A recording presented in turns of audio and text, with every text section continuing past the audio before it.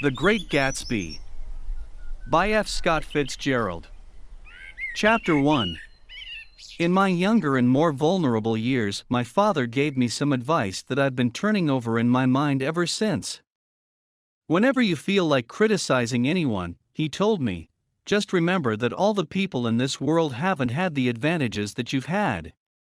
He didn't say any more, but we've always been unusually communicative, in a reserved way, and I understood that he meant a great deal more than that. In consequence, I'm inclined to reserve all judgments, a habit that has opened up many curious natures to me, and also made me the victim of not a few veteran bores. The abnormal mind is quick to detect and attach itself to this quality, when it appears in a normal person, and so it came about that in college I was unjustly accused of being a politician, because I was privy to the secret griefs of wild, unknown men.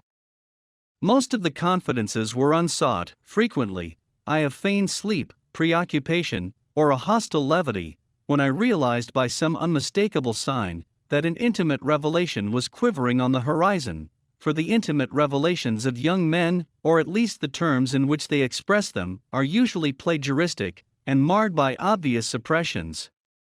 Reserving judgments is a matter of infinite hope. I am still a little afraid of missing something if I forget that, as my father snobbishly suggested, and I snobbishly repeat, a sense of the fundamental decencies is parceled out unequally at birth. And, after boasting this way of my tolerance, I come to the admission that it has a limit. Conduct may be founded on the hard rock or the wet marshes, but after a certain point, I don't care what it's founded on. When I came back from the East last autumn, I felt that I wanted the world to be in uniform, and at a sort of moral attention forever. I wanted no more riotous excursions with privileged glimpses into the human heart. Only Gatsby, the man who gives his name to this book, was exempt from my reaction. Gatsby, who represented everything for which I have an unaffected scorn. If personality is an unbroken series of successful gestures, then there was something gorgeous about him, some heightened sensitivity to the promises of life, as if he were related to one of those intricate machines that register earthquakes 10,000 miles away. This responsiveness had nothing to do with that flabby impressionability, which is dignified under the name of the creative temperament. It was an extraordinary gift for hope, a romantic readiness, such as I have never found in any other person, and which it is not likely I shall ever find again. No, Gatsby turned out all right at the end. It is what preyed on Gatsby, what foul dust floated in the wake of his dreams, that temporarily closed out my interest in the abortive sorrows and short-winded elations of men. My family have been prominent, well-to-do people in this Middle Western city for 3 generations. The Carraways are something of a clan, and we have a tradition that we're descended from the Dukes of Buccleuch. But the actual founder of my line was my grandfather's brother, who came here in '51, sent a substitute to the Civil War, and started the wholesale hardware business that my father carries on today. I never saw this great uncle, but I'm supposed to look like him, with special reference to the rather hard-boiled painting that hangs in father's office. I graduated from New Haven in 1915, just a quarter of a century after my father, and a little later, I participated in that delayed Teutonic migration known as the Great War. I enjoyed the counter-raid so thoroughly that I came back restless. Instead of being the warm center of the world, the Middle West now seemed like the ragged edge of the universe, so I decided to go east and learn the bond business. Everybody I knew was in the bond business, so I supposed it could support one more single man. All my aunts and uncles talked it over as if they were choosing a prep school for me, and finally said, "Why, yes," with very grave, hesitant faces. Father agreed to finance me for a year, and after various delays, I came east, permanently, I thought, in the spring of '22. The practical thing was to find rooms in the city, but it was a warm season, and I had just left a country of wide lawns and friendly trees, so when a young man at the office suggested that we take a house together in a commuting town, it sounded like a great idea.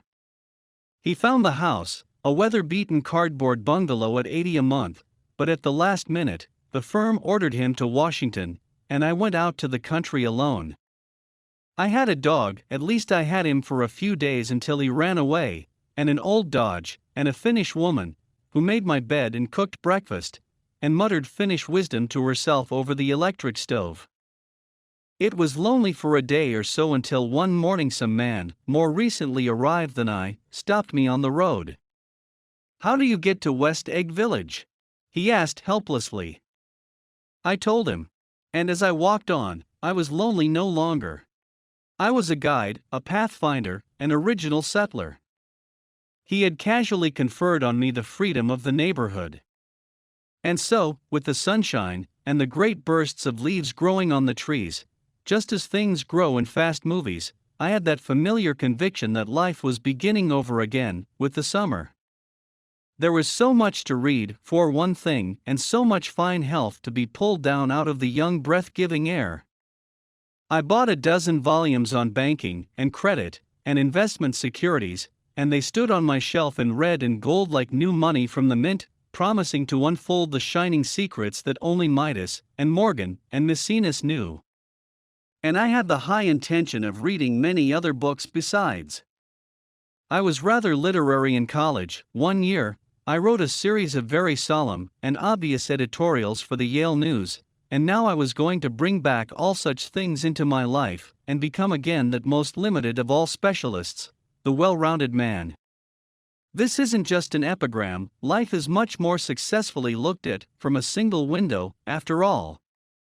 It was a matter of chance that I should have rented a house in one of the strangest communities in North America.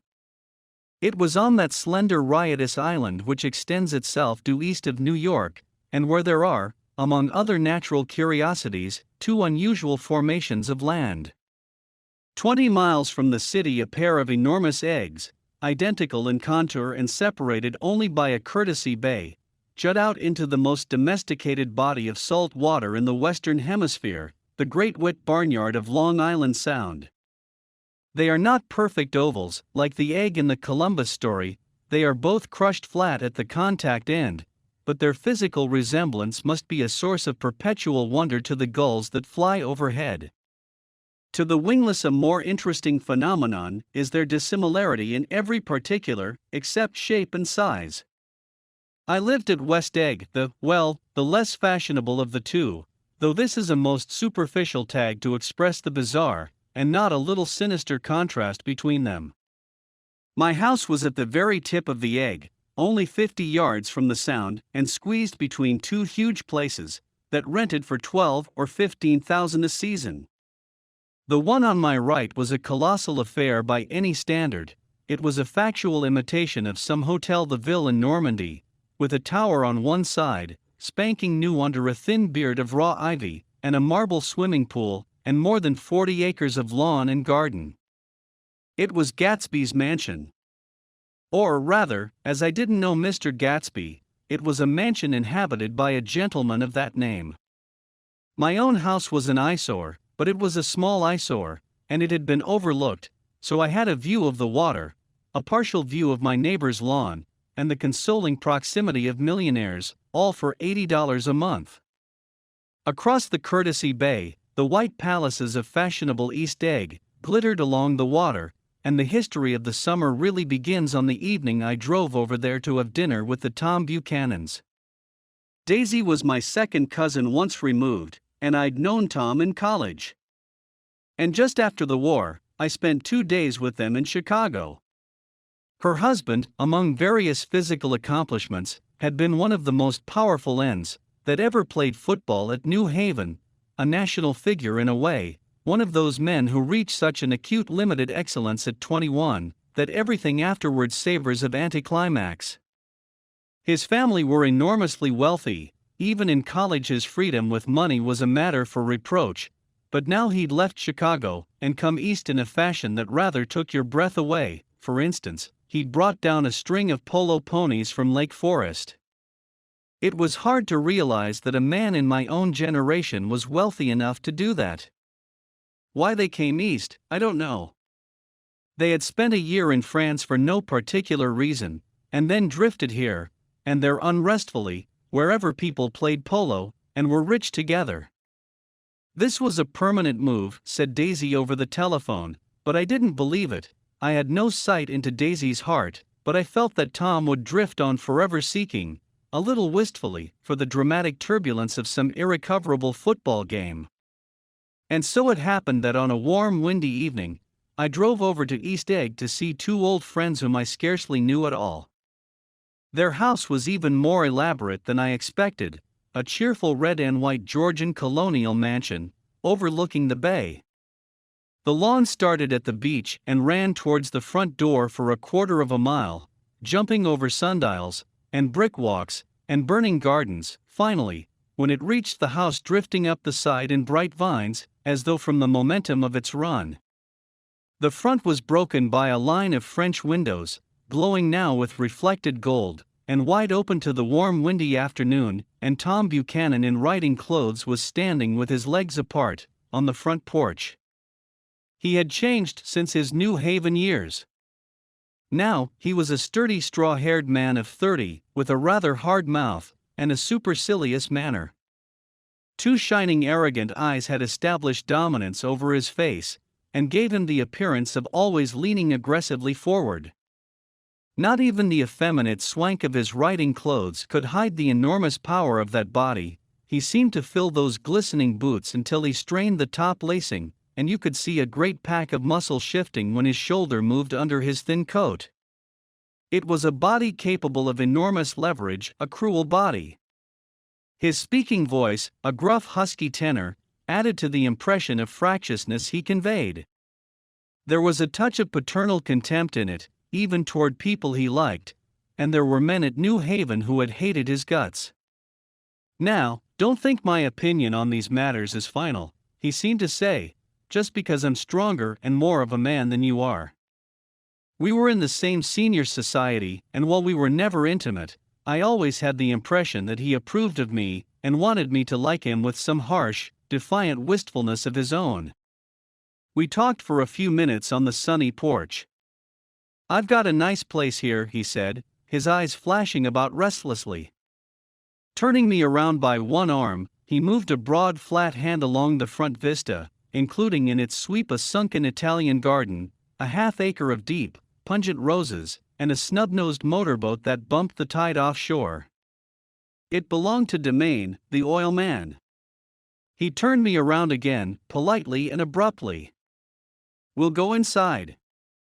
We walked through a high hallway into a bright rosy-colored space, fragilely bound into the house by French windows at either end. The windows were ajar, and gleaming white against the fresh grass outside, that seemed to grow a little way into the house. A breeze blew through the room, blew curtains in at one end and out the other like pale flags, twisting them up toward the frosted wedding cake of the ceiling, and then rippled over the wine-colored rug, making a shadow on it as wind does on the sea. The only completely stationary object in the room was an enormous couch on which two young women were buoyed up, as though upon an anchored balloon. They were both in white, and their dresses were rippling and fluttering, as if they had just been blown back in after a short flight around the house.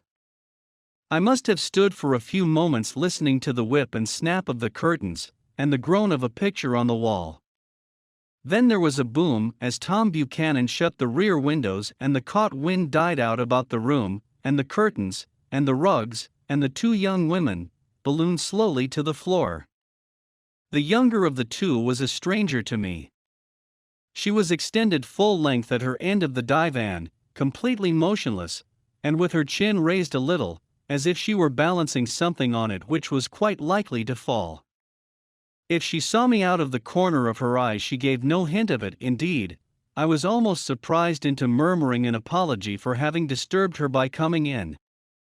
The other girl, Daisy, made an attempt to rise. She leaned slightly forward with a conscientious expression, then she laughed, an absurd, charming little laugh, and I laughed too and came forward into the room. "I'm paralyzed with happiness." She laughed again, as if she said something very witty, and held my hand for a moment, looking up into my face, promising that there was no one in the world she so much wanted to see. That was a way she had.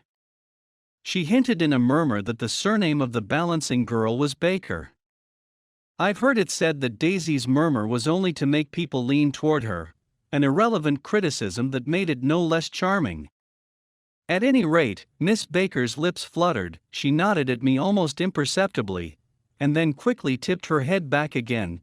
The object she was balancing had obviously tottered a little and given her something of a fright. Again, a sort of apology arose to my lips. Almost any exhibition of complete self-sufficiency draws a stunned tribute from me. I looked back at my cousin, who began to ask me questions in her low, thrilling voice. It was the kind of voice that the ear follows up and down, as if each speech is an arrangement of notes that will never be played again. Her face was sad and lovely with bright things in it, bright eyes, and a bright passionate mouth, but there was an excitement in her voice that men who had cared for her found difficult to forget, a singing compulsion, a whispered listen, a promise that she had done gay, exciting things just a while since, and that there were gay, exciting things hovering in the next hour. I told her how I had stopped off in Chicago for a day on my way east, and how a dozen people had sent their love through me. Do they miss me? She cried ecstatically. The whole town is desolate. All the cars have the left rear wheel painted black as a mourning wreath, and there's a persistent wail all night along the North Shore. How gorgeous! Let's go back, Tom, tomorrow. Then she added irrelevantly, you ought to see the baby. I'd like to. She's asleep. She's 3 years old. Haven't you ever seen her? Never. Well, you ought to see her. She's. Tom Buchanan, who had been hovering restlessly about the room, stopped and rested his hand on my shoulder. What you doing, Nick? I'm a bond man. Who with? I told him. Never heard of them, he remarked decisively. This annoyed me. You will, I answered shortly. You will if you stay in the East. Oh, I'll stay in the East, don't you worry, he said, glancing at Daisy, and then back at me, as if he were alert for something more. I'd be a goddamned fool to live anywhere else. At this point Miss Baker said, absolutely, with such suddenness that I started. It was the first word she had uttered since I came into the room. Evidently, it surprised her as much as it did me, for she yawned, and with a series of rapid, deft movements stood up into the room. I'm stiff, she complained, I've been lying on that sofa for as long as I can remember. Don't look at me, Daisy retorted, I've been trying to get you to New York all afternoon. No, thanks, said Miss Baker to the 4 cocktails just in from the pantry, I'm absolutely in training. Her host looked at her incredulously. You are. He took down his drink as if it were a drop in the bottom of a glass. How you ever get anything done is beyond me. I looked at Miss Baker, wondering what it was she got done. I enjoyed looking at her. She was a slender, small-breasted girl, with an erect carriage, which she accentuated by throwing her body backward at the shoulders like a young cadet. Her gray sun-strained eyes looked back at me with polite reciprocal curiosity out of a wan, charming, discontented face. It occurred to me now that I had seen her, or a picture of her, somewhere before. You live in West Egg, she remarked contemptuously, I know somebody there. I don't know a single. You must know Gatsby. Gatsby? Demanded Daisy, what Gatsby? Before I could reply that he was my neighbor, dinner was announced. Wedging his tense arm imperatively under mine, Tom Buchanan compelled me from the room, as though he were moving a checker to another square.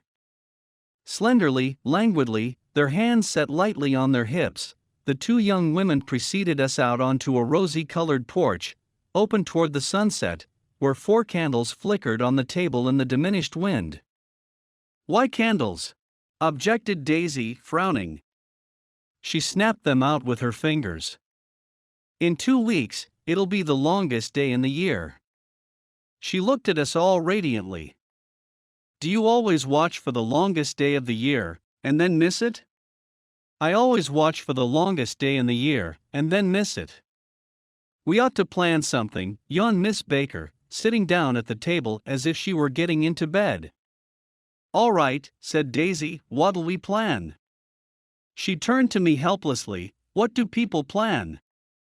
Before I could answer, her eyes fastened with an odd expression on her little finger. "Look," she complained, "I hurt it." We all looked. The knuckle was black and blue. "You did it, Tom," she said accusingly. "I know you didn't mean to, but you did do it.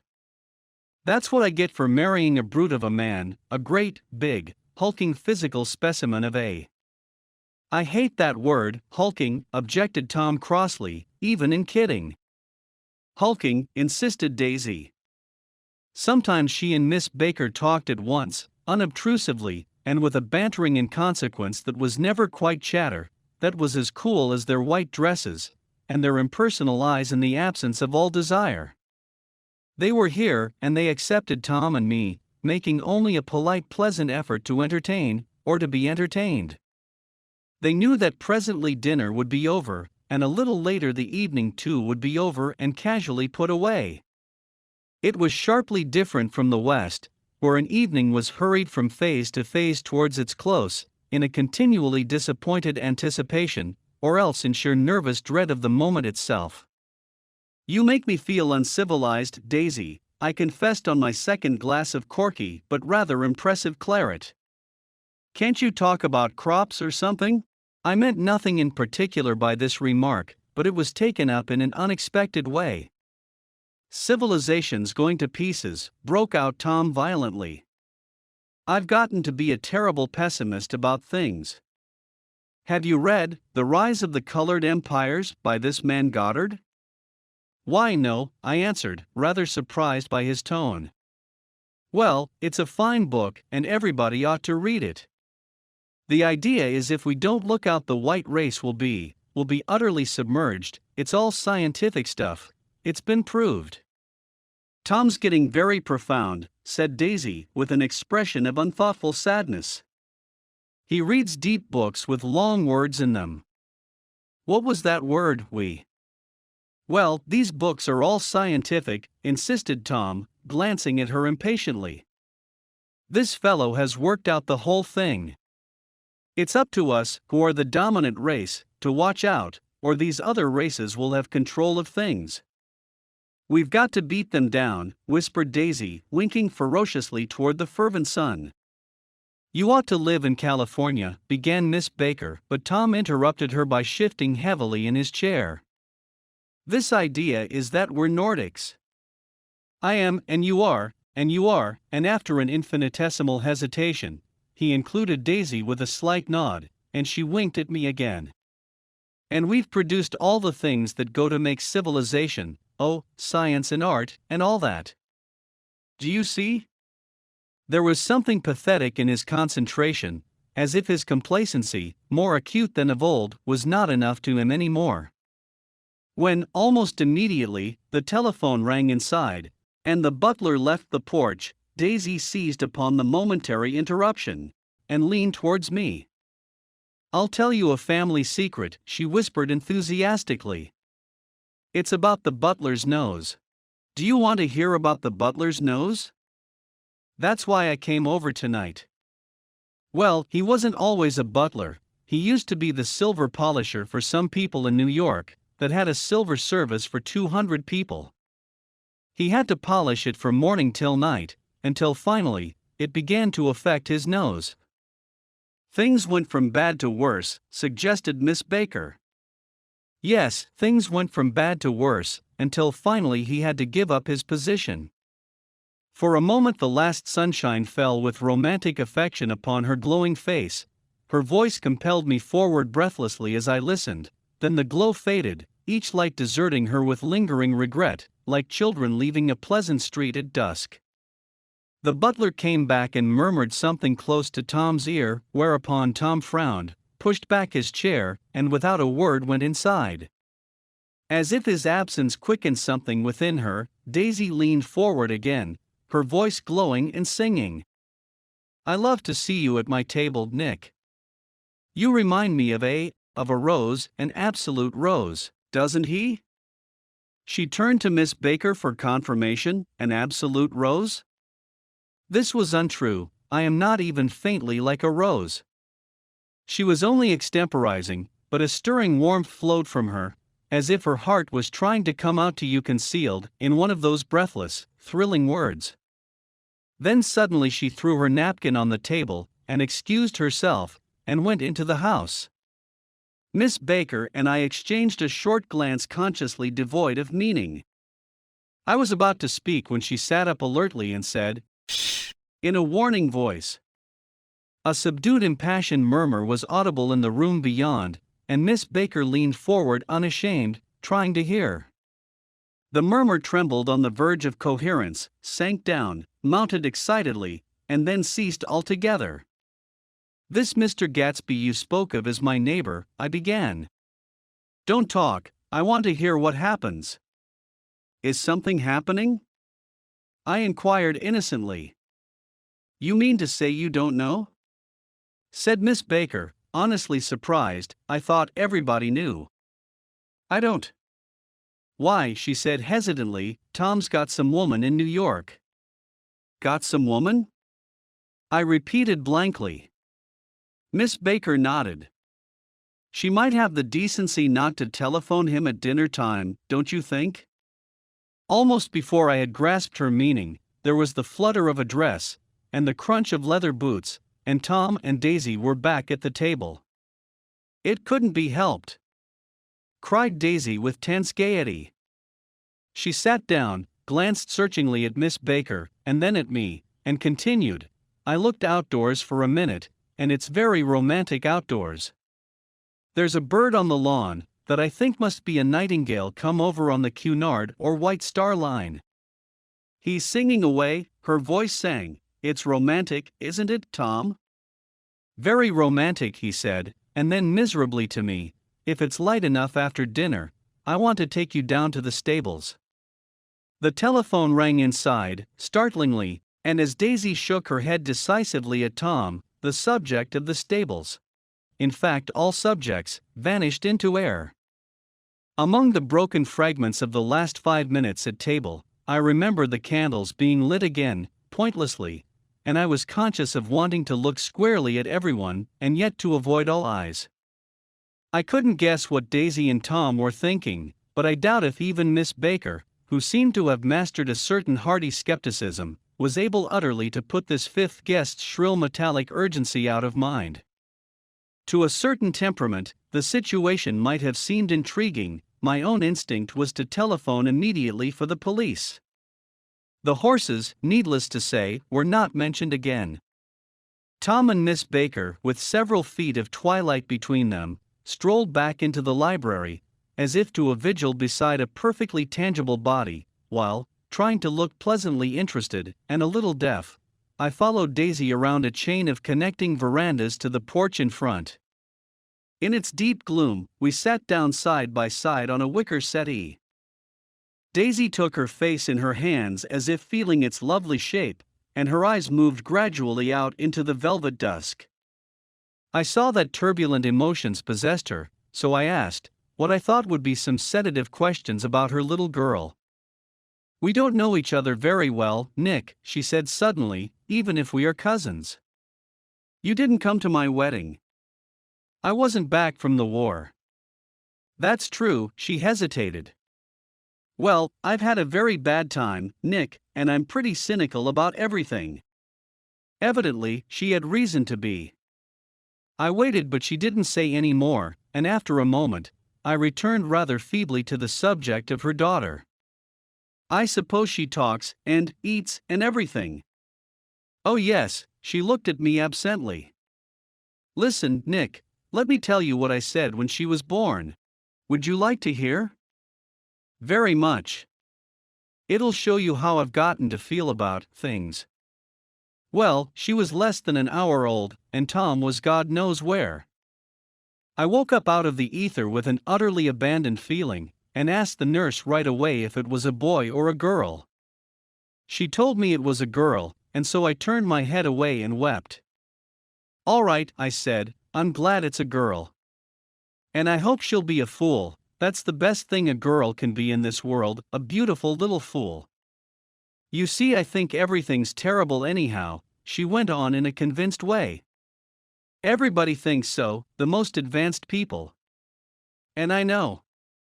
I've been everywhere and seen everything and done everything. Her eyes flashed around her in a defiant way, rather like Tom's, and she laughed with thrilling scorn. Sophisticated, God, I'm sophisticated. The instant her voice broke off, ceasing to compel my attention, my belief, I felt the basic insincerity of what she had said. It made me uneasy, as though the whole evening had been a trick of some sort, to exact a contributory emotion from me. I waited, and sure enough, in a moment she looked at me with an absolute smirk on her lovely face, as if she had asserted her membership in a rather distinguished secret society to which she and Tom belonged. Inside, the crimson room bloomed with light. Tom and Miss Baker sat at either end of the long couch, and she read aloud to him from the Saturday Evening Post, the words, murmurous and uninflected, running together in a soothing tune. The lamplight, bright on his boots and dull on the autumn leaf yellow of her hair, glinted along the paper as she turned a page with a flutter of slender muscles in her arms. When we came in, she held us silent for a moment with a lifted hand. To be continued, she said, tossing the magazine on the table, in our very next issue. Her body asserted itself with a restless movement of her knee, and she stood up. 10 o'clock, she remarked, apparently finding the time on the ceiling, time for this good girl to go to bed. Jordan's going to play in the tournament tomorrow, explained Daisy, over at Westchester. Oh, you're Jordan Baker. I knew now why her face was familiar. Its pleasing contemptuous expression had looked out at me from many rotogravure pictures of the sporting life at Asheville and Hot Springs and Palm Beach. I had heard some story of her too, a critical, unpleasant story, but what it was I had forgotten long ago. Good night, she said softly. Wake me at 8, won't you? If you'll get up. I will. Good night, Mr. Carraway, see you anon. Of course you will, confirmed Daisy. In fact, I think I'll arrange a marriage. Come over often, Nick, and I'll sort of, fling you together. You know, lock you up accidentally in linen closets and push you out to sea in a boat, and all that sort of thing. Good night, called Miss Baker from the stairs. I haven't heard a word. She's a nice girl, said Tom after a moment. They oughtn't to let her run around the country this way. Who oughtn't to? Inquired Daisy coldly. Her family. Her family is one aunt about 1,000 years old. Besides, Nick's going to look after her, aren't you, Nick? She's going to spend lots of weekends out here this summer. I think the home influence will be very good for her. Daisy and Tom looked at each other for a moment in silence. Is she from New York? I asked quickly. From Louisville. Our white girlhood was passed together there, our beautiful white. Did you give Nick a little heart-to-heart talk on the veranda? Demanded Tom suddenly. Did I? She looked at me. I can't seem to remember, but I think we talked about the Nordic race. Yes, I'm sure we did. It sort of crept up on us, and first thing you know. Don't believe everything you hear, Nick, he advised me. I said lightly that I had heard nothing at all, and a few minutes later, I got up to go home. They came to the door with me and stood side by side in a cheerful square of light. As I started my motor, Daisy peremptorily called, "Wait. I forgot to ask you something, and it's important. We heard you were engaged to a girl out west." That's right, corroborated Tom kindly. We heard that you were engaged. It's a libel, I'm too poor. But we heard it, insisted Daisy, surprising me by opening up again in a flower-like way. We heard it from 3 people, so it must be true. Of course I knew what they were referring to, but I wasn't even vaguely engaged. The fact that gossip had published the banns was one of the reasons I had come east. You can't stop going with an old friend on account of rumors, and on the other hand, I had no intention of being rumored into marriage. Their interest rather touched me and made them less remotely rich. Nevertheless, I was confused and a little disgusted as I drove away. It seemed to me that the thing for Daisy to do was to rush out of the house, child in arms, but apparently, there were no such intentions in her head. As for Tom, the fact that he had some woman in New York was really less surprising than that he had been depressed by a book. Something was making him nibble at the edge of stale ideas, as if his sturdy physical egotism no longer nourished his peremptory heart. Already it was deep summer on roadhouse roofs, and in front of wayside garages, where new red petrol pumps sat out in pools of light, and when I reached my estate at West Egg, I ran the car under its shed, and sat for a while on an abandoned grass roller in the yard.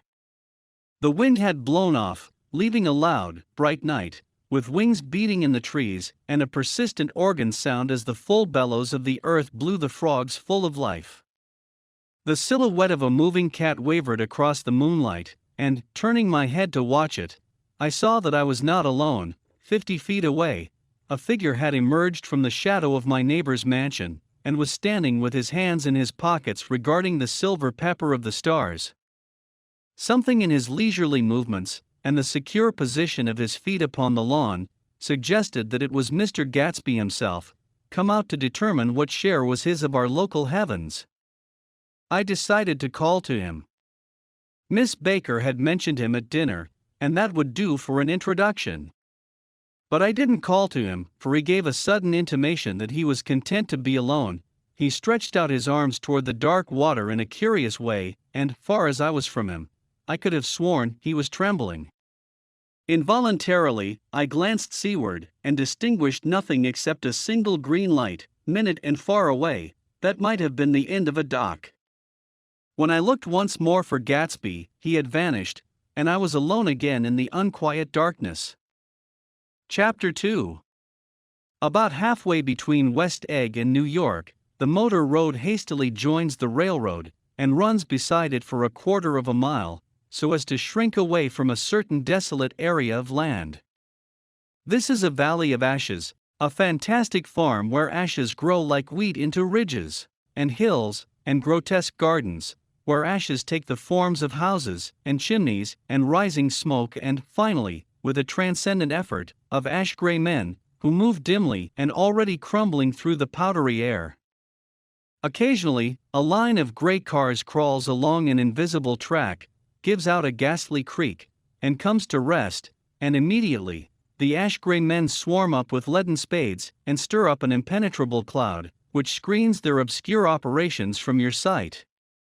But above the gray land, and the spasms of bleak dust which drift endlessly over it, you perceive, after a moment, the eyes of Dr. T.J. Eckelberg. The eyes of Dr. T.J. Eckelberg are blue and gigantic, their retinas are 1 yard high. They look out of no face, but, instead, from a pair of enormous yellow spectacles, which pass over a non-existent nose.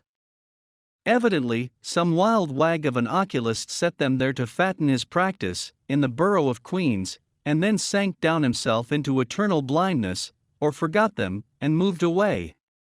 But his eyes, dimmed a little by many paintless days, under sun and rain, brood on over the solemn dumping ground.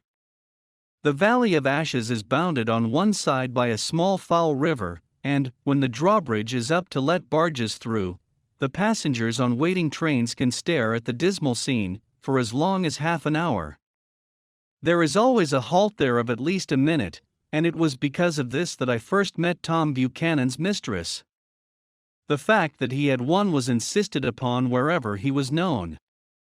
His acquaintances resented the fact that he turned up in popular cafes with her and, leaving her at a table, sauntered about, chatting with whomsoever he knew. Though I was curious to see her, I had no desire to meet her, but I did.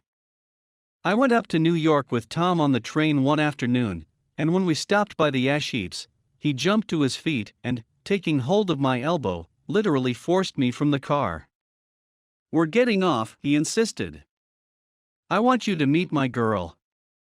I think he'd tanked up a good deal at luncheon, and his determination to have my company bordered on violence.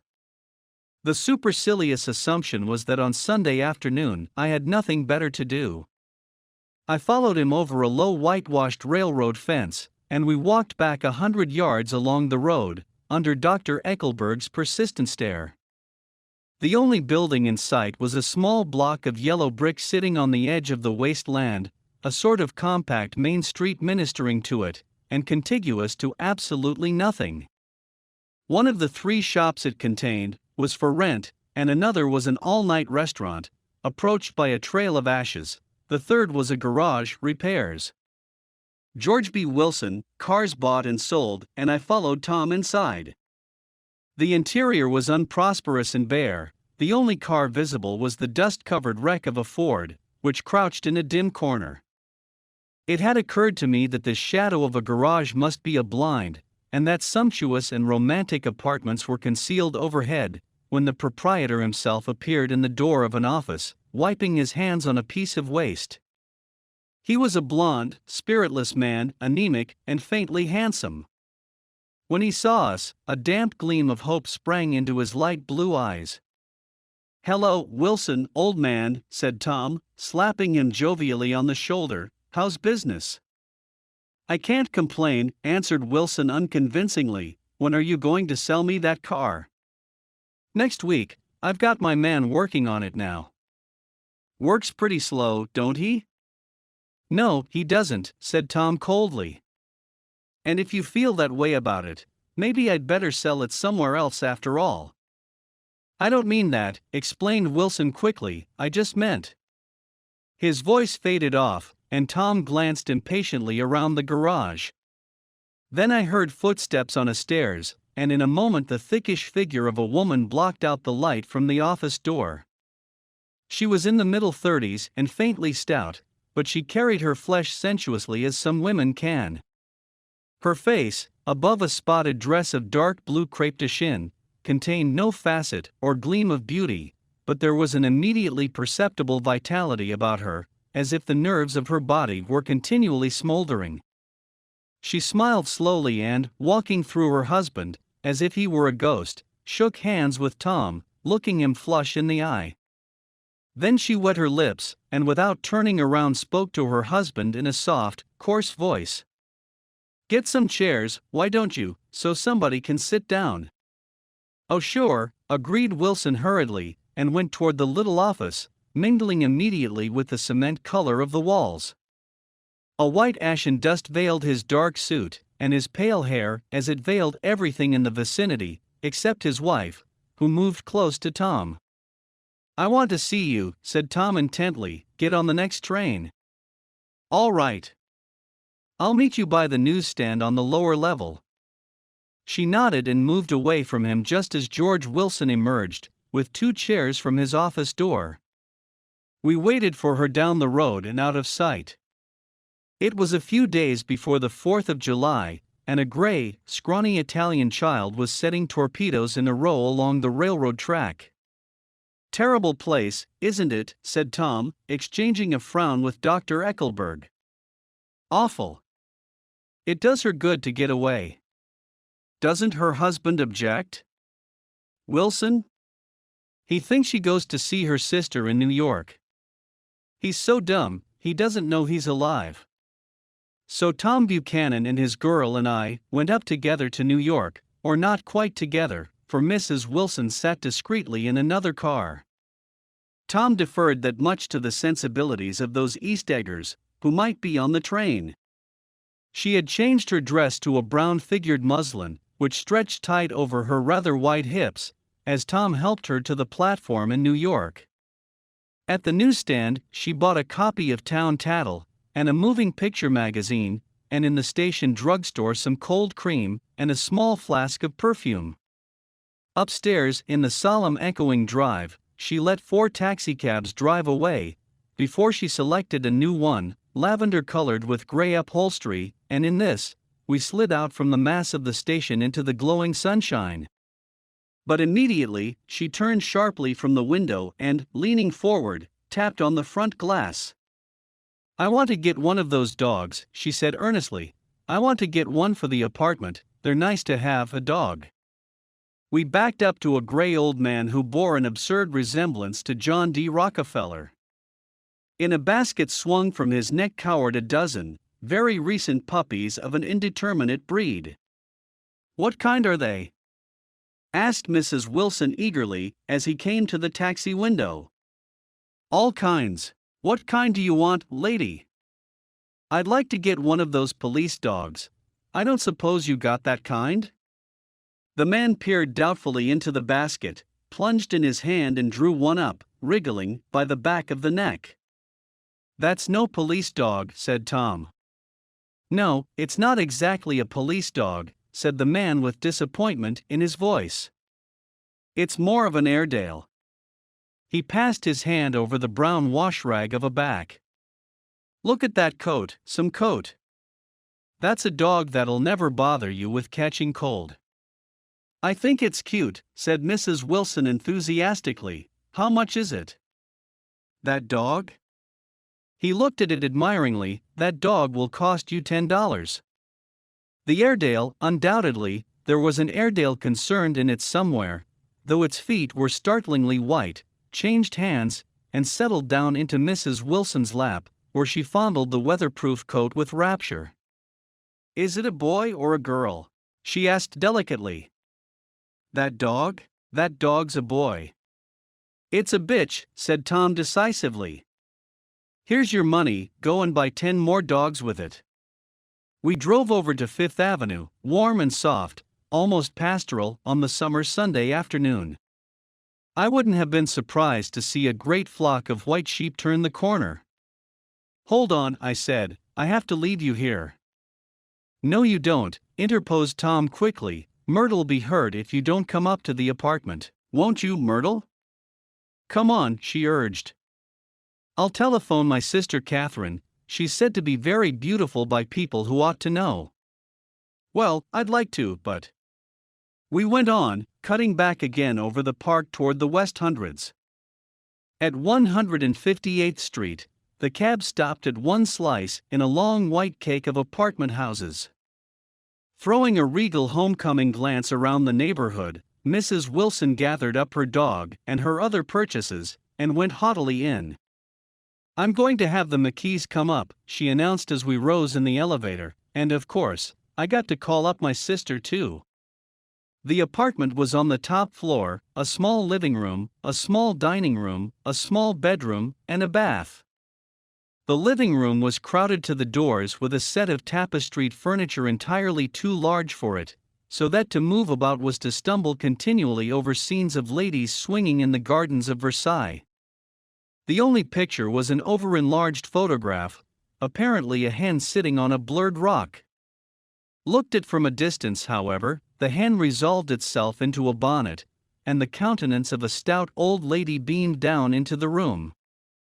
Several old copies of Town Tattle lay on the table together with a copy of Simon Called Peter, and some of the small scandal magazines of Broadway.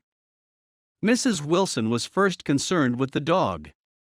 A reluctant elevator boy went for a box full of straw and some milk, to which he added on his own initiative a tin of large, hard dog biscuits, one of which decomposed apathetically in the saucer of milk, all afternoon. Meanwhile Tom brought out a bottle of whiskey from a locked bureau door. I had been drunk just twice in my life, and the second time was that afternoon, so everything that happened has a dim, hazy cast over it, although until after 8 o'clock, the apartment was full of cheerful sun. Sitting on Tom's lap, Mrs. Wilson called up several people on the telephone. Then there were no cigarettes, and I went out to buy some at the drugstore on the corner. When I came back, they had both disappeared, so I sat down discreetly in the living room and read a chapter of Simon Called Peter. Either it was terrible stuff, or the whiskey distorted things, because it didn't make any sense to me. Just as Tom and Myrtle, after the first drink, Mrs. Wilson and I, called each other by our first names, reappeared, company commenced to arrive at the apartment door. The sister, Catherine, was a slender, worldly girl of about 30, with a solid, sticky bob of red hair, and a complexion powdered milky white. Her eyebrows had been plucked, and then drawn on again at a more rakish angle, but the efforts of nature toward the restoration of the old alignment gave a blurred air to her face. When she moved about, there was an incessant clicking, as innumerable pottery bracelets jingled up and down upon her arms. She came in with such a proprietary haste, and looked around so possessively at the furniture that I wondered if she lived here. But when I asked her, she laughed immoderately, repeated my question aloud, and told me she lived with a girl-friend at a hotel. Mr. McKee was a pale, feminine man from the flat below. He had just shaved, for there was a white spot of lather on his cheekbone, and he was most respectful in his greeting to everyone in the room. He informed me that he was in the artistic game, and I gathered later that he was a photographer, and had made the dim enlargement of Mrs. Wilson's mother, which hovered like an ectoplasm on the wall. His wife was shrill, languid, handsome, and horrible. She told me with pride that her husband had photographed her 127 times since they had been married. Mrs. Wilson had changed her costume some time before, and was now attired in an elaborate afternoon dress of cream-colored chiffon, which gave out a continual rustle as she swept about the room. With the influence of the dress, her personality had also undergone a change. The intense vitality that had been so remarkable in the garage was converted into impressive hauteur. Her laughter, her gestures, her assertions, became more violently affected moment by moment, and as she expanded, the room grew smaller around her, until she seemed to be revolving on a noisy, creaking pivot through the smoky air. "My dear," she told her sister in a high, mincing shout, "most of these fellas will cheat you every time. All they think of is money.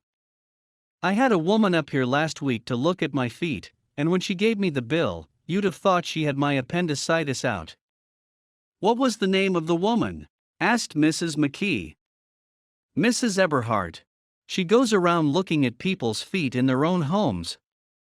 "I like your dress," remarked Mrs. McKee, "I think it's adorable." Mrs. Wilson rejected the compliment by raising her eyebrow in disdain. "It's just a crazy old thing," she said. "I just slip it on sometimes when I don't care what I look like." "But it looks wonderful on you, if you know what I mean," pursued Mrs. McKee. "If Chester could only get you in that pose, I think he could make something of it." We all looked in silence at Mrs. Wilson, who removed a strand of hair from over her eyes, and looked back at us with a brilliant smile. Mr. McKee regarded her intently with his head on one side, and then moved his hand back and forth, slowly in front of his face. "I should change the light," he said after a moment. "I'd like to bring out the modeling of the features. And I'd try to get hold of all the back hair." "I wouldn't think of changing the light," cried Mrs. McKee. "I think it's—" Her husband said, "Shh," and we all looked at the subject again, whereupon Tom Buchanan yawned audibly and got to his feet. "You McKees have something to drink," he said. "Get some more ice and mineral water, Myrtle, before everybody goes to sleep." I told that boy about the ice. Myrtle raised her eyebrows in despair at the shiftlessness of the lower orders. "These people, you have to keep after them all the time." She looked at me and laughed pointlessly. Then she flounced over to the dog, kissed it with ecstasy, and swept into the kitchen, implying that a dozen chefs awaited her orders there. "I've done some nice things out on Long Island," asserted Mr. McKee. Tom looked at him blankly. "Two of them we have framed downstairs." "Two what?" demanded Tom. "Two studies. One of them I call Montauk Point, the gulls, and the other I call Montauk Point, the sea." The sister Catherine sat down beside me on the couch. "Do you live down on Long Island too?" she inquired. "I live at West Egg." "Really? I was down there at a party about a month ago. At a man named Gatsby's. Do you know him?" "I live next door to him." "Well, they say he's a nephew or a cousin of Kaiser Wilhelm's. That's where all his money comes from." "Really?" She nodded. "I'm scared of him. I'd hate to have him get anything on me." This absorbing information about my neighbor was interrupted by Mrs. McKee's pointing suddenly at Catherine. "Chester, I think you could do something with her," she broke out, but Mr. McKee only nodded in a bored way and turned his attention to Tom. "I'd like to do more work on Long Island, if I could get the entry. All I ask is that they should give me a start." "Ask Myrtle," said Tom, breaking into a short shout of laughter as Mrs. Wilson entered with a tray. "She'll give you a letter of introduction, won't you, Myrtle?" "Do what?" she asked, startled. "You'll give McKee a letter of introduction to your husband, so he can do some studies of him." His lips moved silently for a moment as he invented, "George B. Wilson at the gasoline pump," or something like that. Catherine leaned close to me and whispered in my ear. "Neither of them can stand the person they're married to." "Can't they?" "Can't stand them." She looked at Myrtle, and then at Tom. "What I say is, why go on living with them if they can't stand them? If I was them, I'd get a divorce and get married to each other right away." "Doesn't she like Wilson either?" The answer to this was unexpected. It came from Myrtle, who had overheard the question, and it was violent and obscene. "You see," cried Catherine triumphantly. She lowered her voice again. "It's really his wife that's keeping them apart. She's a Catholic, and they don't believe in divorce." Daisy was not a Catholic, and I was a little shocked at the elaborateness of the lie. "When they do get married," continued Catherine, "they're going west to live for a while until it blows over. It'd be more discreet to go to Europe." "Oh, do you like Europe?" she exclaimed surprisingly. "I just got back from Monte Carlo." "Really?" "Just last year, I went over there with another girl." "Stay long?" "No, we just went to Monte Carlo and back. We went by way of Marseilles. We had over $1,200 when we started, but we got gypped out of it all in 2 days in the private rooms. We had an awful time getting back, I can tell you. God, how I hated that town." The late afternoon sky bloomed in the window for a moment, like the blue honey of the Mediterranean, then the shrill voice of Mrs. McKee called me back into the room. "I almost made a mistake too," she declared vigorously. "I almost married a little kike who'd been after me for years. I knew he was below me. Everybody kept saying to me, 'Lucille, that man's way below you.' But if I hadn't met Chester, he'd have got me sure." "Yes, but listen," said Myrtle Wilson, nodding her head up and down, "at least you didn't marry him." "I know I didn't." "Well, I married him," said Myrtle, ambiguously. "And that's the difference between your case and mine." "Why did you, Myrtle?" demanded Catherine. "Nobody forced you to." Myrtle considered. "I married him because I thought he was a gentleman," she said finally. "I thought he knew something about breeding, but he wasn't fit to lick my shoe." "You were crazy about him for a while," said Catherine. "Crazy about him?" cried Myrtle incredulously. "Who said I was crazy about him? I never was any more crazy about him than I was about that man there." She pointed suddenly at me, and everyone looked at me accusingly. I tried to show by my expression that I expected no affection. The only crazy I was when I married him. I knew right away I made a mistake.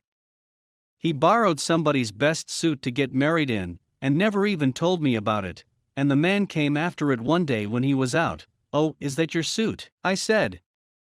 "This is the first I ever heard about it." But I gave it to him, and then I lay down and cried to beat the band all afternoon. "She really ought to get away from him," resumed Catherine to me. "They've been living over that garage for 11 years. And Tom's the first sweetie she ever had." The bottle of whiskey, a second one, was now in constant demand by all present, excepting Catherine, who felt just as good on nothing at all. Tom rang for the janitor and sent him for some celebrated sandwiches, which were a complete supper in themselves.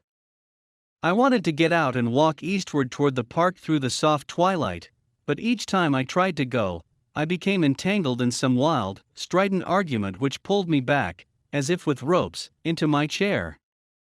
Yet high over the city, our line of yellow windows must have contributed their share of human secrecy to the casual watcher in the darkening streets, and I saw him too, looking up and wondering.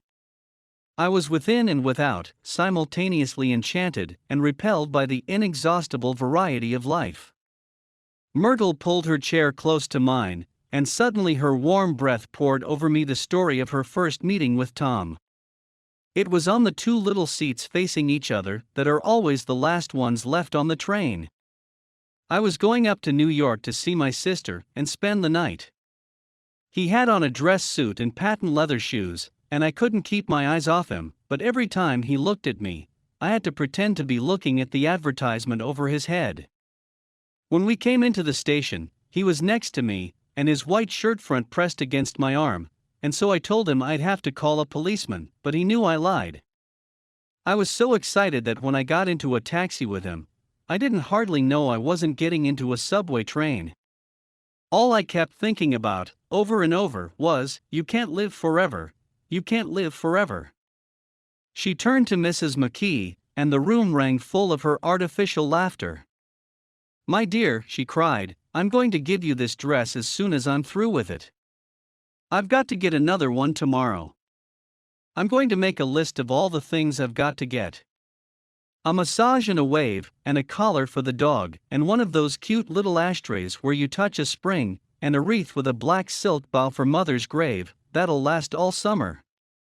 I got to write down a list so I won't forget all the things I got to do." It was 9 o'clock. Almost immediately afterward, I looked at my watch and found it was 10. Mr. McKee was asleep on a chair with his fists clenched in his lap, like a photograph of a man of action. Taking out my handkerchief, I wiped from his cheek the spot of dried lather that had worried me all the afternoon. The little dog was sitting on the table looking with blind eyes through the smoke, and from time to time, groaning faintly. People disappeared, reappeared, made plans to go somewhere, and then lost each other, searched for each other, found each other a few feet away. Sometime toward midnight, Tom Buchanan and Mrs. Wilson stood face to face discussing, in impassioned voices, whether Mrs. Wilson had any right to mention Daisy's name. "Daisy, Daisy, Daisy," shouted Mrs. Wilson. "I'll say it whenever I want to. Daisy Day." Making a short deft movement, Tom Buchanan broke her nose with his open hand. Then there were bloody towels upon the bathroom floor, and women's voices scolding, and high over the confusion, a long broken wail of pain. Mr. McKee awoke from his doze and started in a daze toward the door. When he had gone halfway, he turned around and stared at the scene, his wife and Catherine scolding and consoling as they stumbled here and there, among the crowded furniture with articles of aid, and the despairing figure on the couch, bleating fluently, and trying to spread a copy of Town Tattle over the tapestry scenes of Versailles. Then Mr. McKee turned and continued on out the door. Taking my hat from the chandelier, I followed. "Come to lunch someday," he suggested, as we groaned down in the elevator. "Where?" "Anywhere." "Keep your hands off the lever," snapped the elevator boy. "I beg your pardon," said Mr. McKee with dignity, "I didn't know I was touching it." "All right," I agreed, "I'll be glad to."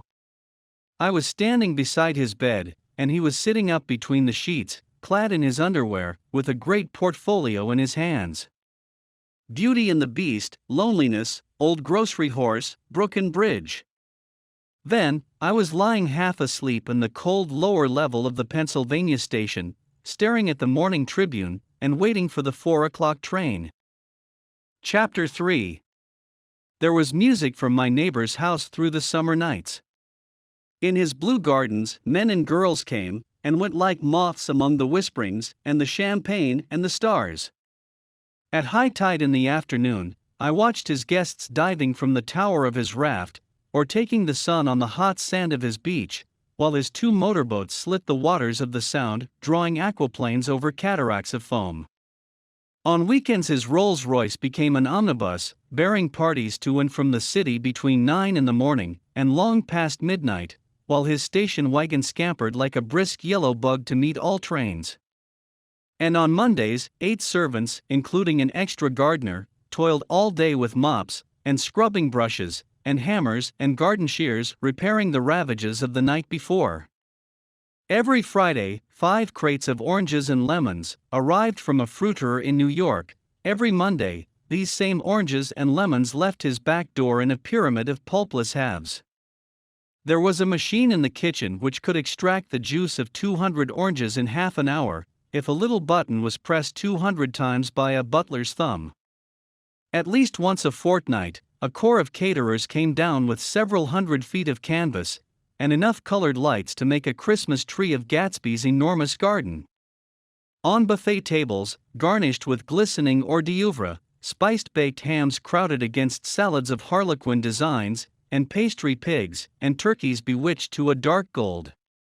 In the main hall a bar with a real brass rail was set up, and stocked with gins, and liquors, and with cordials, so long forgotten, that most of his female guests were too young to know one from another. By 7 o'clock, the orchestra has arrived, no thin 5-piece affair, but a whole pitful of oboes, and trombones, and saxophones, and viols, and cornets, and piccolos, and low and high drums. The last swimmers have come in from the beach now, and are dressing upstairs. The cars from New York are parked 5 deep in the drive, and already the halls, and salons, and verandas are gaudy with primary colors, and hair bobbed in strange new ways, and shawls beyond the dreams of Castile.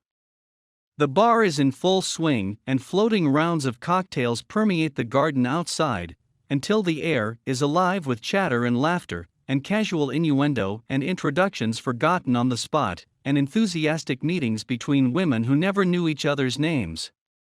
The lights grow brighter as the earth lurches away from the sun, and now the orchestra is playing yellow cocktail music, and the opera of voices pitches a key higher.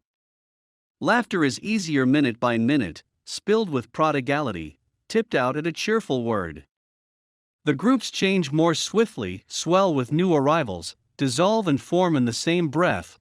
Already there are wanderers, confident girls who weave here and there among the stouter and more stable, become for a sharp, joyous moment the center of a group, and then, excited with triumph, glide on through the sea change of faces, and voices, and color under the constantly changing light. Suddenly one of these gypsies in trembling opal seizes a cocktail out of the air, dumps it down for courage, and, moving her hands like Frisco, dances out alone on the canvas platform. A momentary hush, the orchestra leader varies his rhythm obligingly for her, and there is a burst of chatter, as the erroneous news goes around that she is Gilda Gray's understudy from the Follies. The party has begun. I believe that on the first night I went to Gatsby's house I was one of the few guests who had actually been invited. People were not invited, they went there. They got into automobiles which bore them out to Long Island, and somehow, they ended up at Gatsby's door. Once there, they were introduced by somebody who knew Gatsby, and after that, they conducted themselves according to the rules of behavior associated with an amusement park. Sometimes they came and went without having met Gatsby at all, came for the party with a simplicity of heart that was its own ticket of admission. I had been actually invited. A chauffeur in a uniform of robin's egg blue crossed my lawn early that Saturday morning, with a surprisingly formal note from his employer. The honor would be entirely Gatsby's, it said, if I would attend his little party that night. He had seen me several times and had intended to call on me long before, but a peculiar combination of circumstances had prevented it. Signed J. Gatsby, in a majestic hand. Dressed up in white flannels, I went over to his lawn a little after 7, and wandered around rather ill at ease among swirls and eddies of people I didn't know, though here and there was a face I had noticed on the commuting train. I was immediately struck by the number of young Englishmen dotted about, all well dressed, all looking a little hungry, and all talking in low, earnest voices to solid and prosperous Americans. I was sure that they were selling something, bonds, or insurance, or automobiles. They were at least agonizingly aware of the easy money in the vicinity, and convinced that it was theirs for a few words in the right key. As soon as I arrived, I made an attempt to find my host, but the 2 or 3 people of whom I asked his whereabouts stared at me in such an amazed way, and denied so vehemently any knowledge of his movements, that I slunk off in the direction of the cocktail table, the only place in the garden where a single man could linger without looking purposeless and alone. I was on my way to get roaring drunk from sheer embarrassment, when Jordan Baker came out of the house and stood at the head of the marble steps, leaning a little backward and looking with contemptuous interest down into the garden. Welcome or not, I found it necessary to attach myself to someone before I should begin to address cordial remarks to the passers-by. "Hello," I roared, advancing toward her. My voice seemed unnaturally loud across the garden. "I thought you might be here," she responded absently as I came up. "I remembered you lived next door too." She held my hand impersonally, as a promise that she'd take care of me in a minute, and gave ear to 2 girls in twin yellow dresses, who stopped at the foot of the steps. "Hello," they cried together. "Sorry you didn't win." That was for the golf tournament. She had lost in the finals the week before. "You don't know who we are," said one of the girls in yellow, "but we met you here about a month ago." "You've dyed your hair since then," remarked Jordan, and I started, but the girls had moved casually on, and her remark was addressed to the premature moon, produced like the supper, no doubt, out of a caterer's basket. With Jordan's slender golden arm resting in mine, we descended the steps and sauntered about the garden. A tray of cocktails floated at us through the twilight, and we sat down at a table with the 2 girls in yellow and 3 men, each one introduced to us as Mr. Mumble. "Do you come to these parties often?" inquired Jordan of the girl beside her. "The last one was the one I met you at," answered the girl, in an alert, confident voice. She turned to her companion. "Wasn't it for you, Lucille?" "It was for Lucille too." "I like to come," Lucille said. "I never care what I do, so I always have a good time. When I was here last, I tore my gown on a chair, and he asked me my name and address. Inside of a week, I got a package from Croyrier's, with a new evening gown in it." "Did you keep it?" asked Jordan. "Sure I did. I was going to wear it tonight, but it was too big in the bust and had to be altered. It was gas blue with lavender beads. $265. "There's something funny about a fellow that'll do a thing like that," said the other girl eagerly. "He doesn't want any trouble with anybody." "Who doesn't?" I inquired. "Gatsby. Somebody told me." The 2 girls and Jordan leaned together confidentially. "Somebody told me they thought he killed a man once." A thrill passed over all of us. The 3 Mr. Mumbles bent forward and listened eagerly. "I don't think it's so much that," argued Lucille skeptically. "It's more that he was a German spy during the war." One of the men nodded in confirmation. "I heard that from a man who knew all about him, grew up with him in Germany," he assured us positively. "Oh no," said the first girl, "it couldn't be that, because he was in the American Army during the war." As our credulity switched back to her, she leaned forward with enthusiasm. "You look at him sometimes when he thinks nobody's looking at him. I'll bet he killed a man." She narrowed her eyes and shivered. Lucille shivered. We all turned and looked around for Gatsby. It was testimony to the romantic speculation he inspired, that there were whispers about him from those who had found little that it was necessary to whisper about in this world. The first supper, there would be another one after midnight, was now being served, and Jordan invited me to join her own party, who were spread around a table on the other side of the garden. There were 3 married couples and Jordan's escort, a persistent undergraduate given to violent innuendo, and obviously under the impression that sooner or later Jordan was going to yield him up her person, to a greater or lesser degree. Instead of rambling, this party had preserved a dignified homogeneity, and assumed to itself the function of representing the staid nobility of the countryside, East Egg condescending to West Egg and carefully on guard against its spectroscopic gaiety. "Let's get out," whispered Jordan, after a somehow wasteful and inappropriate half-hour. "This is much too polite for me." We got up, and she explained that we were going to find the host. I had never met him, she said, and it was making me uneasy. The undergraduate nodded in a cynical, melancholy way. The bar, where we glanced first, was crowded, but Gatsby was not there. She couldn't find him from the top of the steps, and he wasn't on the veranda. On a chance, we tried an important-looking door, and walked into a high Gothic library, paneled with carved English oak, and probably transported complete from some ruin overseas. A stout, middle-aged man, with enormous owl-eyed spectacles, was sitting somewhat drunk on the edge of a great table, staring with unsteady concentration at the shelves of books. As we entered, he wheeled excitedly around, and examined Jordan from head to foot. "What do you think?" he demanded impetuously. "About what?" He waved his hand toward the bookshelves. "About that." "As a matter of fact, you needn't bother to ascertain," I ascertained. "They're real." "The books?" He nodded. "Absolutely real, have pages and everything. I thought they'd be a nice durable cardboard. Matter of fact, they're absolutely real. Pages and, here lemme show you." Taking our skepticism for granted, he rushed to the bookcases and returned with volume 1 of the Stoddard Lectures. "See," he cried triumphantly, "it's a bona fide piece of printed matter, it fooled me. This fella's a regular Belasco. It's a triumph. What thoroughness, what realism, knew when to stop too, didn't cut the pages. But what do you want? What do you expect?"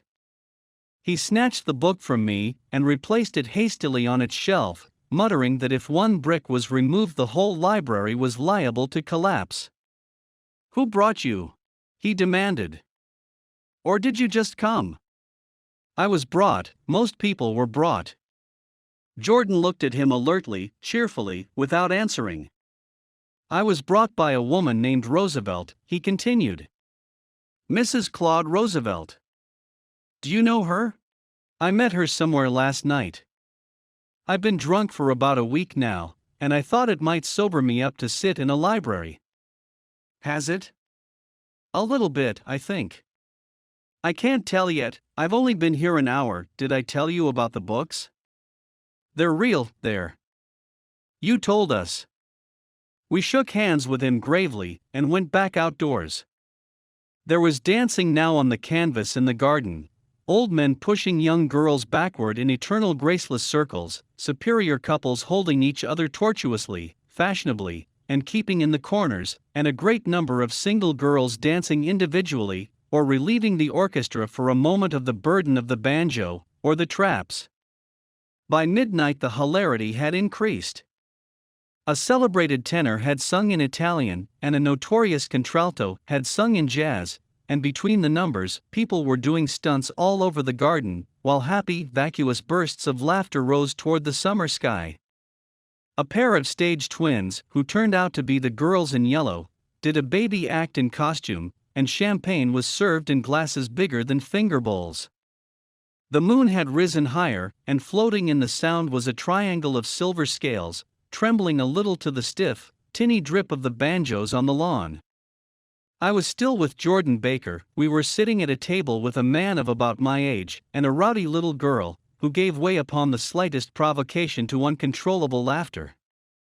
I was enjoying myself now. I had taken 2 finger bowls of champagne, and the scene had changed before my eyes into something significant, elemental, and profound.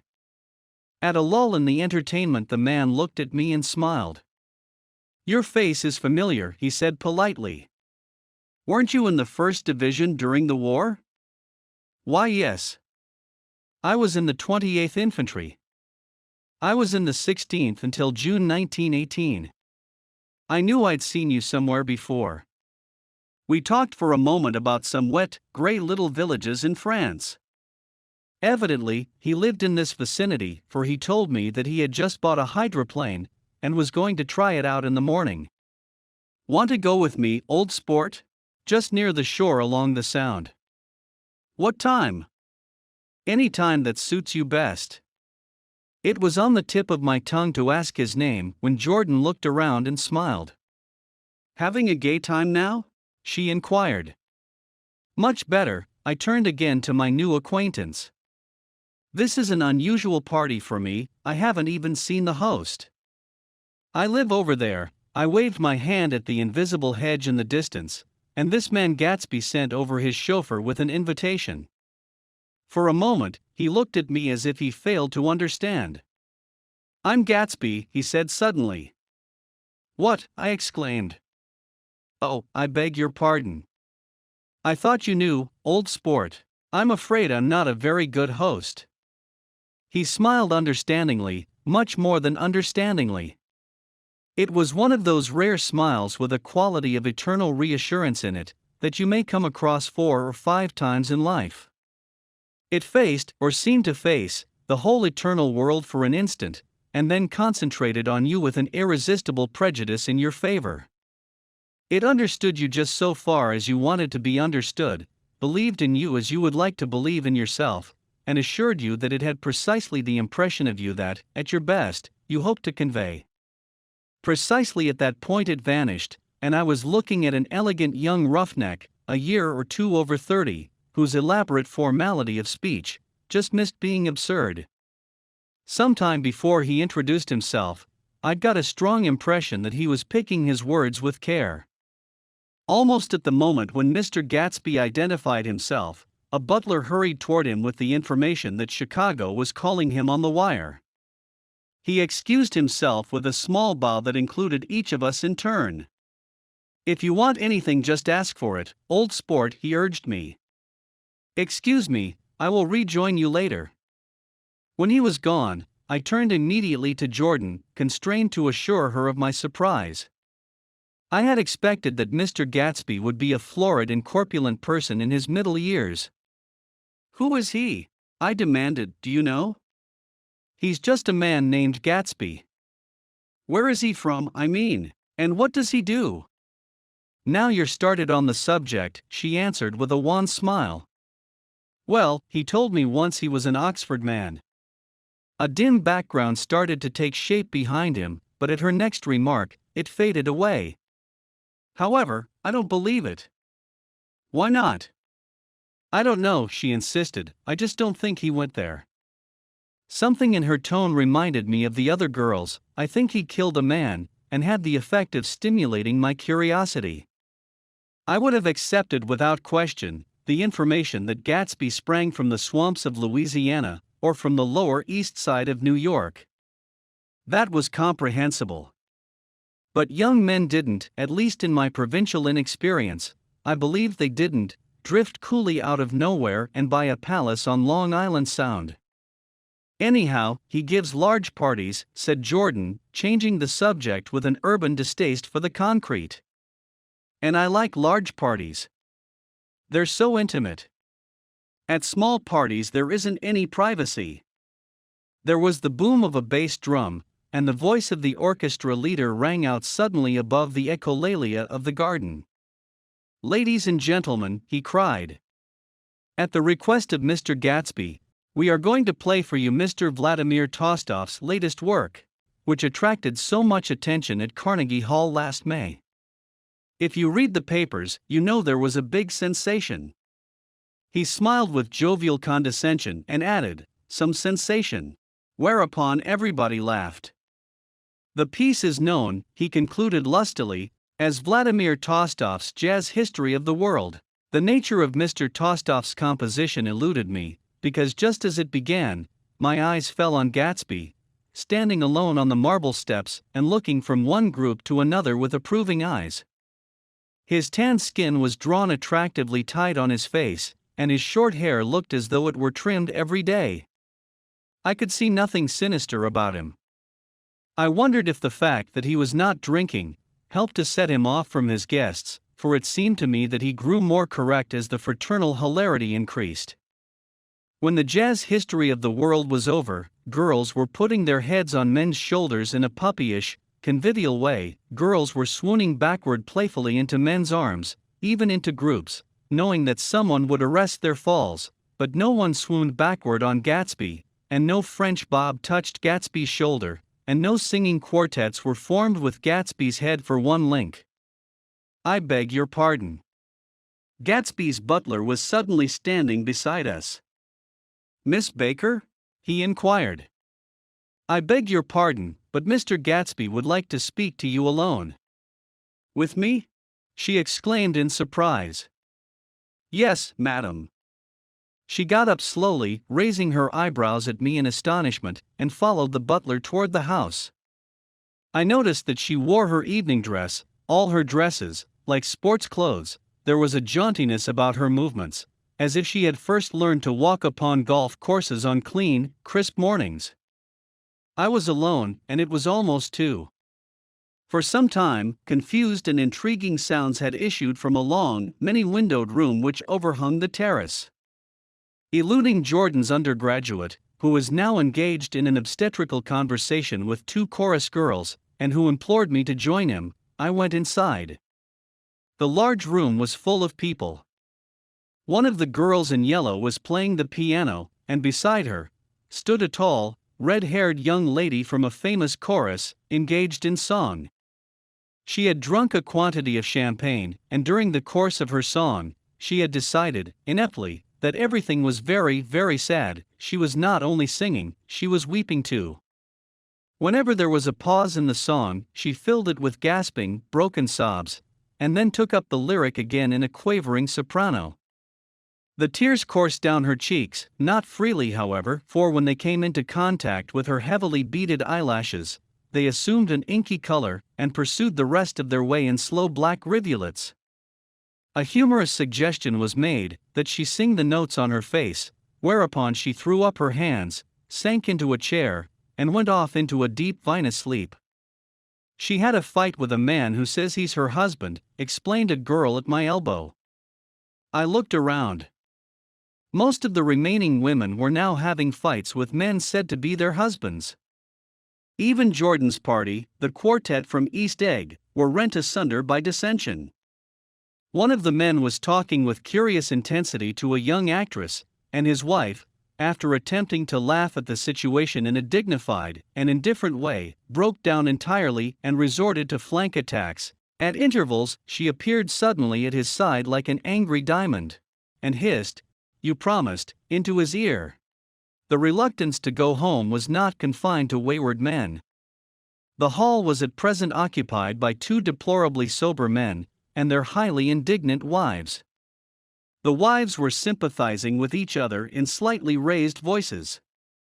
"Whenever he sees I'm having a good time, he wants to go home. Never heard anything so selfish in my life.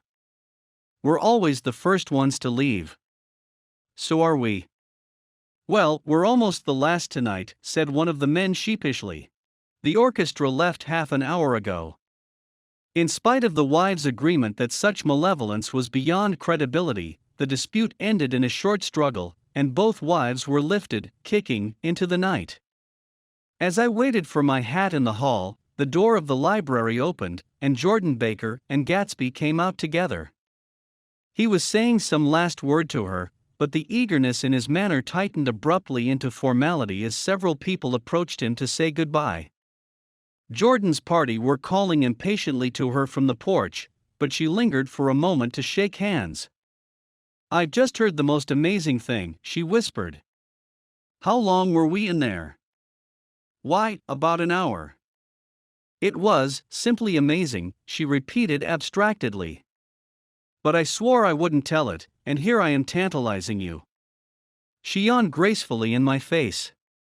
"Please come and see me, phone book, under the name of Mrs. Sigourney Howard, my aunt." She was hurrying off as she talked, her brown hand waved a jaunty salute, as she melted into her party at the door. Rather ashamed that on my first appearance, I had stayed so late, I joined the last of Gatsby's guests, who were clustered around him. I wanted to explain that I'd hunted for him early in the evening, and to apologize for not having known him in the garden. "Don't mention it," he enjoined me eagerly. "Don't give it another thought, old sport." The familiar expression held no more familiarity than the hand which reassuringly brushed my shoulder. And don't forget we're going up in the hydroplane tomorrow morning, at 9 o'clock. Then the butler, behind his shoulder. Philadelphia wants you on the phone, sir. All right, in a minute, tell them I'll be right there, good night. Good night. Good night. He smiled, and suddenly there seemed to be a pleasant significance in having been among the last to go, as if he had desired it all the time. Good night, old sport, good night. But as I walked down the steps, I saw that the evening was not quite over. 50 feet from the door, a dozen headlights illuminated a bizarre and tumultuous scene. In the ditch beside the road, right side up, but violently shorn of one wheel, rested a new coupe, which had left Gatsby's drive not 2 minutes before. The sharp jut of a wall accounted for the detachment of the wheel, which was now getting considerable attention from half a dozen curious chauffeurs. However, as they had left their cars blocking the road, a harsh, discordant din from those in the rear had been audible for some time, and added to the already violent confusion of the scene. A man in a long duster had dismounted from the wreck, and now stood in the middle of the road, looking from the car to the tire, and from the tire to the observers, in a pleasant, puzzled way. See, he explained. It went in the ditch. The fact was infinitely astonishing to him, and I recognized first the unusual quality of wonder, and then the man. It was the late patron of Gatsby's library. How'd it happen? He shrugged his shoulders. I know nothing whatever about mechanics, he said decisively. But how did it happen? Did you run into the wall? Don't ask me, said Allies, washing his hands of the whole matter. I know very little about driving, next to nothing. It happened, and that's all I know. Well, if you're a poor driver you oughtn't to try driving at night. But I wasn't even trying, he explained indignantly, I wasn't even trying. An odd hush fell upon the bystanders. Do you want to commit suicide? You're lucky it was just a wheel. A bad driver and not even trying. You don't understand, explained the criminal. I wasn't driving. There's another man in the car. The shock that followed this declaration found voice in a sustained "R" as the door of the coupe swung slowly open. The crowd, it was now a crowd, stepped back involuntarily, and when the door had opened wide, there was a ghostly pause. Then, very gradually, part by part, a pale, dangling individual stepped out of the wreck, pawing tentatively at the ground with a large uncertain dancing shoe. Blinded by the glare of the headlights, and confused by the incessant groaning of the horns, the apparition stood swaying for a moment, before he perceived the man in the duster. What's matter? He inquired calmly. Did we run out of gas? Look. Half a dozen fingers pointed at the amputated wheel. He stared at it for a moment, and then looked upward as though he suspected that it had dropped from the sky. It came off, someone explained. He nodded. At first I didn't notice we'd stopped. A pause. Then, taking a long breath and straightening his shoulders, he remarked in a determined voice. Wonder if tell me where there's a gas line station? At least a dozen men, some of them a little better off than he was, explained to him that wheel and car were no longer joined by any physical bond. Back out, he suggested after a moment. Put her in reverse. But the wheel's off. He hesitated. No harm in trying, he said. The caterwauling horns had reached a crescendo, and I turned away and cut across the lawn toward home. I glanced back once. A wafer of a moon was shining over Gatsby's house, making the night fine as before, and surviving the laughter and the sound of his still glowing garden.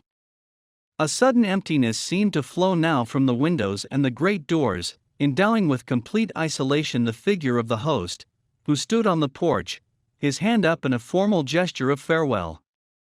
Reading over what I have written so far, I see I have given the impression that the events of 3 nights several weeks apart were all that absorbed me. On the contrary, they were merely casual events in a crowded summer, and, until much later, they absorbed me infinitely less than my personal affairs. Most of the time I worked. In the early morning, the sun threw my shadow westward as I hurried down the white chasms of lower New York to the Probity Trust. I knew the other clerks and young bond salesmen by their first names, and lunched with them in dark, crowded restaurants on little pig sausages, and mashed potatoes, and coffee. I even had a short affair with a girl who lived in Jersey City and worked in the accounting department, but her brother began throwing mean looks in my direction, so when she went on her vacation in July, I let it blow quietly away. I took dinner usually at the Yale Club. For some reason, it was the gloomiest event of my day, and then I went upstairs to the library and studied investments and securities for a conscientious hour. There were generally a few rioters around, but they never came into the library, so it was a good place to work. After that, if the night was mellow, I strolled down Madison Avenue, past the old Murray Hill Hotel, and over 33rd Street to the Pennsylvania Station. I began to like New York, the racy, adventurous feel of it at night, and the satisfaction that the constant flicker of men and women and machines gives to the restless eye. I liked to walk up Fifth Avenue and pick out romantic women from the crowd, and imagine that in a few minutes I was going to enter into their lives, and no one would ever know or disapprove. Sometimes, in my mind, I followed them to their apartments on the corners of hidden streets, and they turned and smiled back at me before they faded through a door into warm darkness. At the enchanted metropolitan twilight, I felt a haunting loneliness sometimes, and felt it in others, poor young clerks who loitered in front of windows waiting until it was time for a solitary restaurant dinner, young clerks in the dusk, wasting the most poignant moments of night and life. Again at 8 o'clock, when the dark lanes of the 40s were lined 5 deep with throbbing taxicabs, bound for the theater district, I felt a sinking in my heart. Forms leaned together in the taxis as they waited, and voices sang, and there was laughter from unheard jokes, and lighted cigarettes made unintelligible circles inside. Imagining that I, too, was hurrying towards gaiety, and sharing their intimate excitement, I wished them well. For a while I lost sight of Jordan Baker, and then in midsummer I found her again. At first, I was flattered to go places with her, because she was a golf champion, and everyone knew her name. Then it was something more. I wasn't actually in love, but I felt a sort of tender curiosity. The bored, haughty face that she turned to the world concealed something. Most affectations conceal something eventually, even though they don't in the beginning, and one day I found what it was. When we were on a house party together up in Warwick, she left a borrowed car out in the rain with the top down, and then lied about it, and suddenly I remembered the story about her that had eluded me that night at Daisy's. At her first big golf tournament, there was a row that nearly reached the newspapers, a suggestion that she had moved her ball from a bad lie in the semi-final round. The thing approached the proportions of a scandal, then died away. A caddy retracted his statement, and the only other witness admitted that he might have been mistaken. The incident and the name had remained together in my mind. Jordan Baker instinctively avoided clever, shrewd men, and now I saw that this was because she felt safer on a plane where any divergence from a code would be thought impossible. She was incurably dishonest. She wasn't able to endure being at a disadvantage, and, given this unwillingness, I suppose she had begun dealing in subterfuges when she was very young, in order to keep that cool, insolent smile turned to the world and yet satisfy the demands of her hard, jaunty body. It made no difference to me.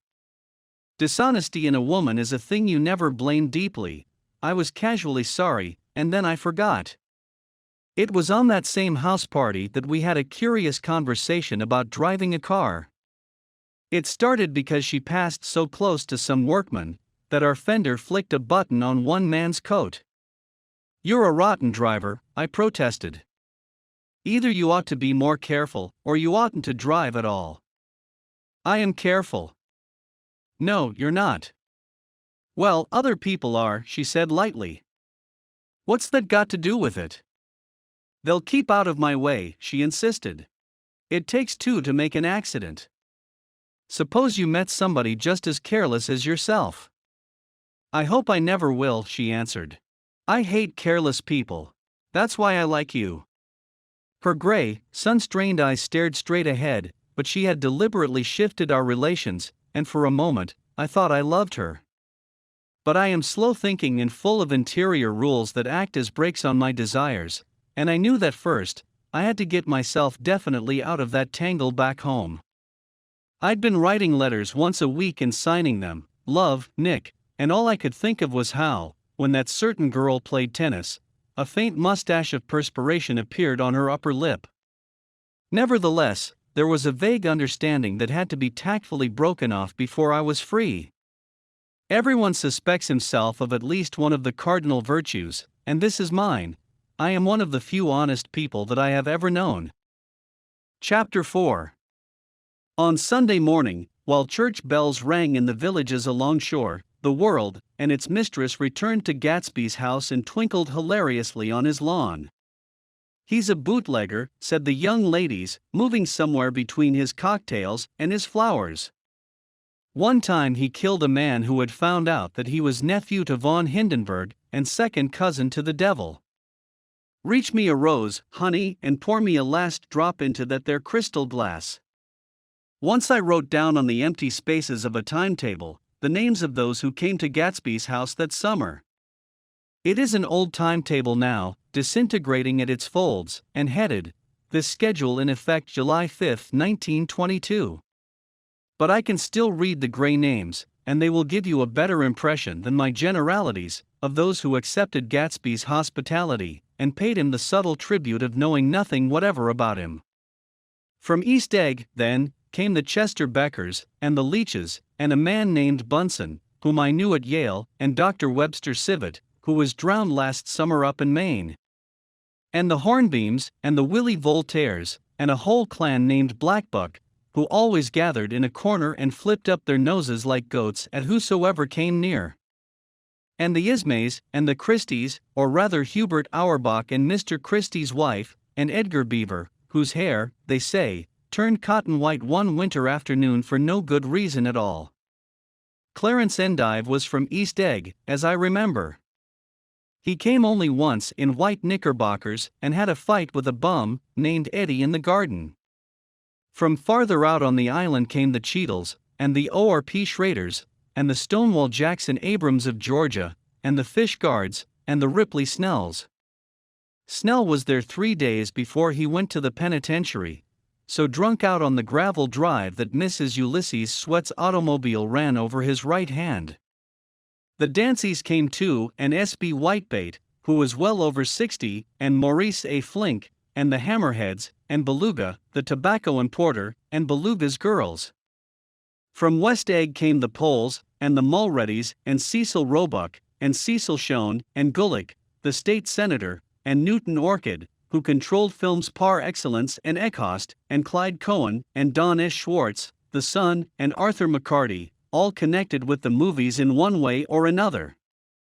And the Catlips, and the Bembergs, and G. Earl Muldoon, brother to that Muldoon who afterward strangled his wife.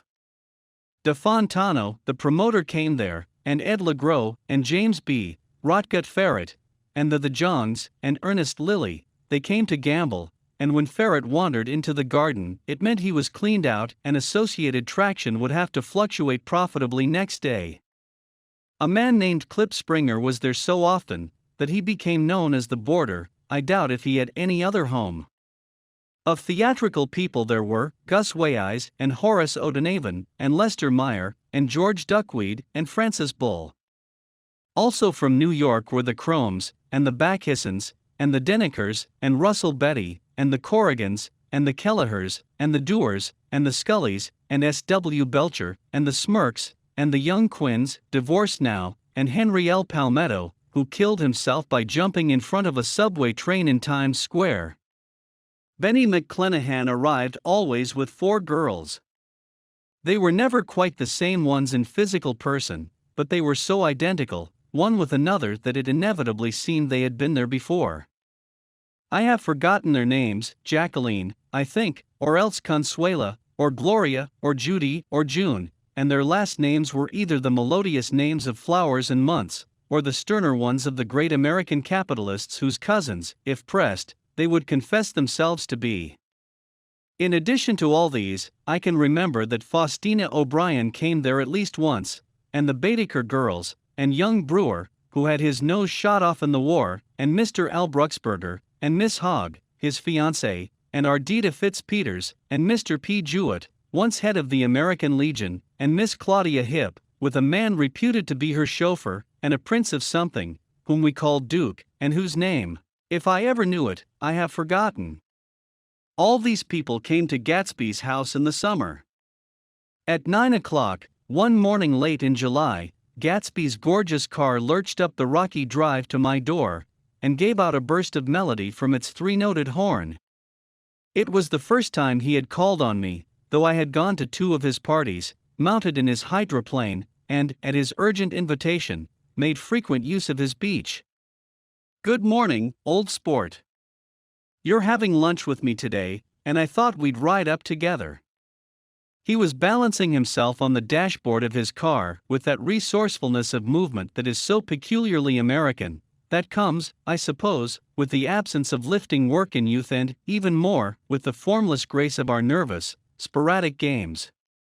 This quality was continually breaking through his punctilious manner in the shape of restlessness. He was never quite still. There was always a tapping foot somewhere, or the impatient opening and closing of a hand. He saw me looking with admiration at his car. "It's pretty, isn't it, old sport?" He jumped off to give me a better view. "Haven't you ever seen it before?" I'd seen it, everybody had seen it. It was a rich cream color, bright with nickel, swollen here, and there in its monstrous length with triumphant hat boxes, and supper boxes, and tool boxes, and terraced with a labyrinth of windshields that mirrored a dozen suns. Sitting down behind many layers of glass in a sort of green leather conservatory, we started to town. I had talked with him perhaps half a dozen times in the past month and found, to my disappointment, that he had little to say.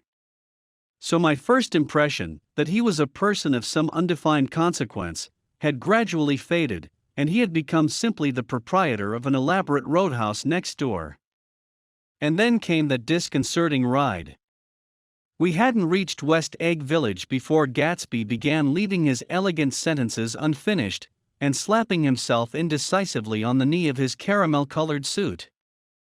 "Look here, old sport," he broke out surprisingly, "what's your opinion of me anyhow?" A little overwhelmed, I began the generalized evasions which that question deserves. "Well, I'm going to tell you something about my life," he interrupted. "I don't want you to get a wrong idea of me from all these stories you hear." So, he was aware of the bizarre accusations that flavored conversation in his halls. "I'll tell you God's truth." His right hand suddenly ordered divine retribution to stand by. "I am the son of some wealthy people in the Middle West, all dead now. I was brought up in America, but educated at Oxford, because all my ancestors have been educated there for many years. It is a family tradition." He looked at me sideways, and I knew why Jordan Baker had believed he was lying. He hurried the phrase, "educated at Oxford," or swallowed it, or choked on it, as though it had bothered him before. And with this doubt, his whole statement fell to pieces, and I wondered if there wasn't something a little sinister about him, after all. "What part of the Middle West?" I inquired casually. "San Francisco." "I see. My family all died, and I came into a good deal of money." His voice was solemn, as if the memory of that sudden extinction of a clan still haunted him. For a moment, I suspected that he was pulling my leg, but a glance at him convinced me otherwise. "After that I lived like a young Raja in all the capitals of Europe, Paris, Venice, Rome, collecting jewels, chiefly rubies, hunting big game, painting a little, things for myself only, and trying to forget something very sad that had happened to me long ago." With an effort, I managed to restrain my incredulous laughter. The very phrases were worn so threadbare that they evoked no image except that of a turbaned character, leaking sawdust at every pore, as he pursued a tiger through the Bois de Boulogne. Then came the war, old sport. It was a great relief, and I tried very hard to die, but I seemed to bear an enchanted life. I accepted a commission as first lieutenant when it began. In the Argonne Forest, I took the remains of my machine gun battalion so far forward that there was a half-mile gap on either side of us where the infantry couldn't advance. We stayed there 2 days and 2 nights, 130 men with 16 Lewis guns, and when the infantry came up at last, they found the insignia of 3 German divisions among the piles of dead. I was promoted to be a major, and every Allied government gave me a decoration, even Montenegro, little Montenegro down on the Adriatic Sea. Little Montenegro, he lifted up the words and nodded at them with his smile. The smile comprehended Montenegro's troubled history, and sympathized with the brave struggles of the Montenegrin people. It appreciated fully the chain of national circumstances which had elicited this tribute from Montenegro's warm little heart. My incredulity was submerged in fascination now. It was like skimming hastily through a dozen magazines. He reached in his pocket, and a piece of metal, slung on a ribbon, fell into my palm. "That's the one from Montenegro." To my astonishment, the thing had an authentic look. Ordinary di Danilo ran the circular legend, Montenegro, Nicholas Rex. Turn it. Major J. Gatsby, I read, for valor extraordinary. Here's another thing I always carry. A souvenir of Oxford days. It was taken in Trinity Quad. The man on my left is now the Earl of Doncaster. It was a photograph of half a dozen young men in blazers loafing in an archway through which were visible a host of spires. There was Gatsby, looking a little, not much, younger, with a cricket bat in his hand. Then it was all true. I saw the skins of tigers flaming in his palace on the Grand Canal. I saw him opening a chest of rubies to ease, with their crimson-lighted depths, the gnawings of his broken heart. "I'm going to make a big request of you today," he said, pocketing his souvenirs with satisfaction, "so I thought you ought to know something about me. I didn't want you to think I was just some nobody. You see, I usually find myself among strangers, because I drift here, and they're trying to forget the sad things that happened to me." He hesitated. "You'll hear about it this afternoon." "At lunch?" "No, this afternoon. I happened to find out that you're taking Miss Baker to tea." "Do you mean you're in love with Miss Baker?" "No, old sport, I'm not, but Miss Baker has kindly consented to speak to you about this matter." I hadn't the faintest idea what this matter was, but I was more annoyed than interested. I hadn't asked Jordan to tea in order to discuss Mr. J. Gatsby. I was sure the request would be something utterly fantastic, and for a moment, I was sorry I'd ever set foot upon his overpopulated lawn. He wouldn't say another word. His correctness grew on him as we neared the city. We passed Port Roosevelt, where there was a glimpse of red-belted ocean-going ships, and sped along a cobbled slum lined with the dark, undeserted saloons of the faded gilt 1900s. Then the Valley of Ashes opened out on both sides of us, and I had a glimpse of Mrs. Wilson straining at the garage pump with panting vitality as we went by. With fenders spread like wings, we scattered light through half Astoria, only half, for as we twisted among the pillars of the elevated, I heard the familiar jug-jug spat of a motorcycle, and a frantic policeman rode alongside. "All right, old sport," called Gatsby. We slowed down. Taking a white card from his wallet, he waved it before the man's eyes. "Right you are," agreed the policeman, tipping his cap. "Know you next time, Mr. Gatsby." "Excuse me." "What was that?" I inquired. "The picture of Oxford?" I was able to do the commissioner a favor once, and he sends me a Christmas card every year. Over the Great Bridge, with the sunlight through the girders making a constant flicker upon the moving cars, with the city rising up across the river in white heaps and sugar lumps, all built with a wish out of non-olfactory money. The city scene from the Queensboro Bridge is always the city scene for the first time, in its first wild promise of all the mystery and the beauty in the world. A dead man passed us in a hearse heaped with blooms, followed by 2 carriages with drawn blinds, and by more cheerful carriages for friends. The friends looked out at us with the tragic eyes and short upper lips of southeastern Europe, and I was glad that the sight of Gatsby's splendid car was included in their somber holiday. As we crossed Blackwell's Island, a limousine passed us, driven by a white chauffeur, in which sat 3 modish Negroes, 2 bucks and a girl. I laughed aloud as the yolks of their eyeballs rolled toward us in haughty rivalry. Anything can happen now that we've slid over this bridge, I thought, anything at all. Even Gatsby could happen, without any particular wonder. Roaring noon, in a well-fanned 42nd Street cellar, I met Gatsby for lunch. Blinking away the brightness of the street outside, my eyes picked him out obscurely in the anteroom, talking to another man. "Mr. Carraway, this is my friend Mr. Wolfsheim." A small, flat-nosed Jew raised his large head, and regarded me with 2 fine growths of hair which luxuriated in either nostril. After a moment, I discovered his tiny eyes in the half-darkness. "So I took one look at him," said Mr. Wolfsheim, shaking my hand earnestly, "and what do you think I did?" "What?" I inquired politely. But evidently, he was not addressing me, for he dropped my hand and covered Gatsby with his expressive nose. I handed the money to Catspaw and I said, "All right, Catspaw, don't pay him a penny till he shuts his mouth." He shut it then and there.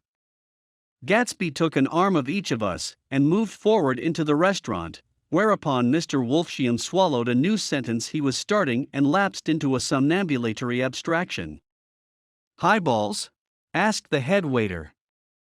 "This is a nice restaurant here," said Mr. Wolfsheim, looking at the Presbyterian nymphs on the ceiling. "But I like across the street better." "Yes, highballs," agreed Gatsby, and then to Mr. Wolfsheim, "It's too hot over there." "Hot and small, yes," said Mr. Wolfsheim, "but full of memories." "What place is that?" I asked. "The Old Metropole." "The Old Metropole," brooded Mr. Wolfsheim gloomily. "Filled with faces dead and gone. Filled with friends gone now forever. I can't forget so long as I live the night they shot Rosie Rosenthal there. It was 6 of us at the table, and Rosie had eat and drunk a lot all evening. When it was almost morning the waiter came up to him with a funny look, and says somebody wants to speak to him outside. 'All right,' says Rosie, and begins to get up, and I pulled him down in his chair.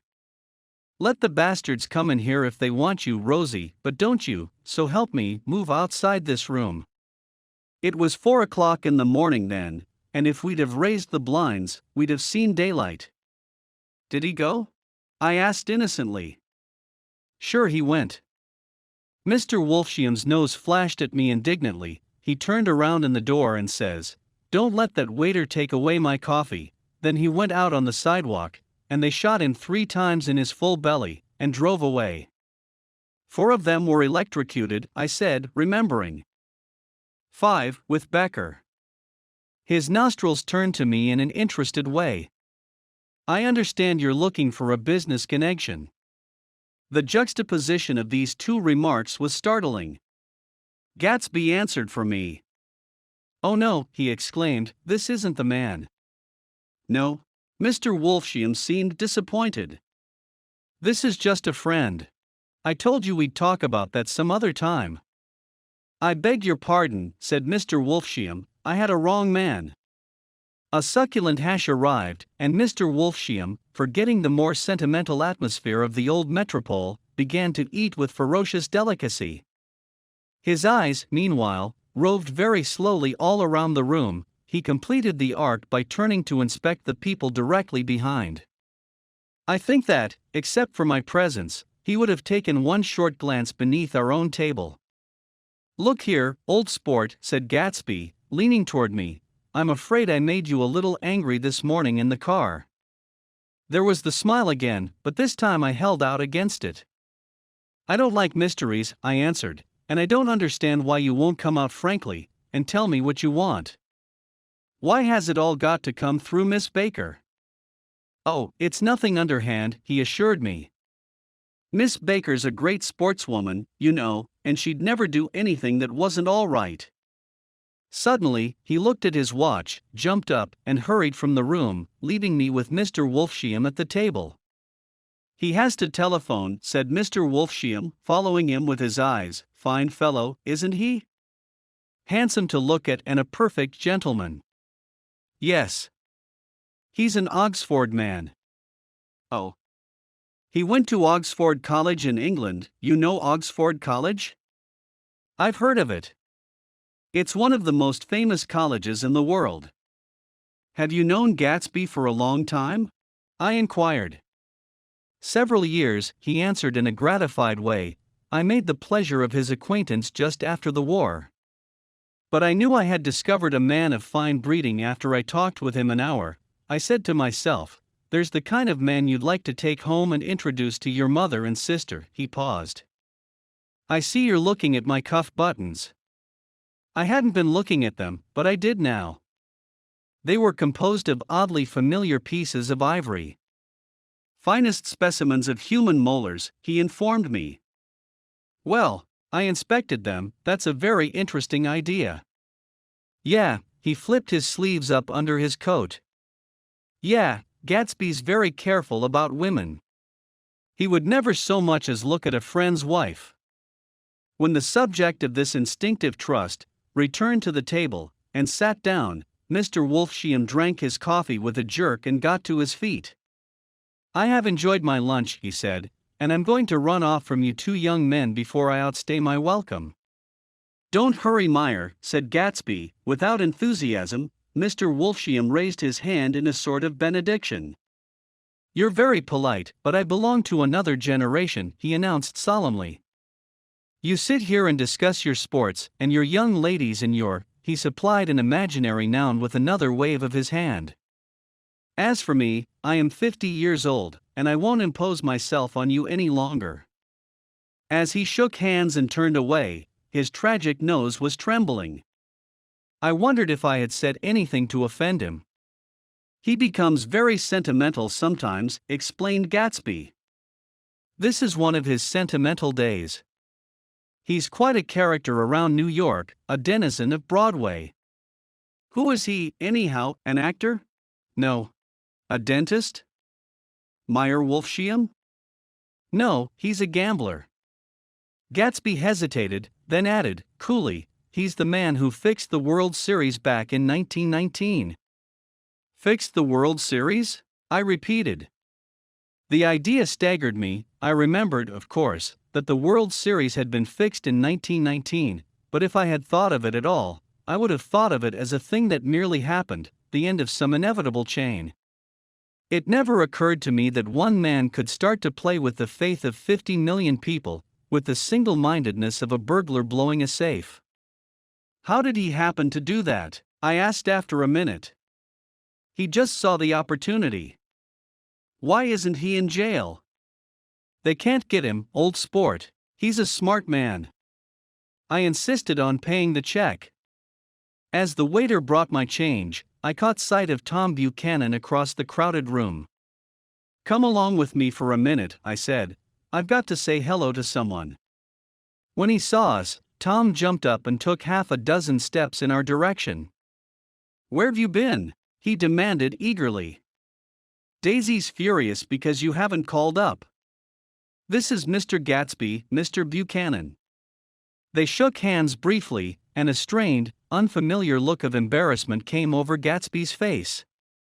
"How've you been, anyhow?" demanded Tom of me. "How'd you happen to come up this far to eat?" "I've been having lunch with Mr. Gatsby." I turned toward Mr. Gatsby, but he was no longer there. "One October day in 1917. Said Jordan Baker that afternoon, sitting up very straight on a straight chair in the tea garden at the Plaza Hotel. I was walking along from one place to another, half on the sidewalks and half on the lawns.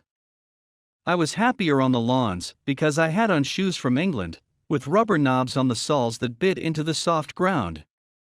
I had on a new plaid skirt, also that blew a little in the wind, and whenever this happened, the red, white, and blue banners in front of all the houses stretched out stiff and said, "Tut tut tut tut," in a disapproving way.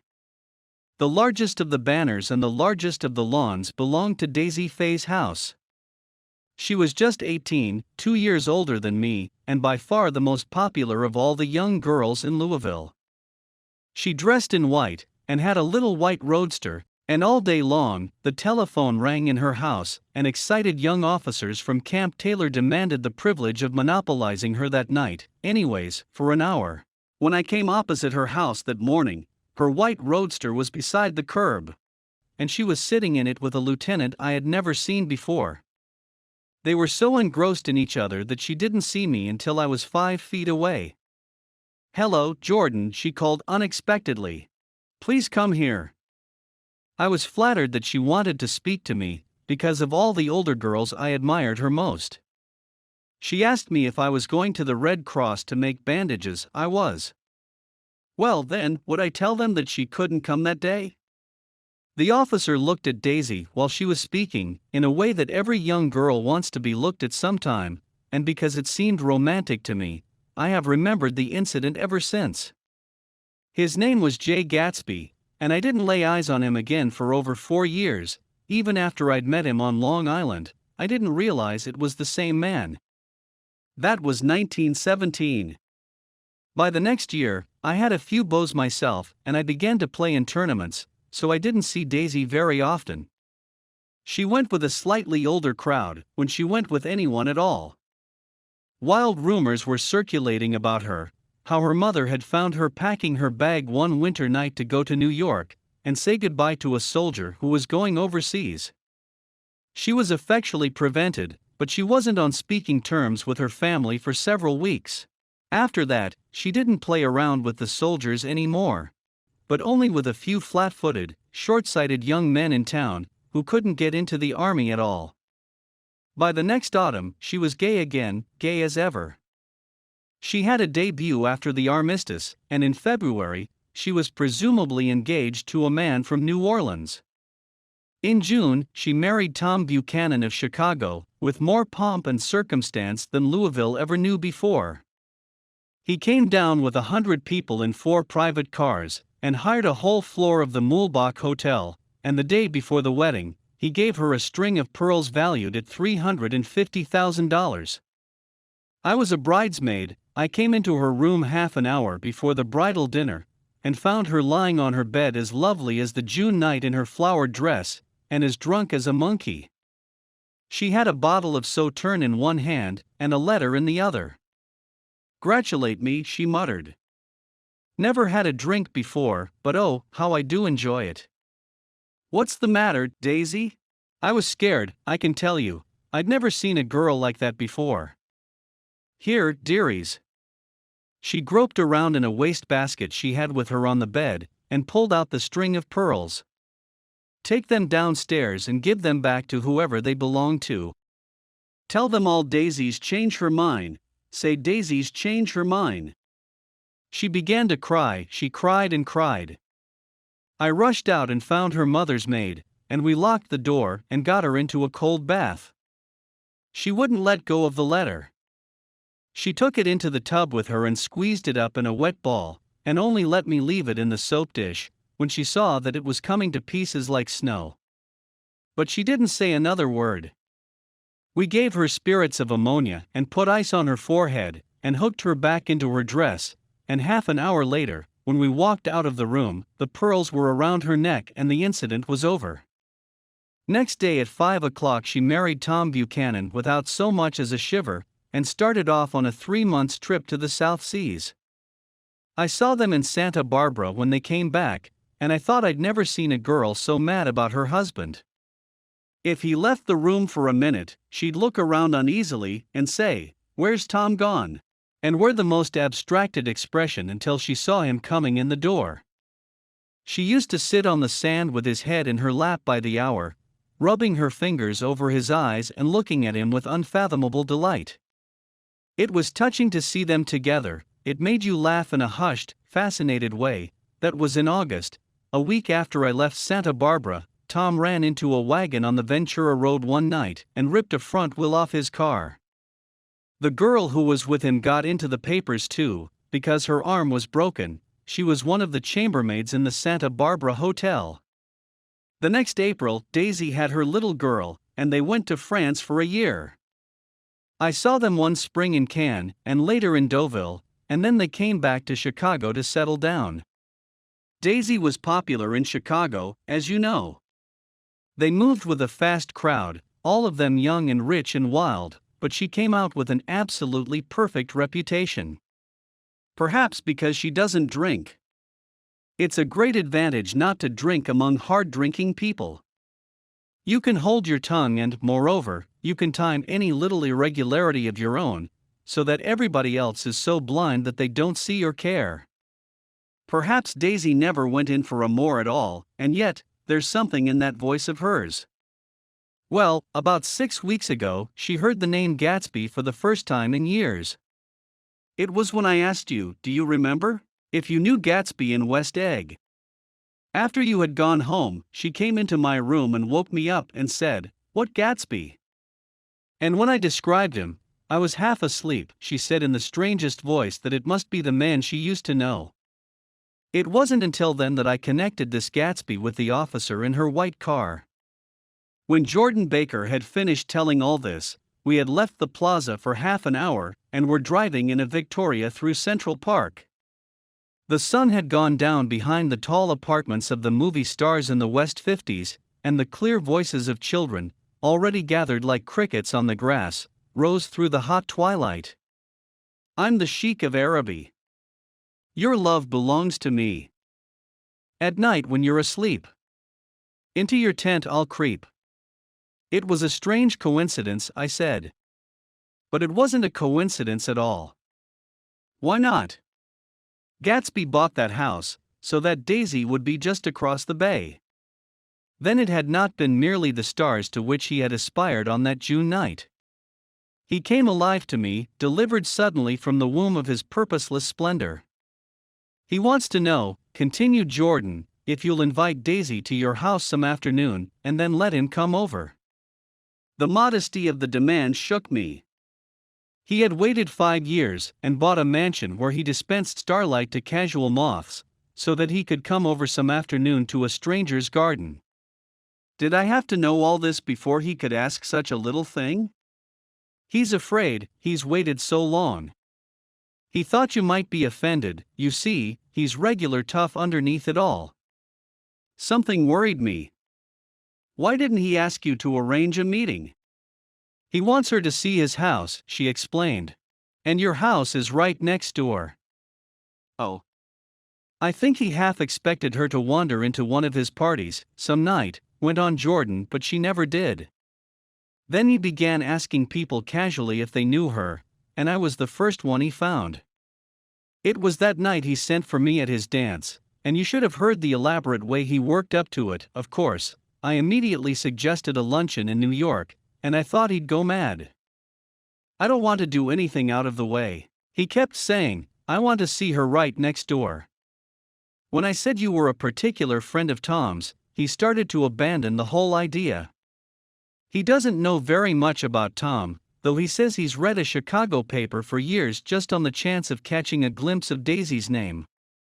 It was dark now, and as we dipped under a little bridge, I put my arm around Jordan's golden shoulder, and drew her toward me, and asked her to dinner.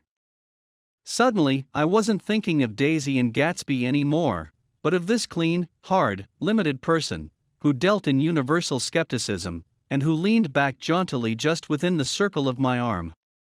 A phrase began to beat in my ears with a sort of heady excitement: there are only the pursued, the pursuing, the busy, and the tired. And Daisy ought to have something in her life, murmured Jordan to me. Does she want to see Gatsby? She's not to know about it. Gatsby doesn't want her to know. You're just supposed to invite her to tea. We passed a barrier of dark trees, and then the facade of 59th Street, a block of delicate pale light, beamed down into the park. Unlike Gatsby and Tom Buchanan, I had no girl whose disembodied face floated along the dark cornices and blinding signs, and so I drew up the girl beside me, tightening my arms. Her wan, scornful mouth smiled, and so I drew her up again, closer, this time to my face. Chapter 5. When I came home to West Egg that night, I was afraid for a moment that my house was on fire. 2 o'clock and the whole corner of the peninsula was blazing with light, which fell unreal on the shrubbery, and made thin elongating glints upon the roadside wires. Turning a corner, I saw that it was Gatsby's house, lit from tower to cellar. At first, I thought it was another party, a wild rout that had resolved itself into hide-and-go-seek, or sardines in the box, with all the house thrown open to the game. But there wasn't a sound. Only wind in the trees, which blew the wires and made the lights go off and on again, as if the house had winked into the darkness. As my taxi groaned away, I saw Gatsby walking toward me across his lawn. "Your place looks like the World's Fair," I said. "Does it?" He turned his eyes toward it absently. "I have been glancing into some of the rooms." "Let's go to Coney Island, old sport, in my car." "It's too late." "Well, suppose we take a plunge in the swimming pool? I haven't made use of it all summer." "I've got to go to bed." "All right." He waited, looking at me with suppressed eagerness. "I talked with Miss Baker," I said after a moment. "I'm going to call up Daisy tomorrow and invite her over here to tea." "Oh, that's all right," he said carelessly. "I don't want to put you to any trouble." "What day would suit you?" "What day would suit you?" He corrected me quickly. "I don't want to put you to any trouble, you see." "How about the day after tomorrow?" He considered for a moment, then, with reluctance, "I want to get the grass cut," he said. We both looked down at the grass. There was a sharp line where my ragged lawn ended, and the darker, well-kept expanse of his began. I suspected that he meant my grass. "There's another little thing," he said uncertainly, and hesitated. "Would you rather put it off for a few days?" I asked. "Oh, it isn't about that." "At least," he fumbled with a series of beginnings. "Why," I thought, "why, look here, old sport, you don't make much money, do you?" "Not very much." This seemed to reassure him, and he continued more confidently. "I thought you didn't, if you'll pardon my. You see, I carry on a little business on the side, a sort of side line, you understand. And I thought that if you don't make very much, you're selling bonds, aren't you, old sport?" "Trying to." "Well, this would interest you. It wouldn't take up much of your time, and you might pick up a nice bit of money. It happens to be a rather confidential sort of thing." I realize now that under different circumstances, that conversation might have been one of the crises of my life. But because the offer was obviously and tactlessly for a service to be rendered, I had no choice except to cut him off there. "I've got my hands full," I said. "I'm much obliged, but I couldn't take on any more work." "You wouldn't have to do any business with Wolfsheim." Evidently, he thought that I was shying away from the connection mentioned at lunch, but I assured him he was wrong. He waited a moment longer, hoping I'd begin a conversation, but I was too absorbed to be responsive, so he went unwillingly home. The evening had made me light-headed and happy. I think I walked into a deep sleep as I entered my front door. So I don't know whether or not Gatsby went to Coney Island, or for how many hours he glanced into rooms, while his house blazed gaudily on. I called up Daisy from the office next morning, and invited her to come to tea. "Don't bring Tom," I warned her. "What?" "Don't bring Tom." "Who is Tom?" she asked innocently. The day agreed upon was pouring rain. At 11 o'clock, a man in a raincoat, dragging a lawnmower, tapped at my front door and said that Mr. Gatsby had sent him over to cut my grass. This reminded me that I had forgotten to tell my Finn to come back, so I drove into West Egg Village to search for her among soggy whitewashed alleys, and to buy some cups and lemons and flowers. The flowers were unnecessary, for at 2 o'clock, a greenhouse arrived from Gatsby's, with innumerable receptacles to contain it. An hour later the front door opened nervously, and Gatsby, in a white flannel suit, silver shirt, and gold-colored tie, hurried in. He was pale, and there were dark signs of sleeplessness beneath his eyes. "Is everything all right?" he asked immediately. The grass looks fine, if that's what you mean. What grass? He inquired blankly. Oh, the grass in the yard. He looked out the window at it, but, judging from his expression, I don't believe he saw a thing. Looks very good, he remarked vaguely. One of the papers said they thought the rain would stop about 4. I think it was the Journal. Have you got everything you need in the shape of tea? I took him into the pantry, where he looked a little reproachfully at the fin. Together we scrutinized the 12 lemon cakes from the delicatessen shop. Will they do? I asked. Of course they're fine, and he added hollowly, old sport. The rain cooled about 3:30 to a damp mist, through which occasional thin drops swam like dew.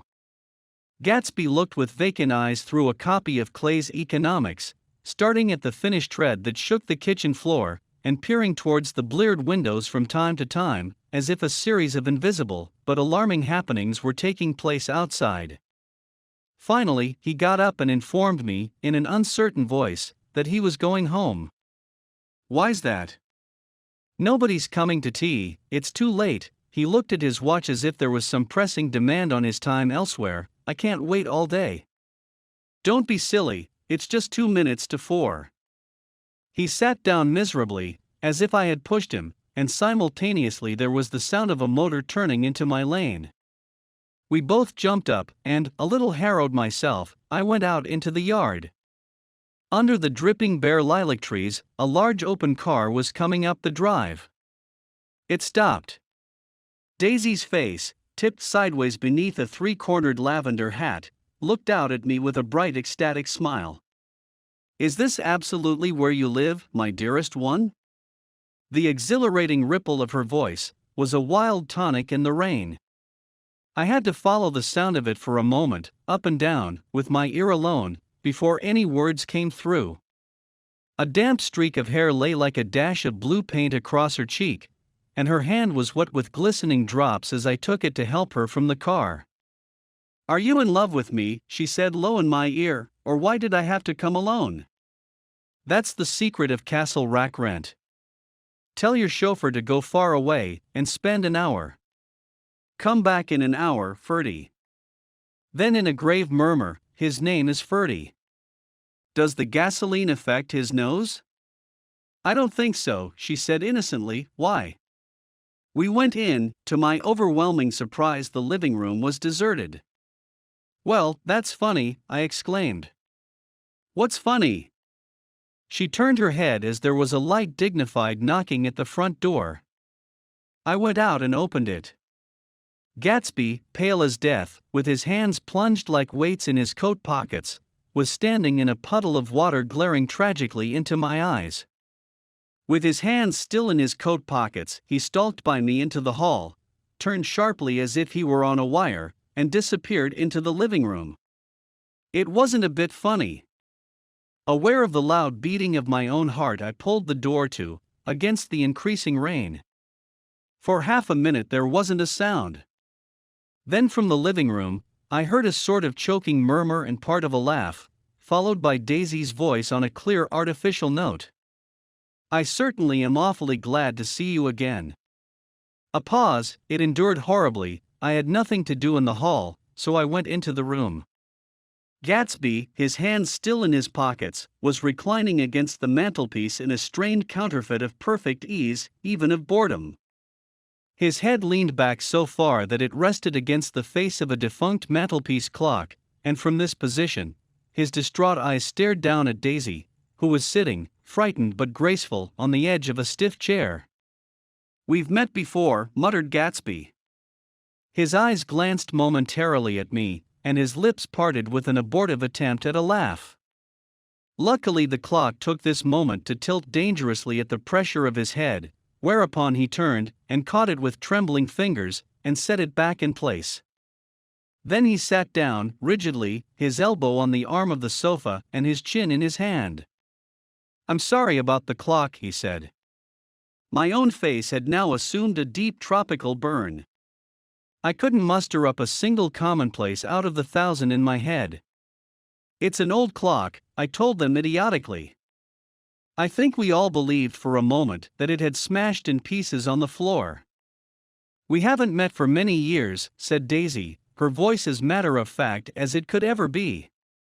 "5 years next November." The automatic quality of Gatsby's answer set us all back at least another minute. I had them both on their feet with the desperate suggestion that they help me make tea in the kitchen, when the demoniac Finn brought it in on a tray.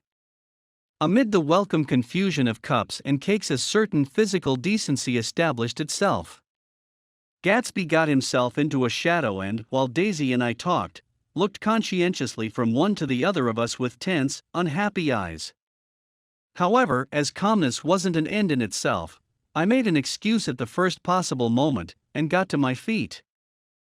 "Where are you going?" demanded Gatsby in immediate alarm. "I'll be back. I've got to speak to you about something before you go."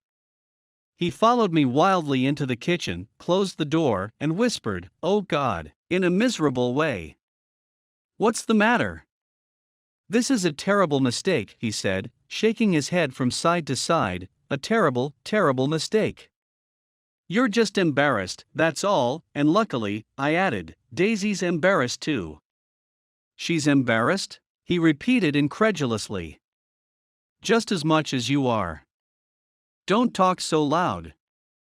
You're acting like a little boy," I broke out impatiently. "Not only that, but you're rude. Daisy's sitting in there all alone." He raised his hand to stop my words, looked at me with unforgettable reproach, and, opening the door cautiously, went back into the other room. I walked out the back way, just as Gatsby had when he had made his nervous circuit of the house half an hour before, and ran for a huge black knotted tree, whose massed leaves made a fabric against the rain. Once more it was pouring, and my irregular lawn, well shaved by Gatsby's gardener, abounded in small muddy swamps and prehistoric marshes. There was nothing to look at from under the tree except Gatsby's enormous house, so I stared at it, like Kant at his church steeple, for half an hour. A brewer had built it early in the period craze, a decade before, and there was a story that he'd agreed to pay 5 years' taxes on all the neighboring cottages, if the owners would have their roofs thatched with straw. Perhaps their refusal took the heart out of his plan to found a family. He went into an immediate decline. His children sold his house with the black wreath still on the door. Americans, while willing, even eager, to be serfs, have always been obstinate about being peasantry. After half an hour, the sun shone again, and the grocer's automobile rounded Gatsby's drive with the raw material for his servants' dinner. I felt sure he wouldn't eat a spoonful. A maid began opening the upper windows of his house, appeared momentarily in each and, leaning from the large central bay, spat meditatively into the garden. It was time I went back. While the rain continued, it had seemed like the murmur of their voices, rising and swelling a little now and then with gusts of emotion. But in the new silence, I felt that silence had fallen within the house too. I went in, after making every possible noise in the kitchen, short of pushing over the stove, but I don't believe they heard a sound. They were sitting at either end of the couch, looking at each other as if some question had been asked, or was in the air, and every vestige of embarrassment was gone. Daisy's face was smeared with tears, and when I came in, she jumped up and began wiping at it with her handkerchief before a mirror. But there was a change in Gatsby that was simply confounding. He literally glowed. Without a word or a gesture of exultation, a new well-being radiated from him and filled the little room. "Oh, hello, old sport," he said, as if he hadn't seen me for years. I thought for a moment he was going to shake hands. "It's stopped raining." "Has it?" When he realized what I was talking about, that there were twinkle bells of sunshine in the room, he smiled like a weather man, like an ecstatic patron of recurrent light, and repeated the news to Daisy. "What do you think of that? It's stopped raining." "I'm glad, Jay." Her throat, full of aching, grieving beauty, told only of her unexpected joy. "I want you and Daisy to come over to my house," he said. "I'd like to show her around." "You're sure you want me to come?" "Absolutely, old sport." Daisy went upstairs to wash her face, too late I thought with humiliation of my towels, while Gatsby and I waited on the lawn. "My house looks well, doesn't it?" he demanded. "See how the whole front of it catches the light."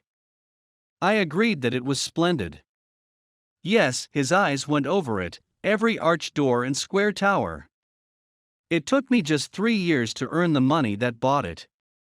"I thought you inherited your money." "I did, old sport," he said automatically, "but I lost most of it in the big panic, the panic of the war." I think he hardly knew what he was saying, for when I asked him what business he was in, he answered, "That's my affair," before he realized that it wasn't an appropriate reply.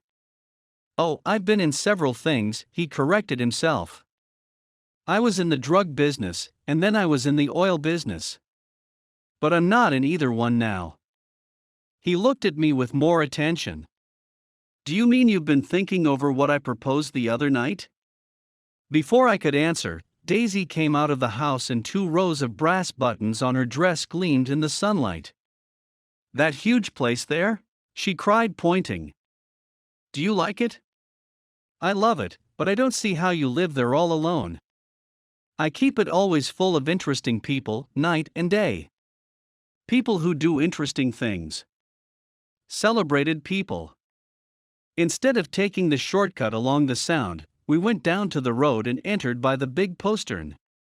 With enchanting murmurs, Daisy admired this aspect or that, of the feudal silhouette against the sky, admired the gardens, the sparkling odor of jonquils, and the frothy odor of hawthorn and plum blossoms and the pale gold odor of kiss me at the gate.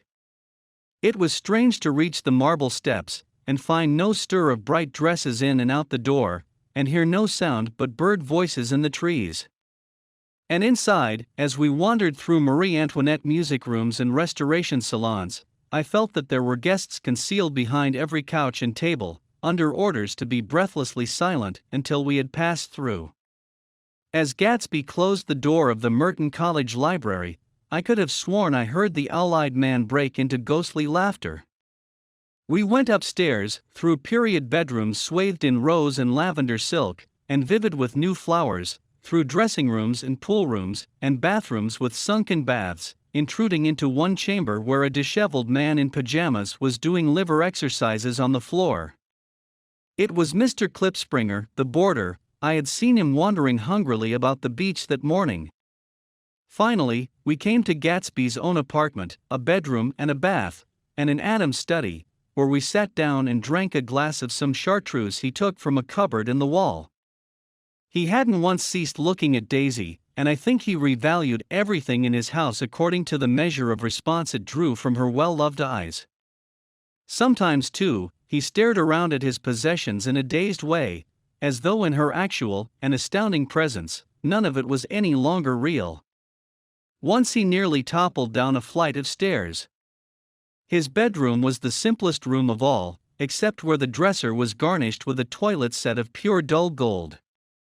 Daisy took the brush with delight, and smoothed her hair, whereupon Gatsby sat down and shaded his eyes and began to laugh. "It's the funniest thing, old sport," he said hilariously, "I can't, when I try to." He had passed visibly through 2 states, and was entering upon a third. After his embarrassment and his unreasoning joy, he was consumed with wonder at her presence. He had been full of the idea so long, dreamed it right through to the end, waited with his teeth set, so to speak, at an inconceivable pitch of intensity. Now in the reaction, he was running down like an overwound clock. Recovering himself in a minute, he opened for us 2 hulking patent cabinets, which held his mast suits and dressing gowns and ties, and his shirts, piled like bricks in stacks a dozen high. "I've got a man in England who buys me clothes. He sends over a selection of things at the beginning of each season, spring and fall." He took out a pile of shirts and began throwing them, one by one, before us, shirts of sheer linen and thick silk, and fine flannel, which lost their folds as they fell and covered the table in many-colored disarray. While we admired, he brought more, and the soft rich heap mounted higher, shirts with stripes, and scrolls, and plaids in coral, and apple green, and lavender, and faint orange, with monograms of Indian blue. Suddenly, with a strained sound, Daisy bent her head into the shirts and began to cry stormily. "They're such beautiful shirts," she sobbed, her voice muffled in the thick folds. "It makes me sad because I've never seen such beautiful shirts before." After the house, we were to see the grounds and the swimming pool, and the hydroplane, and the midsummer flowers, but outside Gatsby's window it began to rain again, so we stood in a row, looking at the corrugated surface of the Sound.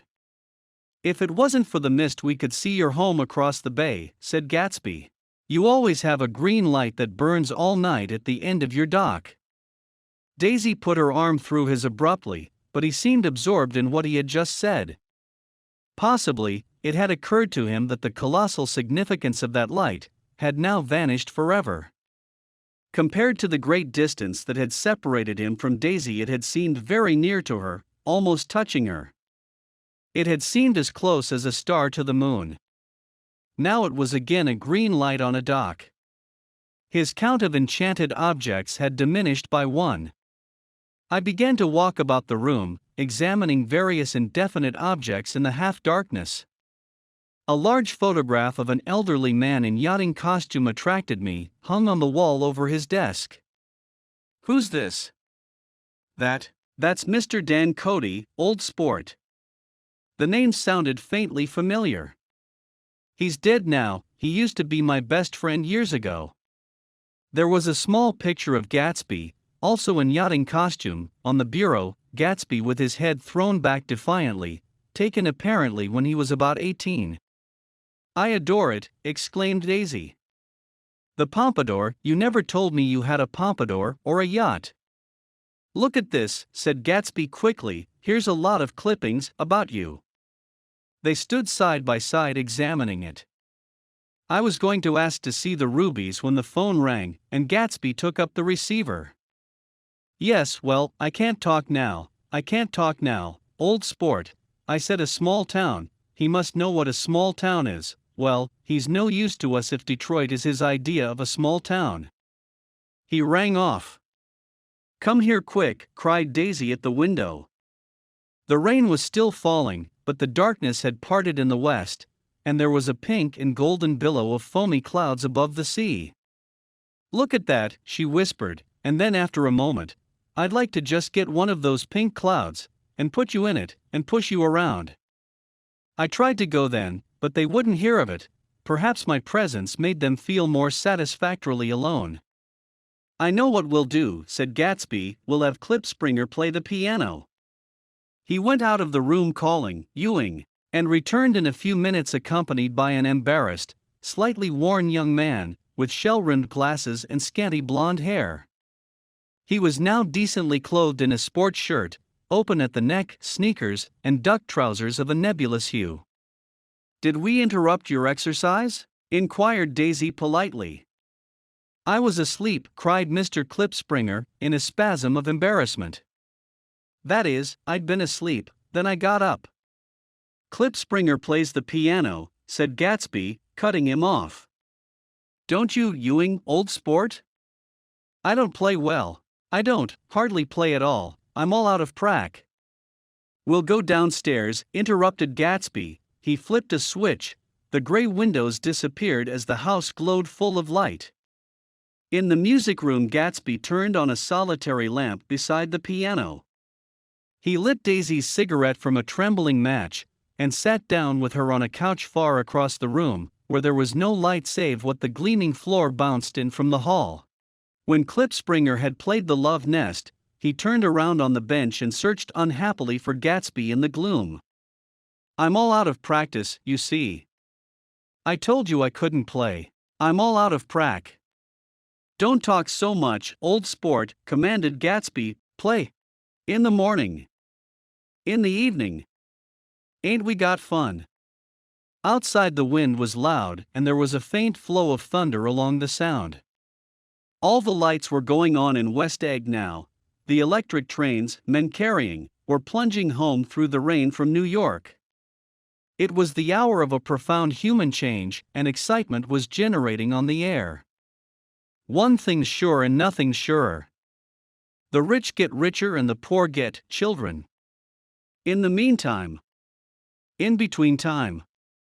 As I went over to say goodbye, I saw that the expression of bewilderment had come back into Gatsby's face, as though a faint doubt had occurred to him as to the quality of his present happiness. Almost 5 years. There must have been moments even that afternoon when Daisy tumbled short of his dreams, not through her own fault, but because of the colossal vitality of his illusion. It had gone beyond her, beyond everything. He had thrown himself into it with a creative passion, adding to it all the time, decking it out with every bright feather that drifted his way. No amount of fire or freshness can challenge what a man can store up in his ghostly heart. As I watched him, he adjusted himself a little, visibly. His hand took hold of hers, and as she said something low in his ear, he turned toward her with a rush of emotion. I think that voice held him most, with its fluctuating, feverish warmth, because it couldn't be overdreamed. That voice was a deathless song. They had forgotten me, but Daisy glanced up and held out her hand. Gatsby didn't know me now at all. I looked once more at them, and they looked back at me, remotely, possessed by intense life. Then I went out of the room and down the marble steps into the rain, leaving them there together. Chapter 6. About this time, an ambitious young reporter from New York arrived one morning at Gatsby's door and asked him if he had anything to say. Anything to say about what? Inquired Gatsby politely. Why, any statement to give out. It transpired after a confused 5 minutes that the man had heard Gatsby's name around his office in a connection which he either wouldn't reveal or didn't fully understand. This was his day off, and with laudable initiative he had hurried out to see. It was a random shot, and yet the reporter's instinct was right. Gatsby's notoriety, spread about by the hundreds who had accepted his hospitality, and so become authorities upon his past, had increased all summer until he fell just short of being news. Contemporary legends such as the underground pipeline to Canada attached themselves to him, and there was one persistent story that he didn't live in a house at all, but in a boat that looked like a house, and was moved secretly up and down the Long Island shore. Just why these inventions were a source of satisfaction to James Gatz of North Dakota isn't easy to say. James Gatz, that was really, or at least legally, his name. He had changed it at the age of 17, and at the specific moment that witnessed the beginning of his career, when he saw Dan Cody's yacht drop anchor over the most insidious flat on Lake Superior. It was James Gatz who had been loafing along the beach that afternoon in a torn green jersey and a pair of canvas pants, but it was already Jay Gatsby who borrowed a rowboat, pulled out to the Tuolumne, and informed Cody that a wind might catch him and break him up in half an hour. I suppose he'd had the name ready for a long time, even then. His parents were shiftless and unsuccessful farm people. His imagination had never really accepted them as his parents at all. The truth was that Jay Gatsby of West Egg, Long Island, sprang from his platonic conception of himself. He was a son of God, a phrase which, if it means anything, means just that, and he must be about his father's business, the service of a vast, vulgar, and meretricious beauty. So he invented just the sort of Jay Gatsby that a 17-year-old boy would be likely to invent, and to this conception, he was faithful to the end. For over a year he had been beating his way along the south shore of Lake Superior as a clam digger, and a salmon fisher, or in any other capacity that brought him food and bed. His brown, hardening body lived naturally through the half-fierce, half-lazy work of the bracing days. He knew women early, and since they spoiled him, he became contemptuous of them, of young virgins because they were ignorant, of the others because they were hysterical about things which in his overwhelming self-absorption, he took for granted. But his heart was in a constant, turbulent riot. The most grotesque and fantastic conceits haunted him in his bed at night. A universe of ineffable gaudiness spun itself out in his brain, while the clock ticked on the washstand and the moon soaked with what light his tangled clothes upon the floor. Each night he added to the pattern of his fancies until drowsiness closed down upon some vivid scene with an oblivious embrace. For a while, these reveries provided an outlet for his imagination, they were a satisfactory hint of the unreality of reality, a promise that the rock of the world was founded securely on a fairy's wing. An instinct toward his future glory had led him, some months before, to the small Lutheran college of St. Olaf's in southern Minnesota. He stayed there 2 weeks, dismayed at its ferocious indifference to the drums of his destiny, to destiny itself, and despising the janitor's work with which he was to pay his way through. Then he drifted back to Lake Superior, and he was still searching for something to do on the day that Dan Cody's yacht dropped anchor in the shallows alongshore. Cody was 50 years old then, a product of the Nevada silver fields, of the Yukon, of every rush for metal since '75. The transactions in Montana copper that made him many times a millionaire found him physically robust, but on the verge of soft-mindedness, and, suspecting this, an infinite number of women tried to separate him from his money.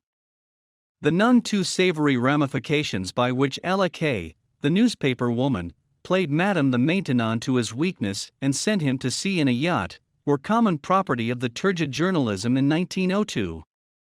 He had been coasting along all too hospitable shores for 5 years when he turned up as James Gats's destiny in Little Girl Bay. To young Gats, resting on his oars and looking up at the railed deck, that yacht represented all the beauty and glamour in the world. I suppose he smiled at Cody. He had probably discovered that people liked him when he smiled. At any rate, Cody asked him a few questions, one of them elicited the brand new name, and found that he was quick and extravagantly ambitious. A few days later he took him to Duluth and bought him a blue coat, 6 pairs of white duck trousers, and a yachting cap. And when the Tuolumne left for the West Indies and the Barbary Coast, Gatsby left too. He was employed in a vague personal capacity. While he remained with Cody, he was in turn steward, mate, skipper, secretary, and even jailer, for Dan Cody sober knew what lavish doings Dan Cody drunk might soon be about, and he provided for such contingencies by reposing more and more trust in Gatsby. The arrangement lasted 5 years, during which the boat went 3 times around the continent. It might have lasted indefinitely except for the fact that Ella Kay came on board one night in Boston, and a week later Dan Cody inhospitably died. I remember the portrait of him up in Gatsby's bedroom, a gray, florid man with a hard, empty face, the pioneer debauchee, who during one phase of American life brought back to the eastern seaboard the savage violence of the frontier brothel and saloon. It was indirectly due to Cody that Gatsby drank so little. Sometimes in the course of gay parties, women used to rub champagne into his hair. For himself he formed the habit of letting liquor alone. And it was from Cody that he inherited money, a legacy of $25,000. He didn't get it. He never understood the legal device that was used against him, but what remained of the millions went intact to Ella Kay. He was left with his singularly appropriate education. The vague contour of J. Gatsby had filled out to the substantiality of a man. He told me all this very much later, but I've put it down here with the idea of exploding those first wild rumors about his antecedents which weren't even faintly true. Moreover, he told it to me at a time of confusion, when I had reached the point of believing everything and nothing about him. So I take advantage of this short halt, while Gatsby, so to speak, caught his breath, to clear this set of misconceptions away. It was a halt too, in my association with his affairs. For several weeks I didn't see him or hear his voice on the phone. Mostly I was in New York, trotting around with Jordan and trying to ingratiate myself with her senile aunt, but finally I went over to his house one Sunday afternoon. I hadn't been there 2 minutes when somebody brought Tom Buchanan in for a drink. I was startled, naturally, but the really surprising thing was that it hadn't happened before. They were a party of 3 on horseback, Tom and a man named Sloan, and a pretty woman in a brown riding habit, who had been there previously. "I'm delighted to see you," said Gatsby, standing on his porch. "I'm delighted that you dropped in." As though they cared. "Sit right down. Have a cigarette or a cigar." He walked around the room quickly, ringing bells. "I'll have something to drink for you in just a minute." He was profoundly affected by the fact that Tom was there. But he would be uneasy anyhow until he had given them something, realizing in a vague way that that was all they came for. Mr. Sloane wanted nothing. A lemonade? No, thanks. A little champagne? Nothing at all, thanks, I'm sorry. Did you have a nice ride? Very good roads around here. I suppose the automobiles. Yeah. Moved by an irresistible impulse, Gatsby turned to Tom, who had accepted the introduction as a stranger. I believe we've met somewhere before, Mr. Buchanan. Oh yes, said Tom, gruffly polite, but obviously not remembering. So we did, I remember very well. About 2 weeks ago. That's right, you were with Nick here. I know your wife, continued Gatsby, almost aggressively. That's so? Tom turned to me. You live near here, Nick? Next door. That's so? Mr. Sloane didn't enter into the conversation, but lounged back haughtily in his chair. The woman said nothing either, until unexpectedly, after 2 highballs, she became cordial. We'll all come over to your next party, Mr. Gatsby, she suggested. What do you say? Certainly, I'd be delighted to have you. Be very nice, said Mr. Sloane, without gratitude. Well, think ought to be starting home. Please don't hurry, Gatsby urged them. He had control of himself now, and he wanted to see more of Tom. Why don't you stay for supper? I wouldn't be surprised if some other people dropped in from New York. You come to supper with me, said the lady enthusiastically, both of you. This included me. Mr. Sloane got to his feet. Come along, he said, but to her only. I mean it, she insisted. I'd love to have you, lots of room. Gatsby looked at me questioningly. He wanted to go, and he didn't see that Mr. Sloane had determined he shouldn't. I'm afraid I won't be able to, I said. Well, you come, she urged, concentrating on Gatsby. Mr. Sloane murmured something close to her ear. We won't be late if we start now, she insisted aloud. I haven't got a horse, said Gatsby. I used to ride in the army, but I've never bought a horse. I'll have to follow you in my car. Excuse me for just a minute. The rest of us walked out on the porch, where Sloane and the lady began an impassioned conversation aside. My God, I believe the man's coming, said Tom. Doesn't he know she doesn't want him? She says she does want him. She has a big dinner party, and he won't know a soul there, he frowned. I wonder where in the devil he met Daisy. By God, I may be old-fashioned in my ideas, but women run around too much these days to suit me. They meet all kinds of crazy fish. Suddenly Mr. Sloane and the lady walked down the steps and mounted their horses. Come on, said Mr. Sloane to Tom, we're late, we've got to go. And then to me, tell him we couldn't wait, will you? Tom and I shook hands, the rest of us exchanged a cool nod, and they trotted quickly down the drive, disappearing under the August foliage just as Gatsby, with hat and light overcoat in hand, came out the front door. Tom was evidently perturbed at Daisy's running around alone, for on the following Saturday night he came with her to Gatsby's party.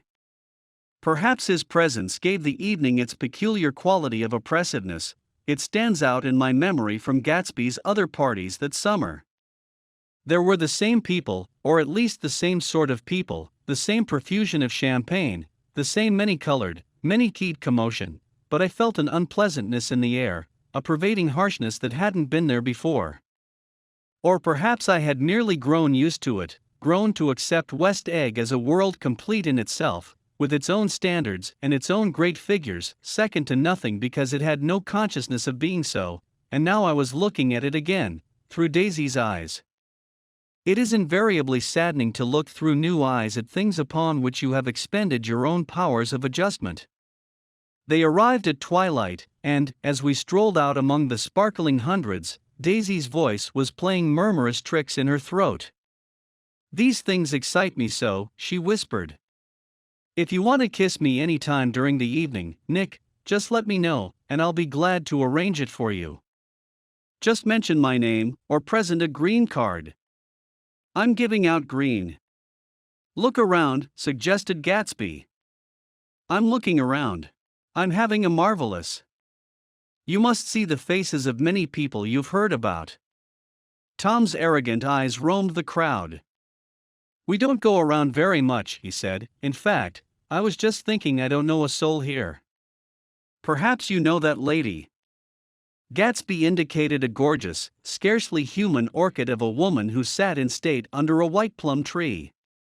Tom and Daisy stared, with that peculiarly unreal feeling that accompanies the recognition of a hitherto ghostly celebrity of the movies. She's lovely, said Daisy. The man bending over her is her director. He took them ceremoniously from group to group. Mrs. Buchanan and Mr. Buchanan. After an instant's hesitation, he added, the polo player. Oh no, objected Tom quickly, not me. But evidently, the sound of it pleased Gatsby, for Tom remained the polo player for the rest of the evening. I've never met so many celebrities, Daisy exclaimed. I like that man, what was his name? With the sort of blue nose. Gatsby identified him, adding that he was a small producer. Well, I liked him anyhow. I'd a little rather not be the polo player, said Tom pleasantly. I'd rather look at all these famous people in oblivion. Daisy and Gatsby danced. I remember being surprised by his graceful, conservative foxtrot. I had never seen him dance before. Then they sauntered over to my house and sat on the steps for half an hour, while at her request, I remained watchfully in the garden. In case there's a fire or a flood, she explained, or any act of God. Tom appeared from his oblivion as we were sitting down to supper together. Do you mind if I eat with some people over here? He said. A fellow's getting off some funny stuff. Go ahead, answered Daisy genially, and if you want to take down any addresses, here's my little gold pencil. She looked around after a moment and told me the girl was common but pretty, and I knew that except for the half hour she'd been alone with Gatsby, she wasn't having a good time. We were at a particularly tipsy table. That was my fault. Gatsby had been called to the phone, and I'd enjoyed these same people only 2 weeks before. But what had amused me then, turned septic on the air now. How do you feel, Miss Baedeker? The girl addressed was trying, unsuccessfully, to slump against my shoulder. At this inquiry she sat up and opened her eyes. What? A massive and lethargic woman, who had been urging Daisy to play golf with her at the local club tomorrow, spoke in Miss Baedeker's defense. Oh, she's all right now. When she's had 5 or 6 cocktails, she always starts screaming like that. I tell her she ought to leave it alone. I do leave it alone, affirmed the accused hollowly. We heard you yelling, so I said to Doc Civet here, there's somebody that needs your help, Doc.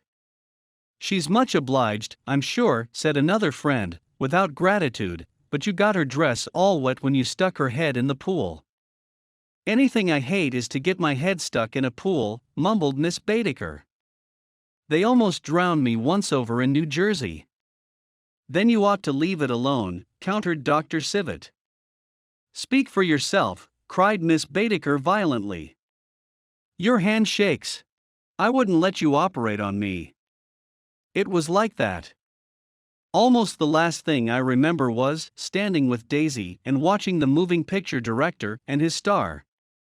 They were still under the white plum tree, and their faces were touching except for a pale, thin ray of moonlight between. It occurred to me that he had been very slowly bending toward her all evening, to attain this proximity, and even while I watched I saw him stoop one ultimate degree and kiss at her cheek. I like her, said Daisy, I think she's lovely. But the rest offended her, and inarguably because it wasn't a gesture but an emotion. She was appalled by West Egg, this unprecedented place, that Broadway had begotten upon a Long Island fishing village, appalled by its raw vigor that chafed under the old euphemisms, and by the too obtrusive fate that herded its inhabitants along a shortcut from nothing to nothing. She saw something awful in the very simplicity she failed to understand. I sat on the front steps with them while they waited for their car.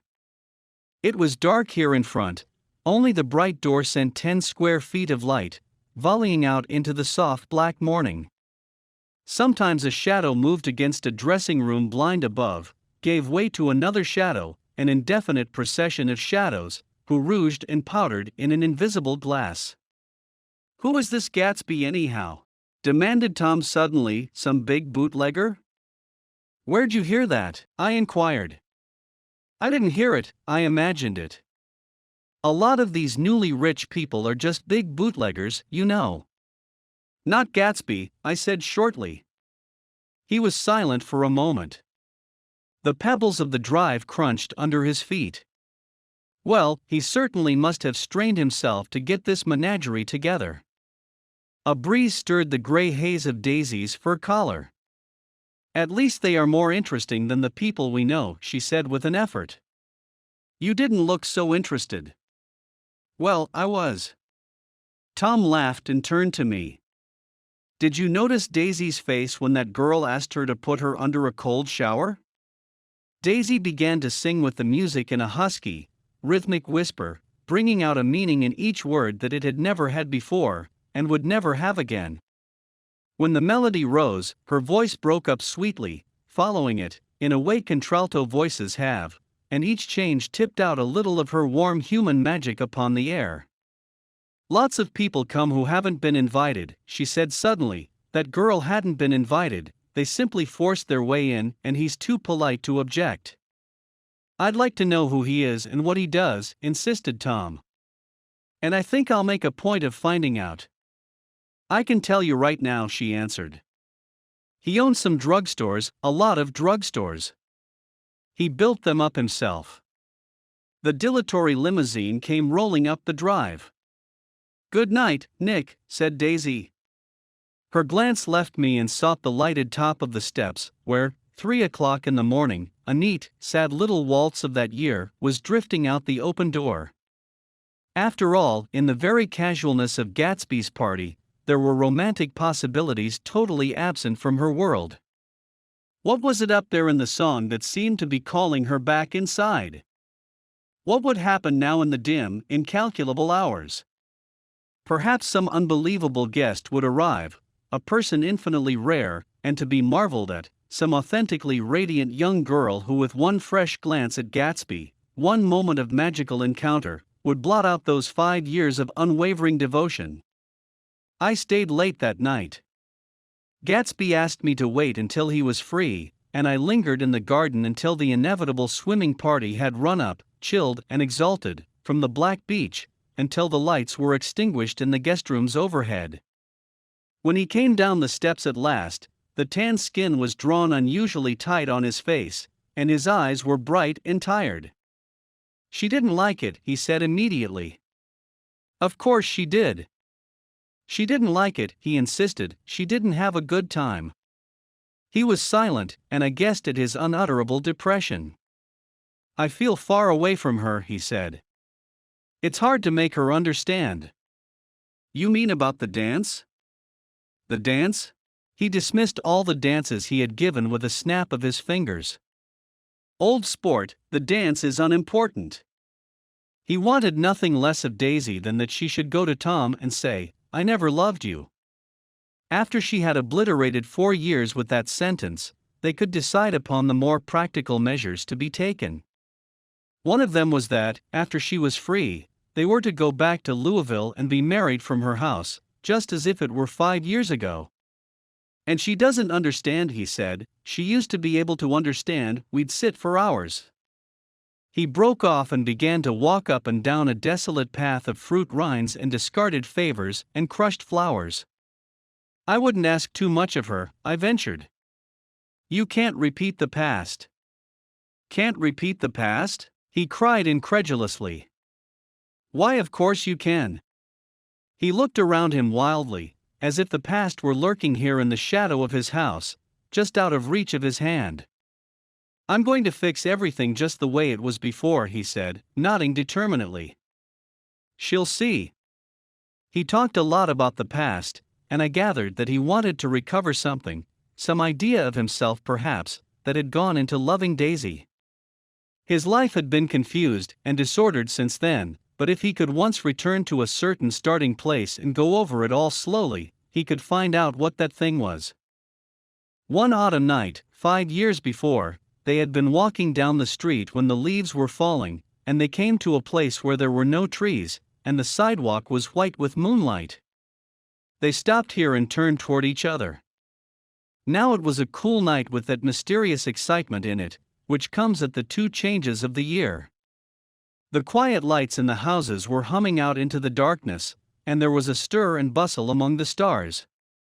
Out of the corner of his eye, Gatsby saw that the blocks of the sidewalks really formed a ladder, and mounted to a secret place above the trees. He could climb to it, if he climbed alone, and once there, he could suck on the pap of life, gulp down the incomparable milk of wonder. His heart beat faster as Daisy's white face came up to his own. He knew that when he kissed this girl, and forever wed his unutterable visions to her perishable breath, his mind would never romp again like the mind of God. So he waited, listening for a moment longer to the tuning fork that had been struck upon a star. Then he kissed her. At his lips' touch, she blossomed for him like a flower, and the incarnation was complete. Through all he said, even through his appalling sentimentality, I was reminded of something, an elusive rhythm, a fragment of lost words, that I had heard somewhere a long time ago. For a moment a phrase tried to take shape in my mouth, and my lips parted like a dumb man's, as though there was more struggling upon them than a wisp of startled air. But they made no sound, and what I had almost remembered was uncommunicable forever. Chapter 7. It was when curiosity about Gatsby was at its highest that the lights in his house failed to go on one Saturday night, and, as obscurely as it had begun, his career as Trimalchio was over. Only gradually did I become aware that the automobiles which turned expectantly into his drive stayed for just a minute and then drove sulkily away. Wondering if he were sick, I went over to find out. An unfamiliar butler with a villainous face squinted at me suspiciously from the door. "Is Mr. Gatsby sick?" "Nope." After a pause he added, "Sir," in a dilatory, grudging way. I hadn't seen him around, and I was rather worried. "Tell him Mr. Carroway came over." "Who?" he demanded rudely. "Carroway." "Carroway, all right, I'll tell him." Abruptly he slammed the door. My Finn informed me that Gatsby had dismissed every servant in his house a week ago and replaced them with half a dozen others, who never went into West Egg Village to be bribed by the tradesmen, but ordered moderate supplies over the telephone. The grocery boy reported that the kitchen looked like a pigsty, and the general opinion in the village was that the new people weren't servants at all. Next day Gatsby called me on the phone. "Going away?" I inquired. "No, old sport. I hear you fired all your servants." I wanted somebody who wouldn't gossip. Daisy comes over quite often, in the afternoons. So the whole caravansary had fallen in, like a card house at the disapproval in her eyes. There's some people Wolfsheim wanted to do something for. They're all brothers and sisters, they used to run a small hotel. I see. He was calling up at Daisy's request. Would I come to lunch at her house tomorrow? Miss Baker would be there. Half an hour later, Daisy herself telephoned and seemed relieved to find that I was coming. Something was up. And yet I couldn't believe that they would choose this occasion for a scene, especially for the rather harrowing scene that Gatsby had outlined in the garden. The next day was broiling, almost the last, certainly the warmest, of the summer. As my train emerged from the tunnel into sunlight, only the hot whistles of the National Biscuit Company broke the simmering hush at noon. The straw seats of the car hovered on the edge of combustion. The woman next to me perspired delicately for a while into her white shirtwaist, and then, as her newspaper dampened under her fingers, lapsed despairingly into deep heat with a desolate cry. Her pocketbook slapped to the floor. "Oh my," she gasped. I picked it up with a weary bend and handed it back to her, holding it at arm's length, and by the extreme tip of the corners to indicate that I had no designs upon it, but everyone nearby, including the woman, suspected me just the same. "Hot," said the conductor to familiar faces. "Some weather. Hot, hot, hot. Is it hot enough for you? Is it hot? Is it?" My commutation ticket came back to me with a dark stain from his hand. That anyone should care in this heat, whose flushed lips he kissed, whose head made damp the pajama pocket over his heart. Through the hall of the Buchanan's house blew a faint wind, carrying the sound of the telephone bell out to Gatsby and me, as we waited at the door. "The master's body?" roared the butler into the mouthpiece. "I'm sorry, madam, but we can't furnish it. It's far too hot to touch this noon." What he really said was, "Yes, yes, I'll see." He set down the receiver and came toward us, glistening slightly, to take our stiff straw hats. "Madam expects you in the salon," he cried, needlessly indicating the direction. In this heat, every extra gesture was an affront to the common store of life. The room, shadowed well with awnings, was dark and cool. Daisy and Jordan lay upon an enormous couch, like silver idols weighing down their own white dresses against the singing breeze of the fans. "We can't move," they said together. Jordan's fingers, powdered white over their tan, rested for a moment in mine. "And Mr. Thomas Buchanan, the athlete?" I inquired. Simultaneously I heard his voice, gruff, muffled, husky, at the hall telephone. Gatsby stood in the center of the crimson carpet, and gazed around with fascinated eyes. Daisy watched him and laughed, her sweet, exciting laugh. A tiny gust of powder rose from her bosom into the air. "The rumor is," whispered Jordan, "that that's Tom's girl on the telephone." We were silent.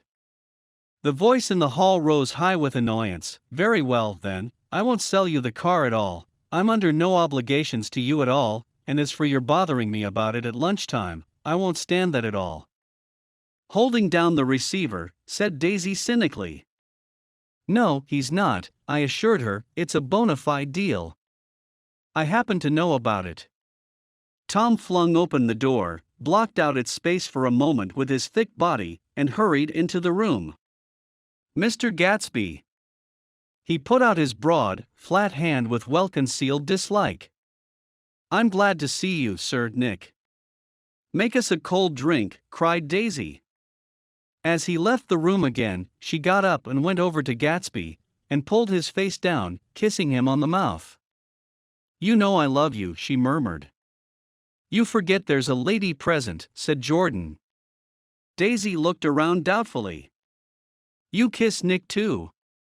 What a low, vulgar girl." "I don't care," cried Daisy, and began to clog on the brick fireplace. Then she remembered the heat and sat down guiltily on the couch, just as a freshly laundered nurse leading a little girl came into the room. "Bless said precious," she crooned, holding out her arms. "Come to your own mother that loves you." The child, relinquished by the nurse, rushed across the room and rooted shyly into her mother's dress. "The bless said precious. Did mother get powder on your old yellowy hair? Stand up now and say, how to do." Gatsby and I in turn, leaned down and took the small reluctant hand. Afterward he kept looking at the child with surprise. I don't think he had ever really believed in its existence before. "I got dressed before luncheon," said the child, turning eagerly to Daisy. "That's because your mother wanted to show you off." Her face bent into the single wrinkle of the small white neck. "You dream, you absolute little dream." "Yes," admitted the child calmly. "Aunt Jordan's got on a white dress too. How do you like mother's friends?" Daisy turned her around so that she faced Gatsby. "Do you think they're pretty?" "Where's Daddy?" "She doesn't look like her father," explained Daisy. "She looks like me, she's got my hair in shape of the face." Daisy sat back upon the couch. The nurse took a step forward and held out her hand. "Come, Pammy." "Goodbye, sweetheart." With a reluctant backward glance, the well-disciplined child held to her nurse's hand and was pulled out the door, just as Tom came back, preceding 4 gin rickeys that clicked full of ice. Gatsby took up his drink. "They certainly look cool," he said, with visible tension. We drank in long, greedy swallows. "I read somewhere that the sun's getting hotter every year," said Tom genially. "It seems that pretty soon, the Earth's going to fall into the sun, or wait a minute, it's just the opposite, the sun's getting colder every year." "Come outside," he suggested to Gatsby. "I'd like you to have a look at the place." I went with them out to the veranda. On the green sound, stagnant in the heat, one small sail crawled slowly toward the fresher sea. Gatsby's eyes followed it momentarily. He raised his hand and pointed across the bay. "I'm right across from you." "So you are." Our eyes lifted over the rose beds, and the hot lawn, and the weedy refuse of the dog days along shore. Slowly, the white wings of the boat moved against the blue cool limit of the sky. Ahead lay the scalloped ocean, and the abounding blessed isles. "There's sport for you," said Tom, nodding. "I'd like to be out there with him for about an hour." We had luncheon in the dining room, darkened too against the heat, and drank down nervous gaiety with the cold ale. "What'll we do with ourselves this afternoon?" cried Daisy, "and the day after that, and the next 30 years? "Don't be morbid," Jordan said. "Life starts all over again when it gets crisp in the fall." "But it's so hot," insisted Daisy, on the verge of tears, "and everything's so confused. Let's all go to town." Her voice struggled on, through the heat, beating against it, molding its senselessness into forms. "I've heard of making a garage out of a stable," Tom was saying to Gatsby, "but I'm the first man who ever made a stable out of a garage." "Who want to go to town?" demanded Daisy insistently. Gatsby's eyes floated toward her. She cried, "you look so cool." Their eyes met, and they stared together at each other, alone in space. With an effort she glanced down at the table. "You always look so cool," she repeated. She had told him that she loved him, and Tom Buchanan saw. He was astounded. His mouth opened a little, and he looked at Gatsby, and then back at Daisy, as if he had just recognized her as someone he knew a long time ago. "You resemble the advertisement of the man," she went on innocently. "You know the advertisement of the man." "All right," broke in Tom quickly, "I'm perfectly willing to go to town. Come on, we're all going to town." He got up, his eyes still flashing between Gatsby and his wife. No one moved. "Come on," his temper cracked a little. "What's the matter, anyhow? If we're going to town, let's start." His hand, trembling with his effort at self-control, bore to his lips the last of his glass of ale. Daisy's voice got us to our feet and out onto the blazing gravel drive. "Are we just going to go," she objected, "like this? Aren't we going to let anyone smoke a cigarette first? Everybody smoked all through lunch." "Oh, let's have fun," she begged him. "It's too hot to fuss." He didn't answer. "Have it your own way," she said. "Come on, Jordan." They went upstairs to get ready, while we 3 men stood there shuffling the hot pebbles with our feet. A silver curve of the moon hovered already in the western sky. Gatsby started to speak, changed his mind, but not before Tom wheeled and faced him expectantly. "Have you got your stables here?" asked Gatsby with an effort. "About a quarter of a mile down the road." "Oh." A pause. "I don't see the idea of going to town," broke out Tom savagely.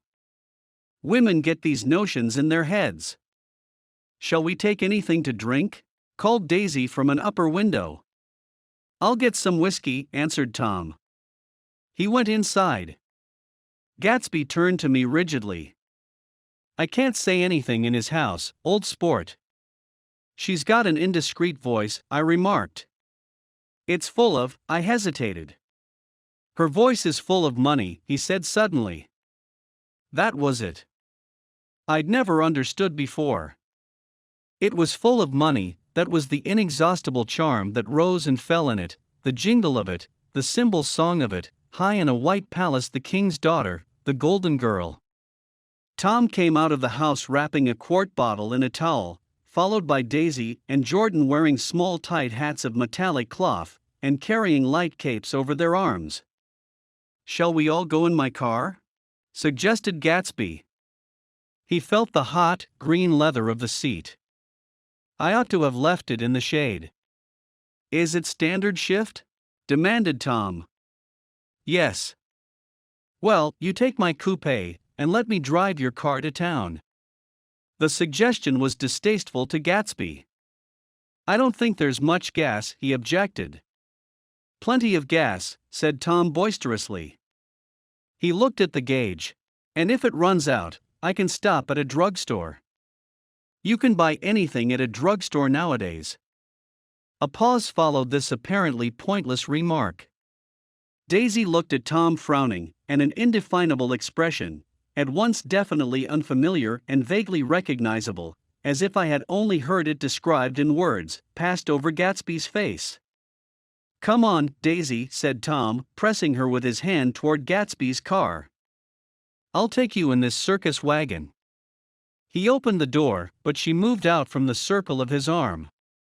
"You take Nick and Jordan. We'll follow you in the coupe." She walked close to Gatsby, touching his coat with her hand. Jordan and Tom and I got into the front seat of Gatsby's car. Tom pushed the unfamiliar gears tentatively, and we shot off into the oppressive heat, leaving them out of sight behind. "Did you see that?" demanded Tom. "See what?" He looked at me keenly, realizing that Jordan and I must have known all along. "You think I'm pretty dumb, don't you?" he suggested. "Perhaps I am, but I have almost a second sight, sometimes, that tells me what to do." "Maybe you don't believe that, but science." He paused. The immediate contingency overtook him, pulled him back from the edge of theoretical abyss. "I've made a small investigation of this fellow," he continued. "I could have gone deeper if I'd known." "Do you mean you've been to a medium?" inquired Jordan humorously. "What?" Confused, he stared at us as we laughed. "A medium?" "About Gatsby." "About Gatsby? No, I haven't." I said I'd been making a small investigation of his past. "And you found he was an Oxford man," said Jordan helpfully. "An Oxford man," he was incredulous. "Like hell he is, he wears a pink suit." "Nevertheless, he's an Oxford man." "Oxford, New Mexico," snorted Tom contemptuously, "or something like that." "Listen, Tom, if you're such a snob, why did you invite him to lunch?" demanded Jordan crossly. "Daisy invited him. She knew him before we were married, God knows where." We were all irritable now with the fading ale, and aware of it we drove for a while in silence. Then as Dr. T.J. Eckelberg's faded eyes came into sight down the road, I remembered Gatsby's caution about gasoline. "We've got enough to get us to town," said Tom. "But there's a garage right here," objected Jordan. "I don't want to get stalled in this baking heat." Tom threw on both brakes impatiently, and we slid to an abrupt dusty stop under Wilson's sign. After a moment the proprietor emerged from the interior of his establishment and gazed hollow-eyed at the car. "Let's have some gas," cried Tom roughly. "What do you think we stopped for, to admire the view?" "I'm sick," said Wilson without moving. "Been sick all day." "What's the matter?" "I'm all run down." "Well, shall I help myself?" Tom demanded. "You sounded well enough on the phone." With an effort Wilson left the shade in support of the doorway and, breathing hard, unscrewed the cap of the tank. In the sunlight, his face was green. "I didn't mean to interrupt your lunch," he said. "But I need money pretty bad, and I was wondering what you were going to do with your old car." "How do you like this one?" inquired Tom. "I bought it last week." "It's a nice yellow one," said Wilson, as he strained at the handle. "Like to buy it?" Big chance, Wilson smiled faintly. No, but I could make some money on the other. What do you want money for, all of a sudden? I've been here too long, I want to get away, my wife and I want to go west. Your wife does, exclaimed Tom, startled. She's been talking about it for 10 years. He rested for a moment against the pump, shading his eyes. And now she's going whether she wants to or not. I'm going to get her away. The coupe flashed by us with a flurry of dust, and the flash of a waving hand. What do I owe you? Demanded Tom harshly. I just got wised up to something funny the last 2 days, remarked Wilson. That's why I want to get away. That's why I've been bothering you about the car. What do I owe you? $20. The relentless beating heat was beginning to confuse me, and I had a bad moment there before I realized that so far, his suspicions hadn't alighted on Tom. He had discovered that Myrtle had some sort of life apart from him in another world, and the shock had made him physically sick. I stared at him, and then at Tom, who had made a parallel discovery less than an hour before, and it occurred to me that there was no difference between men in intelligence or race, so profound as the difference between the sick and the well. Wilson was so sick that he looked guilty, unforgivably guilty, as if he had just got some poor girl with child. I'll let you have that car, said Tom. I'll send it over tomorrow afternoon. That locality was always vaguely disquieting, even in the broad glare of afternoon, and now I turned my head as though I had been warned of something behind.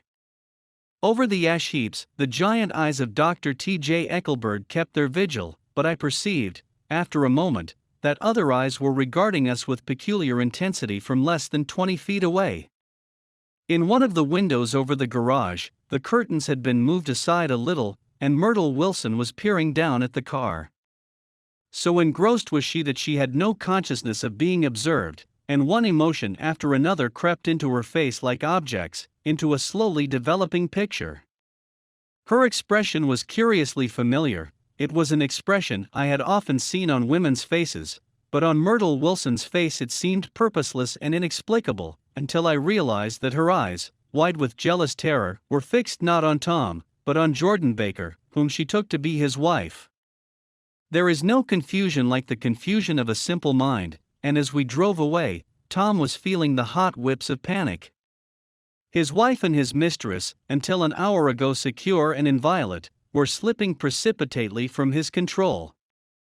Instinct made him step on the accelerator with the double purpose of overtaking Daisy and leaving Wilson behind, and we sped along toward Astoria at 50 miles an hour until, among the spidery girders of the elevated, we came in sight of the easy-going blue coupe. Those big movies around 50th Street are cool, suggested Jordan. I love New York on summer afternoons when everyone's away. There's something very sensuous about it, overripe, as if all sorts of funny fruits were going to fall into your hands. The word sensuous had the effect of further disquieting Tom, but before he could invent a protest, the coupe came to a stop, and Daisy signaled us to draw up alongside. "Where are we going?" she cried. "How about the movies?" "It's so hot," she complained. "You go, we'll ride around and meet you after." With an effort her wit rose faintly. "We'll meet you on some corner. I'll be the man smoking 2 cigarettes. "We can't argue about it here," Tom said impatiently, as a truck gave out a cursing whistle behind us. "You follow me to the south side of Central Park, in front of the plaza." Several times, he turned his head and looked back for their car, and if the traffic delayed them, he slowed up until they came into sight. I think he was afraid they would dart down a side street, and out of his life forever. But they didn't, and we all took the less explicable step of engaging the parlor of a suite in the Plaza Hotel. The prolonged and tumultuous argument, that ended by herding us into that room eludes me, though I have a sharp physical memory that, in the course of it, my underwear kept climbing like a damp snake around my legs, and intermittent beads of sweat raced cool across my back. The notion originated with Daisy's suggestion that we hire 5 bathrooms and take cold baths, and then assumed more tangible form as a place to have a mint julep. Each of us said over and over that it was a crazy idea. We all talked at once to a baffled clerk and thought, or pretended to think, that we were being very funny. The room was large and stifling, and, though it was already 4 o'clock, opening the windows admitted only a gust of hot shrubbery from the park. Daisy went to the mirror and stood with her back to us, fixing her hair. "It's a swell suite," whispered Jordan respectfully, and everyone laughed. "Open another window," commanded Daisy, without turning around. "There aren't any more." "Well, we'd better telephone for an axe." "The thing to do is to forget about the heat," said Tom impatiently. "You make it 10 times worse by crabbing about it." He unrolled the bottle of whiskey from the towel and put it on the table. "Why not let her alone, old sport?" remarked Gatsby.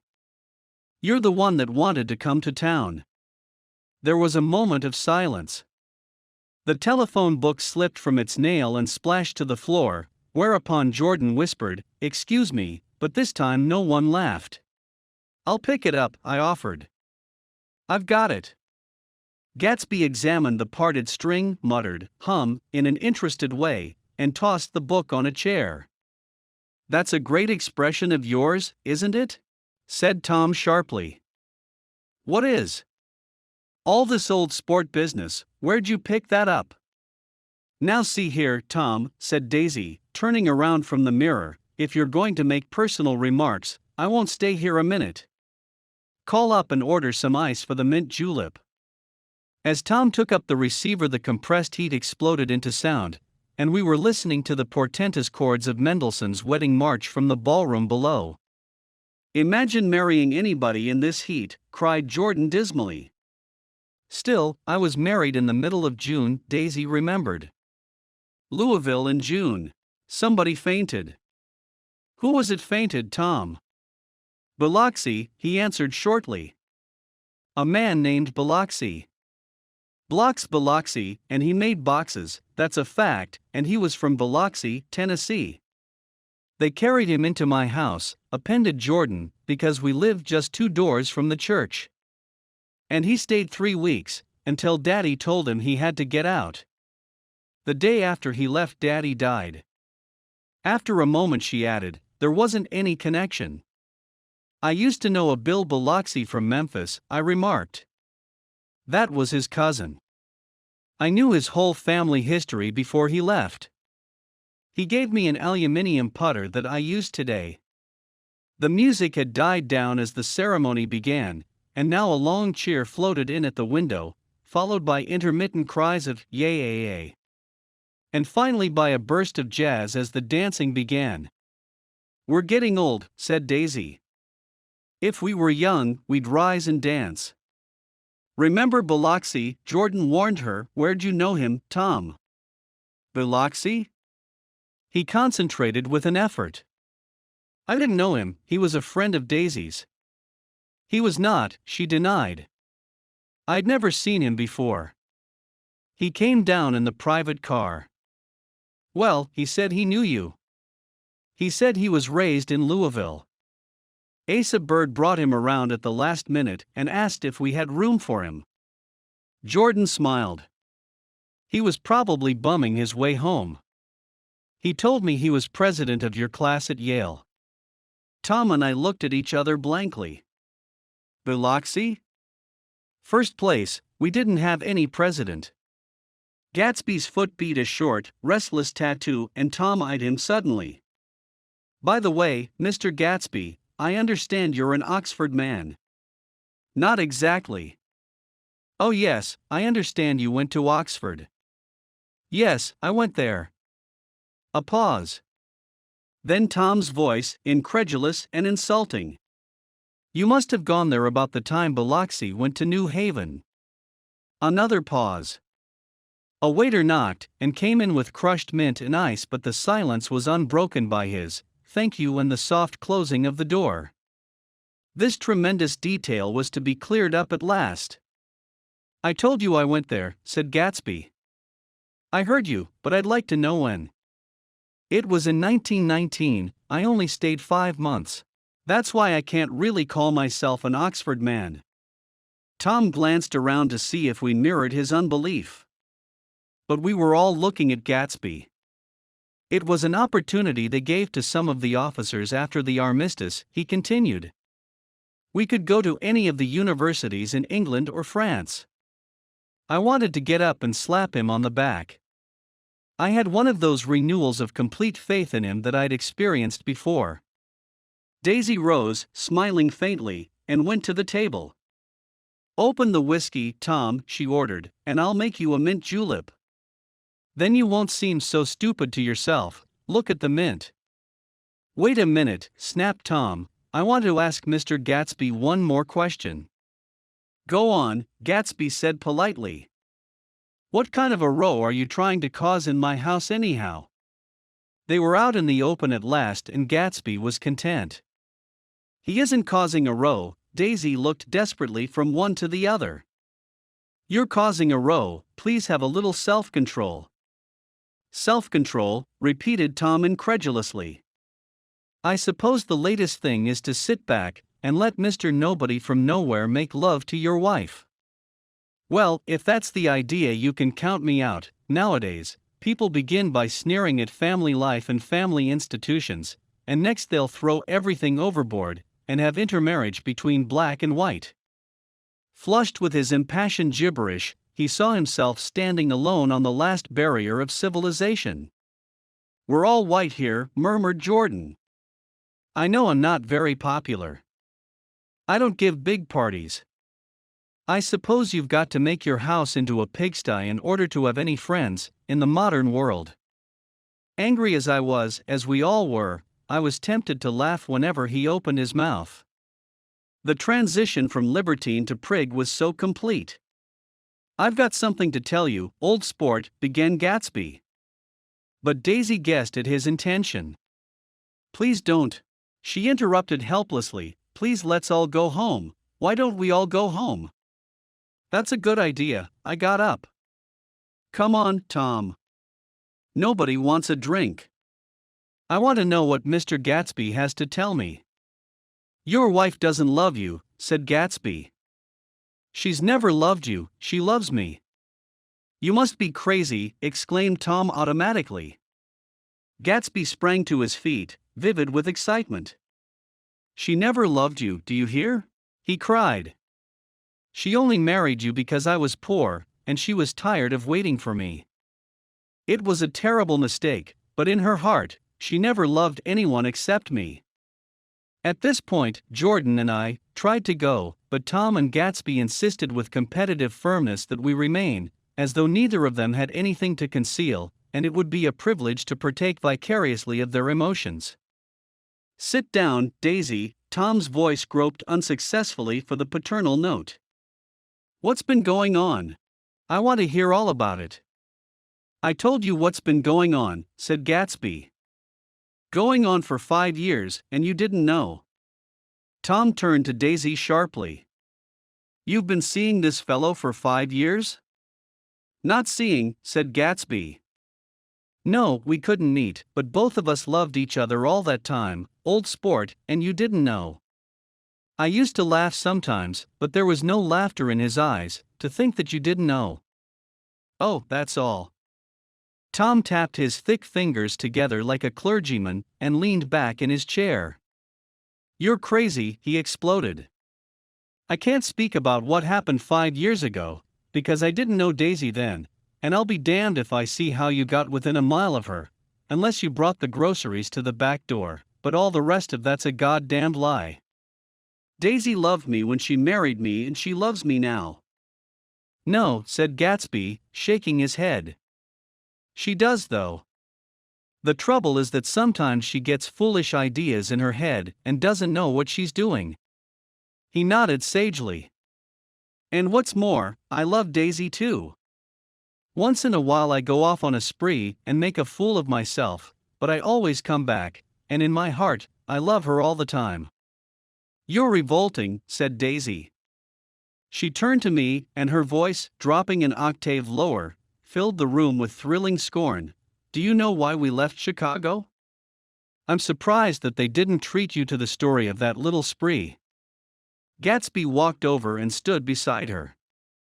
Daisy, that's all over now, he said earnestly. It doesn't matter anymore, just tell him the truth, that you never loved him, and it's all wiped out forever. She looked at him blindly. Why, how could I love him, possibly? You never loved him. She hesitated. Her eyes fell on Jordan and me, with a sort of appeal, as though she realized at last what she was doing, and as though she had never, all along, intended doing anything at all. But it was done now, it was too late. I never loved him, she said, with perceptible reluctance. Not at Kapiolani? Demanded Tom suddenly. No. From the ballroom beneath, muffled and suffocating chords were drifting up on hot waves of air. Not that day I carried you down from the punch bowl to keep your shoes dry? There was a husky tenderness in his tone, Daisy. Please don't.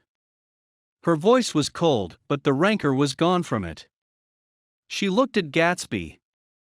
There, Jay, she said, but her hand as she tried to light a cigarette was trembling. Suddenly she threw the cigarette and the burning match on the carpet. Oh, you want too much, she cried to Gatsby. I love you now, isn't that enough? I can't help what's past. She began to sob helplessly. I did love him once, but I loved you too. Gatsby's eyes opened and closed. You loved me too? He repeated. Even that's a lie, said Tom savagely. She didn't know you were alive. Why, there's things between Daisy and me that you'll never know, things that neither of us can ever forget. The words seemed to bite physically into Gatsby. I want to speak to Daisy alone, he insisted. She's all excited now. Even alone, I can't say I never loved Tom, she admitted in a pitiful voice. It wouldn't be true. Of course it wouldn't, agreed Tom. She turned to her husband. As if it mattered to you, she said. Of course it matters. I'm going to take better care of you from now on. You don't understand, said Gatsby, with a touch of panic. You're not going to take care of her anymore. I'm not. Tom opened his eyes wide and laughed. He could afford to control himself now. Why's that? Daisy's leaving you. Nonsense. I am though, she said with a visible effort. She's not leaving me. Tom's words suddenly leaned down over Gatsby. Certainly not for a common swindler who'd have to steal the ring he put on her finger. I won't stand this, cried Daisy. Oh please, let's get out. Who are you anyhow? Broke out Tom. You're one of that bunch that hangs around with Meyer Wolfsheim, that much I happen to know. I've made a little investigation into your affairs, and I'll carry it further tomorrow. You can suit yourself about that, old sport, said Gatsby steadily. I found out what your drugstores were. He turned to us and spoke rapidly. He and this Wolfsheim bought up a lot of side street drugstores here, and in Chicago, and sold grain alcohol over the counter. That's one of his little stunts. I picked him for a bootlegger the first time I saw him, and I wasn't far wrong. What about it? Said Gatsby politely. I guess your friend Walter Chase wasn't too proud to come in on it. And you left him in the lurch, didn't you? You let him go to jail for a month over in New Jersey. God, you ought to hear Walter on the subject of you. He came to us dead broke. He was very glad to pick up some money, old sport. Don't you call me old sport, cried Tom. Gatsby said nothing. Walter could have you up on the betting laws too, but Wolfsheim scared him into shutting his mouth. That unfamiliar, yet recognizable look was back again in Gatsby's face. That drugstore business was just small change, continued Tom slowly, but you've got something on now that Walter's afraid to tell me about. I glanced at Daisy, who was staring terrified between Gatsby and her husband, and at Jordan, who had begun to balance an invisible but absorbing object on the tip of her chin. Then I turned back to Gatsby, and was startled at his expression. He looked, and this is said in all contempt for the babbled slander of his garden, as if he had killed a man. For a moment, the set of his face could be described in just that fantastic way. It passed, and he began to talk excitedly to Daisy, denying everything, defending his name against accusations that had not been made. But with every word she was drawing further and further into herself, so he gave that up, and only the dead dream fought on as the afternoon slipped away, trying to touch what was no longer tangible, struggling unhappily, undespairingly, toward that lost voice across the room. The voice begged again to go. "Please, Tom, I can't stand this anymore." Her frightened eyes told that whatever intentions, whatever courage she had had, were definitely gone. "You two start on home, Daisy," said Tom. "In Mr. Gatsby's car." She looked at Tom, alarmed now, but he insisted with magnanimous scorn. "Go on, he won't annoy you. I think he realizes that his presumptuous little flirtation is over." They were gone, without a word, snapped out, made accidental, isolated, like ghosts, even from our pity. After a moment, Tom got up and began wrapping the unopened bottle of whiskey in the towel. "Want any of this stuff? Jordan? Nick?" I didn't answer. "Nick?" he asked again. "What? Want any?" "No, I just remembered that today's my birthday." I was 30. Before me stretched the portentous, menacing road of a new decade. It was 7 o'clock when we got into the coupe with him, and started for Long Island. Tom talked incessantly, exulting and laughing, but his voice was as remote from Jordan and me as the foreign clamor on the sidewalk or the tumult of the elevated overhead. Human sympathy has its limits, and we were content to let all their tragic arguments fade with the city lights behind. 30, the promise of a decade of loneliness, a thinning list of single men to know, a thinning briefcase of enthusiasm, thinning hair. But there was Jordan beside me who, unlike Daisy, was too wise ever to carry well-forgotten dreams from age to age. As we passed over the dark bridge, her wan face fell lazily against my coat's shoulder, and the formidable stroke of 30 died away, with the reassuring pressure of her hand. So we drove on toward death through the cooling twilight. The young Greek, Michaelis, who ran the coffee joint beside the ash heaps, was the principal witness at the inquest. He had slept through the heat until after 5, when he strolled over to the garage and found George Wilson sick in his office, really sick, pale as his own pale hair, and shaking all over. Michaelis advised him to go to bed, but Wilson refused, saying that he'd miss a lot of business if he did. While his neighbor was trying to persuade him, a violent racket broke out overhead. "I've got my wife locked in up there," explained Wilson calmly. "She's going to stay there till the day after tomorrow, and then we're going to move away." Michaelis was astonished. They had been neighbors for 4 years, and Wilson had never seemed faintly capable of such a statement. Generally, he was one of these worn-out men. When he wasn't working, he sat on a chair in the doorway and stared at the people and the cars that passed along the road. When anyone spoke to him, he invariably laughed in an agreeable, colorless way. He was his wife's man and not his own. So naturally Michaelis tried to find out what had happened, but Wilson wouldn't say a word. Instead he began to throw curious, suspicious glances at his visitor and ask him what he'd been doing at certain times on certain days. Just as the latter was getting uneasy, some workmen came past the door bound for his restaurant, and Michaelis took the opportunity to get away, intending to come back later. But he didn't. He supposed he forgot to, that's all. When he came outside again, a little after 7, he was reminded of the conversation because he heard Mrs. Wilson's voice, loud and scolding, downstairs in the garage. "Beat me," he heard her cry. "Throw me down and beat me, you dirty little coward." A moment later she rushed out into the dusk, waving her hands and shouting. Before he could move from his door, the business was over. The death car, as the newspapers called it, didn't stop. It came out of the gathering darkness, wavered tragically for a moment, and then disappeared around the next bend. Mavro Michaelis wasn't even sure of its color. He told the first policeman that it was light green. The other car, the one going toward New York, came to rest 100 yards beyond, and its driver hurried back to where Myrtle Wilson, her life violently extinguished, knelt in the road, and mingled her thick dark blood with the dust.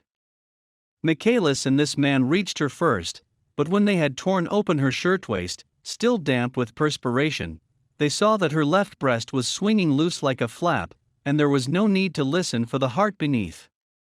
The mouth was wide open and ripped a little at the corners, as though she had choked a little, in giving up the tremendous vitality she had stored so long. We saw the 3 or 4 automobiles and the crowd, when we were still some distance away. "Wreck," said Tom, "that's good. Wilson'll have a little business at last." He slowed down, but still without any intention of stopping, until, as we came nearer, the hushed, intent faces of the people at the garage door made him automatically put on the brakes. "We'll take a look," he said doubtfully, "just a look." I became aware now of a hollow, wailing sound which issued incessantly from the garage, a sound which as we got out of the coupe and walked toward the door resolved itself into the words, "Oh my God," uttered over and over in a gasping moan. "There's some bad trouble here," said Tom excitedly. He reached up on tiptoes and peered over a circle of heads into the garage, which was lit only by a yellow light in a swinging metal basket overhead. Then he made a harsh sound in his throat, and with a violent thrusting movement of his powerful arms, pushed his way through. The circle closed up again with a running murmur of expostulation. It was a minute before I could see anything at all. Then new arrivals deranged the line, and Jordan and I were pushed suddenly inside. Myrtle Wilson's body, wrapped in a blanket, and then in another blanket, as though she suffered from a chill in the hot night, lay on a work table by the wall, and Tom, with his back to us, was bending over it, motionless. Next to him stood a motorcycle policeman taking down names with much sweat and correction in a little book. At first, I couldn't find the source of the high, groaning words that echoed clamorously through the bare garage. Then I saw Wilson standing on the raised threshold of his office, swaying back and forth and holding to the doorposts with both hands. Some man was talking to him in a low voice, and attempting from time to time to lay a hand on his shoulder, but Wilson neither heard nor saw. His eyes would drop slowly from the swinging light to the latent table by the wall, and then jerk back to the light again, and he gave out incessantly his high, horrible call. "Oh my God, oh my God. Oh God, oh my God." Presently, Tom lifted his head with a jerk and, after staring around the garage with glazed eyes, addressed a mumbled incoherent remark to the policeman. "M.A.V., the policeman was saying. "Oh.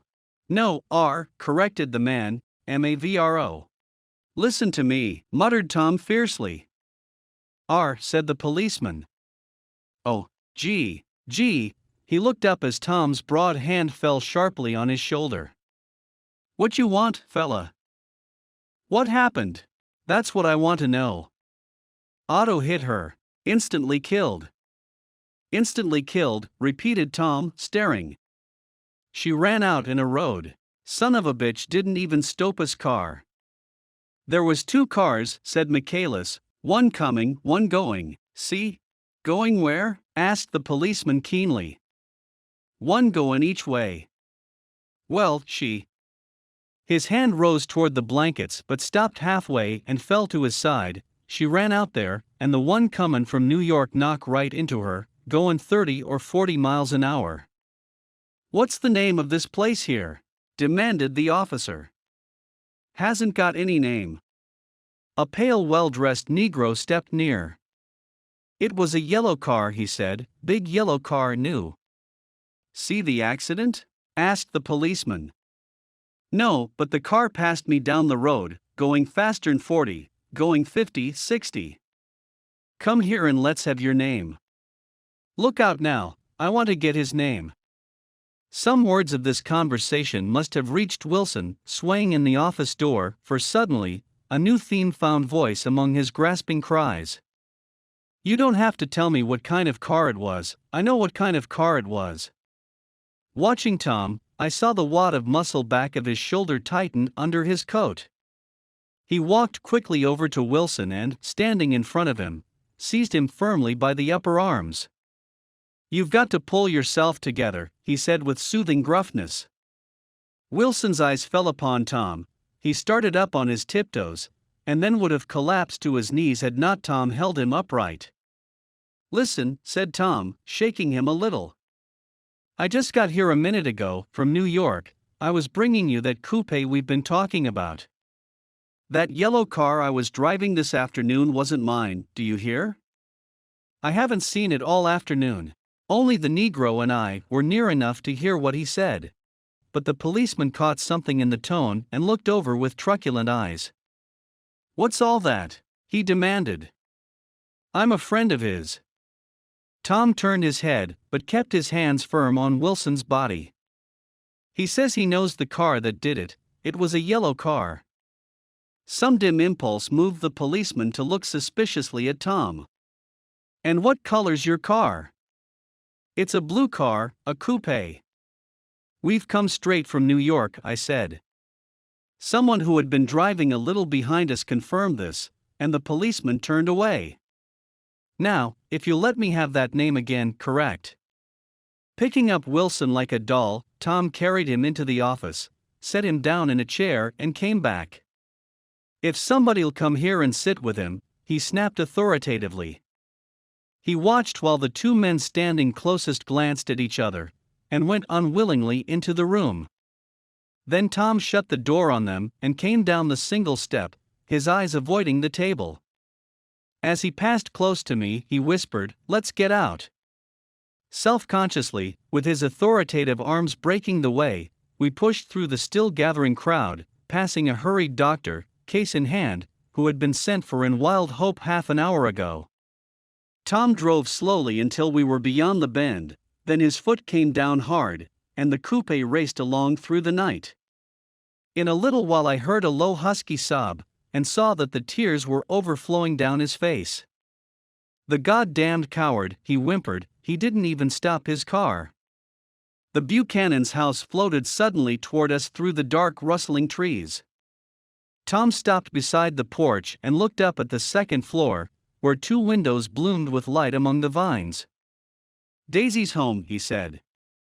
As we got out of the car, he glanced at me and frowned slightly. "I ought to have dropped you in West Egg, Nick. There's nothing we can do tonight." A change had come over him, and he spoke gravely and with decision.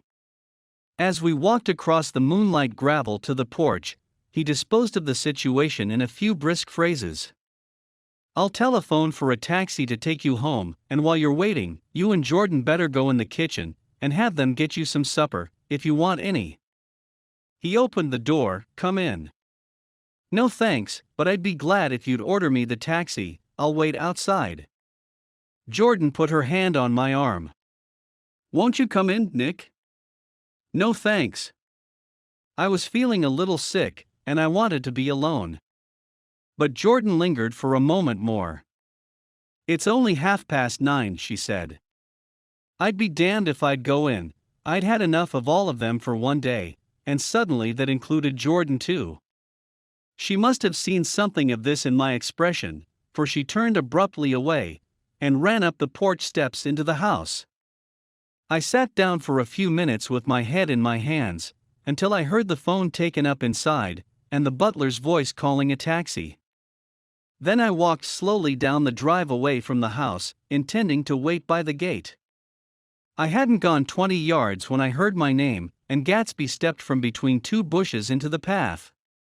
I must have felt pretty weird by that time, because I could think of nothing except the luminosity of his pink suit under the moon. "What are you doing?" I inquired. "Just standing here, old sport." Somehow, that seemed a despicable occupation. For all I knew, he was going to rob the house in a moment. I wouldn't have been surprised to see sinister faces, the faces of Wolfsheim's people, behind him in the dark shrubbery. "Did you see any trouble on the road?" he asked after a minute. "Yes." He hesitated. Was she killed? Yes. I thought so. I told Daisy I thought so. It's better that the shock should all come at once. She stood it pretty well. He spoke as if Daisy's reaction was the only thing that mattered. I got to West Egg by a side road, he went on, and left the car in my garage. I don't think anybody saw us, but of course I can't be sure. I disliked him so much by this time that I didn't find it necessary to tell him he was wrong. Who was the woman? He inquired. Her name was Wilson, her husband owns the garage. How the devil did it happen? Well, I tried to swing the wheel, he broke off, and suddenly I guessed at the truth. Was Daisy driving? Yes, he said after a moment, but of course I'll say I was. You see, when we left New York, she was very nervous, and she thought it would steady her to drive, and this woman rushed out at us just as we were passing a car coming the other way. It all happened in a minute, but it seemed to me that she wanted to speak to us, thought we were somebody she knew. Well, first Daisy turned away from the woman toward the other car, and then she lost her nerve and turned back. The second my hand reached the wheel I felt the shock. It must have killed her instantly. It ripped her open. Don't tell me, old sport. He winced. Anyhow, Daisy stepped on it. I tried to make her stop, but she couldn't, so I pulled on the emergency brake. Then she fell over into my lap and I drove on. She'll be all right tomorrow, he said presently. I'm just going to wait here and see if he tries to bother her about that unpleasantness this afternoon. She's locked herself into her room, and if he tries any brutality, she's going to turn the light out and on again. He won't touch her, I said, he's not thinking about her. I don't trust him, old sport. How long are you going to wait? All night, if necessary. Anyhow, till they all go to bed. A new point of view occurred to me. Suppose Tom found out that Daisy had been driving. He might think he saw a connection in it, he might think anything. I looked at the house, there were 2 or 3 bright windows downstairs, and the pink glow from Daisy's room on the ground floor. You wait here, I said. I'll see if there's any sign of a commotion. I walked back along the border of the lawn, traversed the gravel softly, and tiptoed up the veranda steps. The drawing room curtains were open, and I saw that the room was empty. Crossing the porch where we had dined the June night 3 months before, I came to a small rectangle of light which I guessed was the pantry window. The blind was drawn, but I found a rift at the sill. Daisy and Tom were sitting opposite each other at the kitchen table, with a plate of cold fried chicken between them, and 2 bottles of ale. He was talking intently across the table at her, and in his earnestness, his hand had fallen upon and covered her own. Once in a while, she looked up at him and nodded in agreement. They weren't happy, and neither of them had touched the chicken or the ale, and yet they weren't unhappy either. There was an unmistakable air of natural intimacy about the picture, and anybody would have said that they were conspiring together. As I tiptoed from the porch, I heard my taxi feeling its way along the dark road toward the house. Gatsby was waiting where I had left him in the drive. Is it all quiet up there? He asked anxiously. Yes, it's all quiet, I hesitated. You'd better come home and get some sleep. He shook his head. I want to wait here till Daisy goes to bed. Good night, old sport. He put his hands in his coat pockets and turned back eagerly to his scrutiny of the house, as though my presence marred the sacredness of the vigil. So I walked away and left him standing there in the moonlight, watching over nothing. Chapter 8. I couldn't sleep all night. A foghorn was groaning incessantly on the sound, and I tossed half-sick between grotesque reality and savage, frightening dreams. Toward dawn, I heard a taxi go up Gatsby's drive, and immediately, I jumped out of bed and began to dress. I felt that I had something to tell him, something to warn him about, and morning would be too late. Crossing his lawn, I saw that his front door was still open, and he was leaning against a table in the hall, heavy with dejection or sleep. Nothing happened, he said wanly. I waited, and about 4 o'clock she came to the window, and stood there for a minute, and then turned out the light. His house had never seemed so enormous to me as it did that night when we hunted through the great rooms for cigarettes. We pushed aside curtains that were like pavilions, and felt over innumerable feet of dark wall for electric light switches. Once I tumbled with a sort of splash upon the keys of a ghostly piano. There was an inexplicable amount of dust everywhere, and the rooms were musty, as though they hadn't been aired for many days. I found the humidor on an unfamiliar table, with 2 stale, dry cigarettes inside. Throwing open the French windows of the drawing room, we sat smoking out into the darkness. "You ought to go away," I said, "it's pretty certain they'll trace your car." "Go away now, old sport? Go to Atlantic City for a week, or up to Montreal." He wouldn't consider it. He couldn't possibly leave Daisy until he knew what she was going to do. He was clutching at some last hope, and I couldn't bear to shake him free. It was this night that he told me the strange story of his youth with Dan Cody, told it to me because Jay Gatsby had broken up like glass against Tom's hard malice, and the long secret extravaganza was played out. I think that he would have acknowledged anything now, without reserve, but he wanted to talk about Daisy. She was the first nice girl he had ever known. In various unrevealed capacities, he had come in contact with such people, but always with indiscernible barbed wire between. He found her excitingly desirable. He went to her house, at first with other officers from Camp Taylor, then alone. It amazed him, he had never been in such a beautiful house before. But what gave it an air of breathless intensity was that Daisy lived there. It was as casual a thing to her as his tent out at camp was to him. There was a ripe mystery about it, a hint of bedrooms upstairs, more beautiful and cool than other bedrooms, of gay and radiant activities taking place through its corridors, and of romances that were not musty and laid away, already in lavender, but fresh and breathing and redolent of this year's shining motor cars, and of dances whose flowers were scarcely withered. It excited him too, that many men had already loved Daisy. It increased her value in his eyes. He felt their presence all about the house, pervading the air with the shades and echoes of still vibrant emotions. But he knew that he was in Daisy's house by a colossal accident. However glorious might be his future as Jay Gatsby, he was at present a penniless young man without a past, and at any moment, the invisible cloak of his uniform might slip from his shoulders. So he made the most of his time.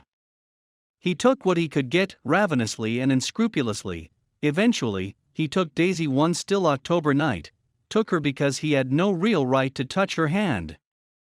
He might have despised himself, for he had certainly taken her under false pretenses. I don't mean that he had traded on his phantom millions, but he had deliberately given Daisy a sense of security. He let her believe that he was a person from much the same strata as herself, that he was fully able to take care of her. As a matter of fact, he had no such facilities, he had no comfortable family standing behind him, and he was liable at the whim of an impersonal government to be blown anywhere about the world. But he didn't despise himself, and it didn't turn out as he had imagined. He had intended, probably, to take what he could and go, but now he found that he had committed himself to the following of a grail. He knew that Daisy was extraordinary, but he didn't realize just how extraordinary a nice girl could be. She vanished into her rich house, into her rich, full life, leaving Gatsby nothing.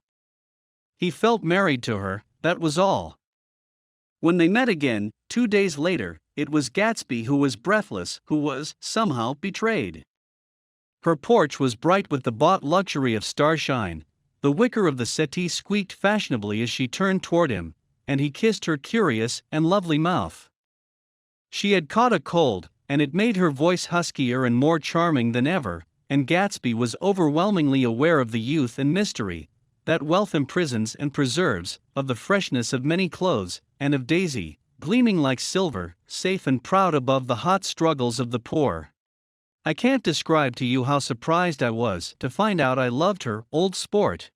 I even hoped for a while that she'd throw me over, but she didn't, because she was in love with me too. She thought I knew a lot because I knew different things from her. Well, there I was, way off my ambitions, getting deeper in love every minute, and all of a sudden, I didn't care. What was the use of doing great things, if I could have a better time telling her what I was going to do? On the last afternoon before he went abroad, he sat with Daisy in his arms for a long, silent time. It was a cold fall day, with fire in the room, and her cheeks flushed. Now and then she moved, and he changed his arm a little, and once he kissed her dark shining hair. The afternoon had made them tranquil for a while, as if to give them a deep memory for the long parting the next day promised. They had never been closer in their month of love, nor communicated more profoundly one with another, than when she brushed silent lips against his coat's shoulder, or when he touched the end of her fingers, gently, as though she were asleep. He did extraordinarily well in the war. He was a captain before he went to the front, and following the Argonne battles he got his majority, and the command of the divisional machine guns. After the armistice, he tried frantically to get home, but some complication or misunderstanding sent him to Oxford instead. He was worried now. There was a quality of nervous despair in Daisy's letters. She didn't see why he couldn't come. She was feeling the pressure of the world outside, and she wanted to see him, and feel his presence beside her, and be reassured that she was doing the right thing after all. For Daisy was young and her artificial world was redolent of orchids and pleasant, cheerful snobbery, and orchestras which set the rhythm of the year, summing up the sadness and suggestiveness of life in new tunes. All night the saxophones wailed the hopeless comment of the Beale Street Blues, while 100 pairs of golden and silver slippers shuffled the shining dust. At the grey tea hour, there were always rooms that throbbed incessantly with this low, sweet fever, while fresh faces drifted here and there, like rose petals blown by the sad horns around the floor. Through this twilight universe, Daisy began to move again with the season. Suddenly she was again, keeping half a dozen dates a day with half a dozen men, and drowsing asleep at dawn with the beads and chiffon of an evening dress tangled among dying orchids, on the floor beside her bed. And all the time something within her was crying for a decision. She wanted her life shaped now, immediately, and the decision must be made by some force of love, of money, of unquestionable practicality, that was close at hand. That force took shape in the middle of spring with the arrival of Tom Buchanan. There was a wholesome bulkiness about his person and his position, and Daisy was flattered. Doubtless, there was a certain struggle and a certain relief. The letter reached Gatsby while he was still at Oxford. It was dawn now on Long Island, and we went about opening the rest of the windows downstairs, filling the house with gold-turning light. The shadow of a tree fell abruptly across the dew, and ghostly birds began to sing among the blue leaves. There was a slow, pleasant movement in the air, scarcely a wind, promising a cool, lovely day. I don't think she ever loved him. Gatsby turned around from a window and looked at me challengingly. You must remember, old sport, she was very excited this afternoon. He told her those things in a way that frightened her, that made it look as if I was some kind of cheap sharper. And the result was she hardly knew what she was saying. He sat down gloomily. Of course she might have loved him just for a minute, when they were first married, and loved me more even then, do you see? Suddenly, he came out with a curious remark. In any case, he said, it was just personal. What could you make of that, except to suspect some intensity in his conception of the affair that couldn't be measured? He came back from France when Tom and Daisy were still on their wedding trip, and made a miserable, but irresistible journey to Louisville on the last of his army pay. He stayed there a week, walking the streets where their footsteps had clicked together through the November night, and revisiting the out-of-the-way places to which they had driven in her white car. Just as Daisy's house had always seemed to him more mysterious and gay than other houses, so his idea of the city itself, even though she was gone from it, was pervaded with a melancholy beauty. He left feeling that if he had searched harder, he might have found her, that he was leaving her behind. The day coach, he was penniless now, was hot. He went out to the open vestibule and sat down on a folding chair, and the station slid away, and the backs of unfamiliar buildings moved by. Then out into the spring fields, where a yellow trolley raced them for a minute with people in it, who might once have seen the pale magic of her face. Along the casual street. The track curved, and now it was going away from the sun, which, as it sank lower, seemed to spread itself in benediction over the vanishing city where she had drawn her breath. He stretched out his hand desperately as if to snatch only a wisp of air, to save a fragment of the spot that she had made lovely for him. But it was all going by too fast now for his blurred eyes, and he knew that he had lost that part of it, the freshest and the best, forever. It was 9 o'clock when we finished breakfast and went out on the porch. The night had made a sharp difference in the weather, and there was an autumn flavor in the air. The gardener, the last one of Gatsby's former servants, came to the foot of the steps. "I'm going to drain the pool today, Mr. Gatsby. Leaves'll start falling pretty soon, and then there's always trouble with the pipes." "Don't do it today," Gatsby answered. He turned to me apologetically. "You know, old sport, I've never used that pool all summer." I looked at my watch and stood up. 12 minutes to my train. I didn't want to go to the city. I wasn't worth a decent stroke of work, but it was more than that, I didn't want to leave Gatsby. I missed that train and then another before I could get myself away. "I'll call you up," I said finally. "Do, old sport. I'll call you about noon." We walked slowly down the steps. "I suppose Daisy'll call too." He looked at me anxiously, as if he hoped I'd corroborate this. "I suppose so." "Well, goodbye." We shook hands, and I started away. Just before I reached the hedge, I remembered something and turned around. "They're a rotten crowd," I shouted across the lawn. "You're worth the whole damn bunch put together." I've always been glad I said that. It was the only compliment I ever gave him, because I disapproved of him from beginning to end. First, he nodded politely, and then his face broke into that radiant and understanding smile, as if we'd been in ecstatic cahoots on that fact all the time.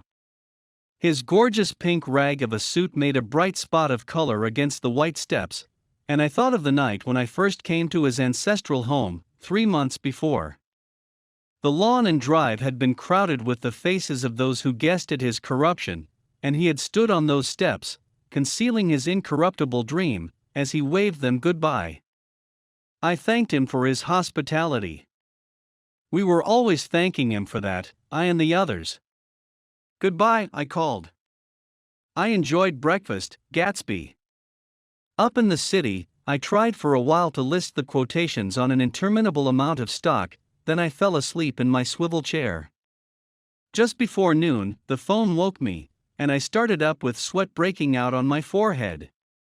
It was Jordan Baker. She often called me up at this hour, because the uncertainty of her own movements between hotels and clubs and private houses made her hard to find in any other way.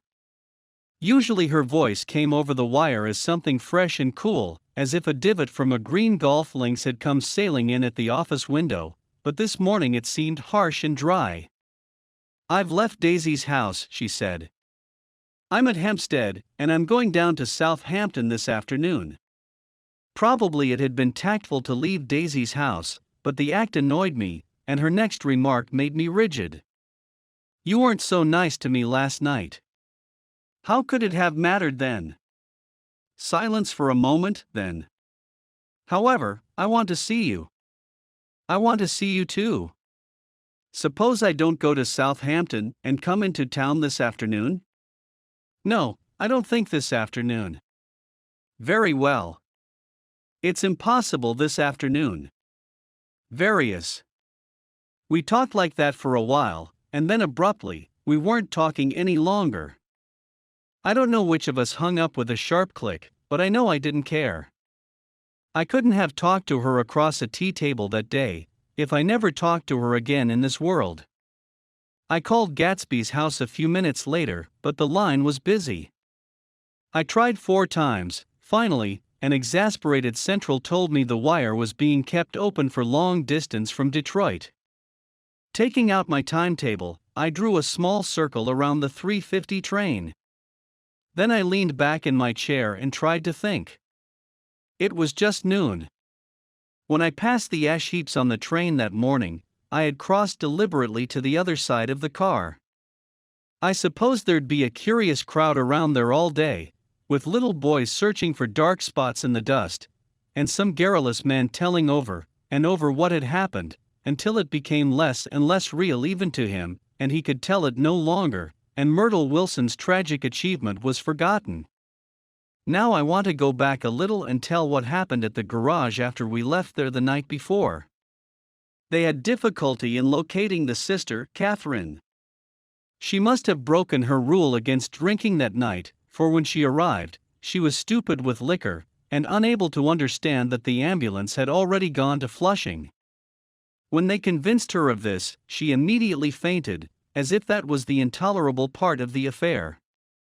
Someone, kind or curious, took her in his car, and drove her in the wake of her sister's body. Until long after midnight, a changing crowd lapped up against the front of the garage, while George Wilson rocked himself back and forth on the couch inside. For a while, the door of the office was open, and everyone who came into the garage glanced irresistibly through it. Finally, someone said it was a shame and closed the door.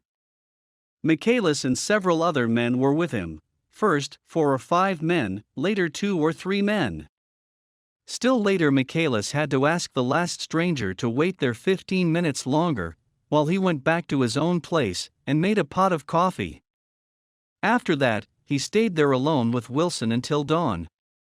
About 3 o'clock, the quality of Wilson's incoherent muttering changed. He grew quieter and began to talk about the yellow car. He announced that he had a way of finding out whom the yellow car belonged to, and then he blurted out that a couple of months ago his wife had come from the city with her face bruised and her nose swollen. But when he heard himself say this, he flinched and began to cry, "Oh my God," again in his groaning voice. Michaelis made a clumsy attempt to distract him. "How long have you been married, George? Come on there, try and sit still a minute and answer my question. How long have you been married?"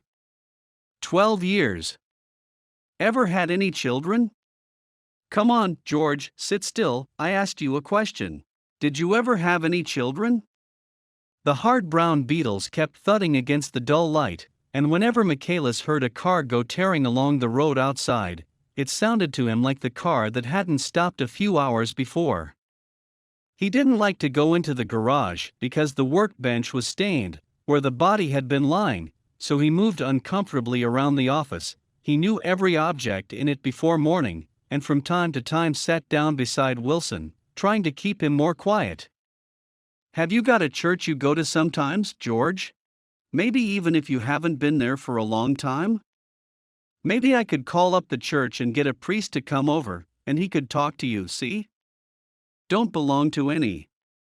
You ought to have a church, George, for times like this. You must have gone to church once. Didn't you get married in a church? Listen, George, listen to me. Didn't you get married in a church? That was a long time ago." The effort of answering broke the rhythm of his rocking. For a moment he was silent. Then the same half-knowing, half-bewildered look came back into his faded eyes. "Look in the drawer there," he said, pointing at the desk. "Which drawer?" "That drawer, that one." Michaelis opened the drawer nearest his hand. There was nothing in it but a small, expensive dog leash, made of leather and braided silver. It was apparently new. "This?" he inquired, holding it up. Wilson stared and nodded. "I found it yesterday afternoon. She tried to tell me about it, but I knew it was something funny." "You mean your wife bought it?" "She had it wrapped in tissue paper on her bureau." Michaelis didn't see anything odd in that, and he gave Wilson a dozen reasons why his wife might have bought the dog leash. But conceivably, Wilson had heard some of these same explanations before from Myrtle, because he began saying, "Oh my God." Again in a whisper, his comforter left several explanations in the air. "Then he killed her," said Wilson. His mouth dropped open suddenly. "Who did?" "I have a way of finding out." "You're morbid, George," said his friend. "This has been a strain to you, and you don't know what you're saying. You'd better try and sit quiet till morning." "He murdered her." "It was an accident, George." Wilson shook his head, his eyes narrowed, and his mouth widened slightly with the ghost of a superior hum. "I know," he said definitely. "I'm one of these trusting fellas, and I don't think any harm to nobody, but when I get to know a thing I know it. It was the man in that car." She ran out to speak to him, and he wouldn't stop. Michaelis had seen this too, but it hadn't occurred to him that there was any special significance in it. He believed that Mrs. Wilson had been running away from her husband, rather than trying to stop any particular car. How could she have been like that? "She's a deep one," said Wilson, as if that answered the question. "R." He began to rock again, and Michaelis stood twisting the leash in his hand. "Maybe you got some friend that I could telephone for, George?" This was a forlorn hope. He was almost sure that Wilson had no friend. There was not enough of him for his wife. He was glad a little later when he noticed a change in the room, a blue quickening by the window, and realized that dawn wasn't far off. About 5 o'clock it was blue enough outside to snap off the light. Wilson's glazed eyes turned out to the ash heaps, where small gray clouds took on fantastic shapes and scurried here and there, in the faint dawn wind. "I spoke to her," he muttered, after a long silence. "I told her she might fool me, but she couldn't fool God. I took her to the window." With an effort he got up, and walked to the rear window, and leaned with his face pressed against it, and I said, "God knows what you've been doing, everything you've been doing. You may fool me, but you can't fool God." Standing behind him, Michaelis saw with a shock that he was looking at the eyes of Dr. T.J. Eckelberg, which had just emerged, pale and enormous, from the dissolving night. "God sees everything," repeated Wilson. "That's an advertisement," Michaelis assured him. Something made him turn away from the window and look back into the room. But Wilson stood there a long time, his face close to the window pane, nodding into the twilight. By 6 o'clock, Michaelis was worn out, and grateful for the sound of a car stopping outside. It was one of the watchers of the night before who had promised to come back, so he cooked breakfast for 3, which he and the other man ate together. Wilson was quieter now, and Michaelis went home to sleep. When he awoke 4 hours later and hurried back to the garage, Wilson was gone. His movements, he was on foot all the time, were afterward traced to Port Roosevelt, and then to Gads Hill, where he bought a sandwich that he didn't eat, and a cup of coffee. He must have been tired and walking slowly, for he didn't reach Gads Hill until noon. Thus far, there was no difficulty in accounting for his time. There were boys who had seen a man acting sort of crazy, and motorists, at whom he stared oddly from the side of the road. Then for 3 hours he disappeared from view. The police, on the strength of what he said to Michaelis, that he had a way of finding out, supposed that he spent that time going from garage to garage thereabout, inquiring for a yellow car. On the other hand, no garage man who had seen him ever came forward, and perhaps he had an easier, surer way of finding out what he wanted to know. By 2:30 he was in West Egg, where he asked someone the way to Gatsby's house. So by that time he knew Gatsby's name. At 2 o'clock, Gatsby put on his bathing suit, and left word with the butler that if anyone phoned word was to be brought to him at the pool. He stopped at the garage for a pneumatic mattress that had amused his guests during the summer, and the chauffeur helped him to pump it up. Then he gave instructions that the open car wasn't to be taken out under any circumstances, and this was strange, because the front right fender needed repair. Gatsby shouldered the mattress and started for the pool. Once he stopped and shifted it a little, and the chauffeur asked him if he needed help, but he shook his head and in a moment disappeared among the yellowing trees. No telephone message arrived, but the butler went without his sleep and waited for it until 4 o'clock, until long after there was anyone to give it to if it came. I have an idea that Gatsby himself didn't believe it would come, and perhaps he no longer cared. If that was true, he must have felt that he had lost the old warm world, paid a high price for living too long with a single dream. He must have looked up at an unfamiliar sky through frightening leaves, and shivered as he found what a grotesque thing a rose is, and how raw the sunlight was upon the scarcely created grass. A new world, material without being real, where poor ghosts, breathing dreams like air, drifted fortuitously about, like that ashen, fantastic figure gliding toward him through the amorphous trees. The chauffeur, he was one of Wolfshiam's protégés, heard the shots. Afterwards, he could only say that he hadn't thought anything much about them. I drove from the station directly to Gatsby's house, and my rushing anxiously up the front steps was the first thing that alarmed anyone. But they knew then, I firmly believe. With scarcely a word said, 4 of us, the chauffeur, butler, gardener, and I, hurried down to the pool. There was a faint, barely perceptible movement of the water as the fresh flow from one end urged its way toward the drain at the other. With little ripples that were hardly the shadows of waves, the laden mattress moved irregularly down the pool. A small gust of wind that scarcely corrugated the surface was enough to disturb its accidental course with its accidental burden. The touch of a cluster of leaves revolved it slowly, tracing, like the leg of transit, a thin red circle in the water. It was after we started with Gatsby toward the house that the gardener saw Wilson's body a little way off in the grass, and the Holocaust was complete. Chapter 9. After 2 years, I remember the rest of that day, and that night, and the next day, only as an endless drill of police, and photographers, and newspapermen, in and out of Gatsby's front door. A rope stretched across the main gate, and a policeman by it, kept out the curious, but little boys soon discovered that they could enter through my yard, and there were always a few of them clustered open-mouthed about the pool. Someone with a positive manner, perhaps a detective, used the expression, madman, as he bent over Wilson's body that afternoon, and the adventitious authority of his voice set the key for the newspaper reports next morning. Most of those reports were a nightmare, grotesque, circumstantial, eager, and untrue. When Michaelis's testimony at the inquest brought to light Wilson's suspicions of his wife, I thought the whole tale would shortly be served up in racy pasquinade, but Catherine, who might have said anything, didn't say a word. She showed a surprising amount of character about it too, looked at the coroner with determined eyes, under that corrected brow of hers, and swore that her sister had never seen Gatsby, that her sister was completely happy with her husband, that her sister had been into no mischief whatever.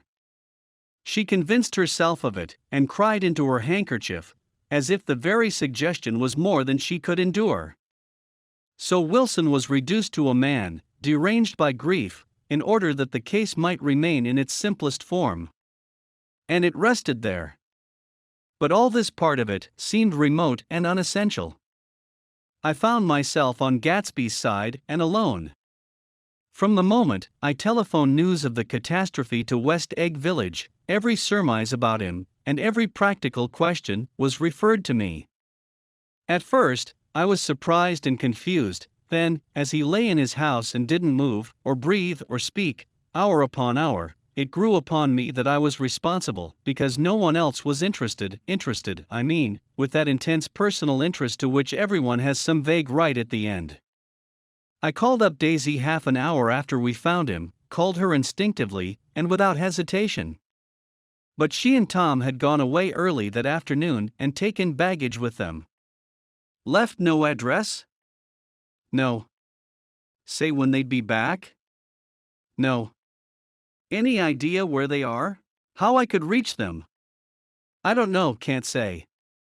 I wanted to get somebody for him. I wanted to go into the room where he lay and reassure him, I'll get somebody for you, Gatsby. Don't worry.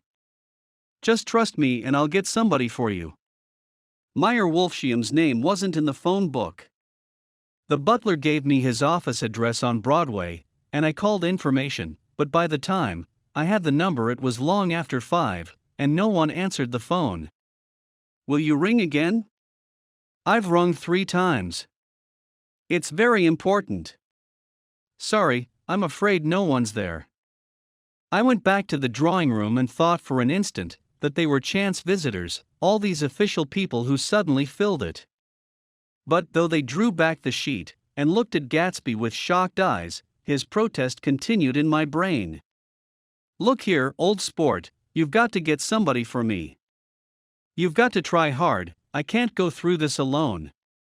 Someone started to ask me questions, but I broke away, and going upstairs looked hastily through the unlocked parts of his desk. He'd never told me definitely that his parents were dead. But there was nothing, only the picture of Dan Cody, a token of forgotten violence, staring down from the wall. Next morning, I sent the butler to New York with a letter to Wolfsham, which asked for information, and urged him to come out on the next train. That request seemed superfluous when I wrote it. I was sure he'd start when he saw the newspapers, just as I was sure there'd be a wire from Daisy before noon, but neither a wire nor Mr. Wolfsham arrived. No one arrived except more police and photographers and newspaper men. When the butler brought back Wolfsham's answer, I began to have a feeling of defiance, of scornful solidarity between Gatsby and me against them all. Dear Mr. Carraway, this has been one of the most terrible shocks of my life to me. I hardly can believe it that it is true at all. Such a mad act as that man did should make us all think. I cannot come down now as I am tied up in some very important business, and cannot get mixed up in this thing now. If there is anything I can do a little later, let me know in a letter by Edgar.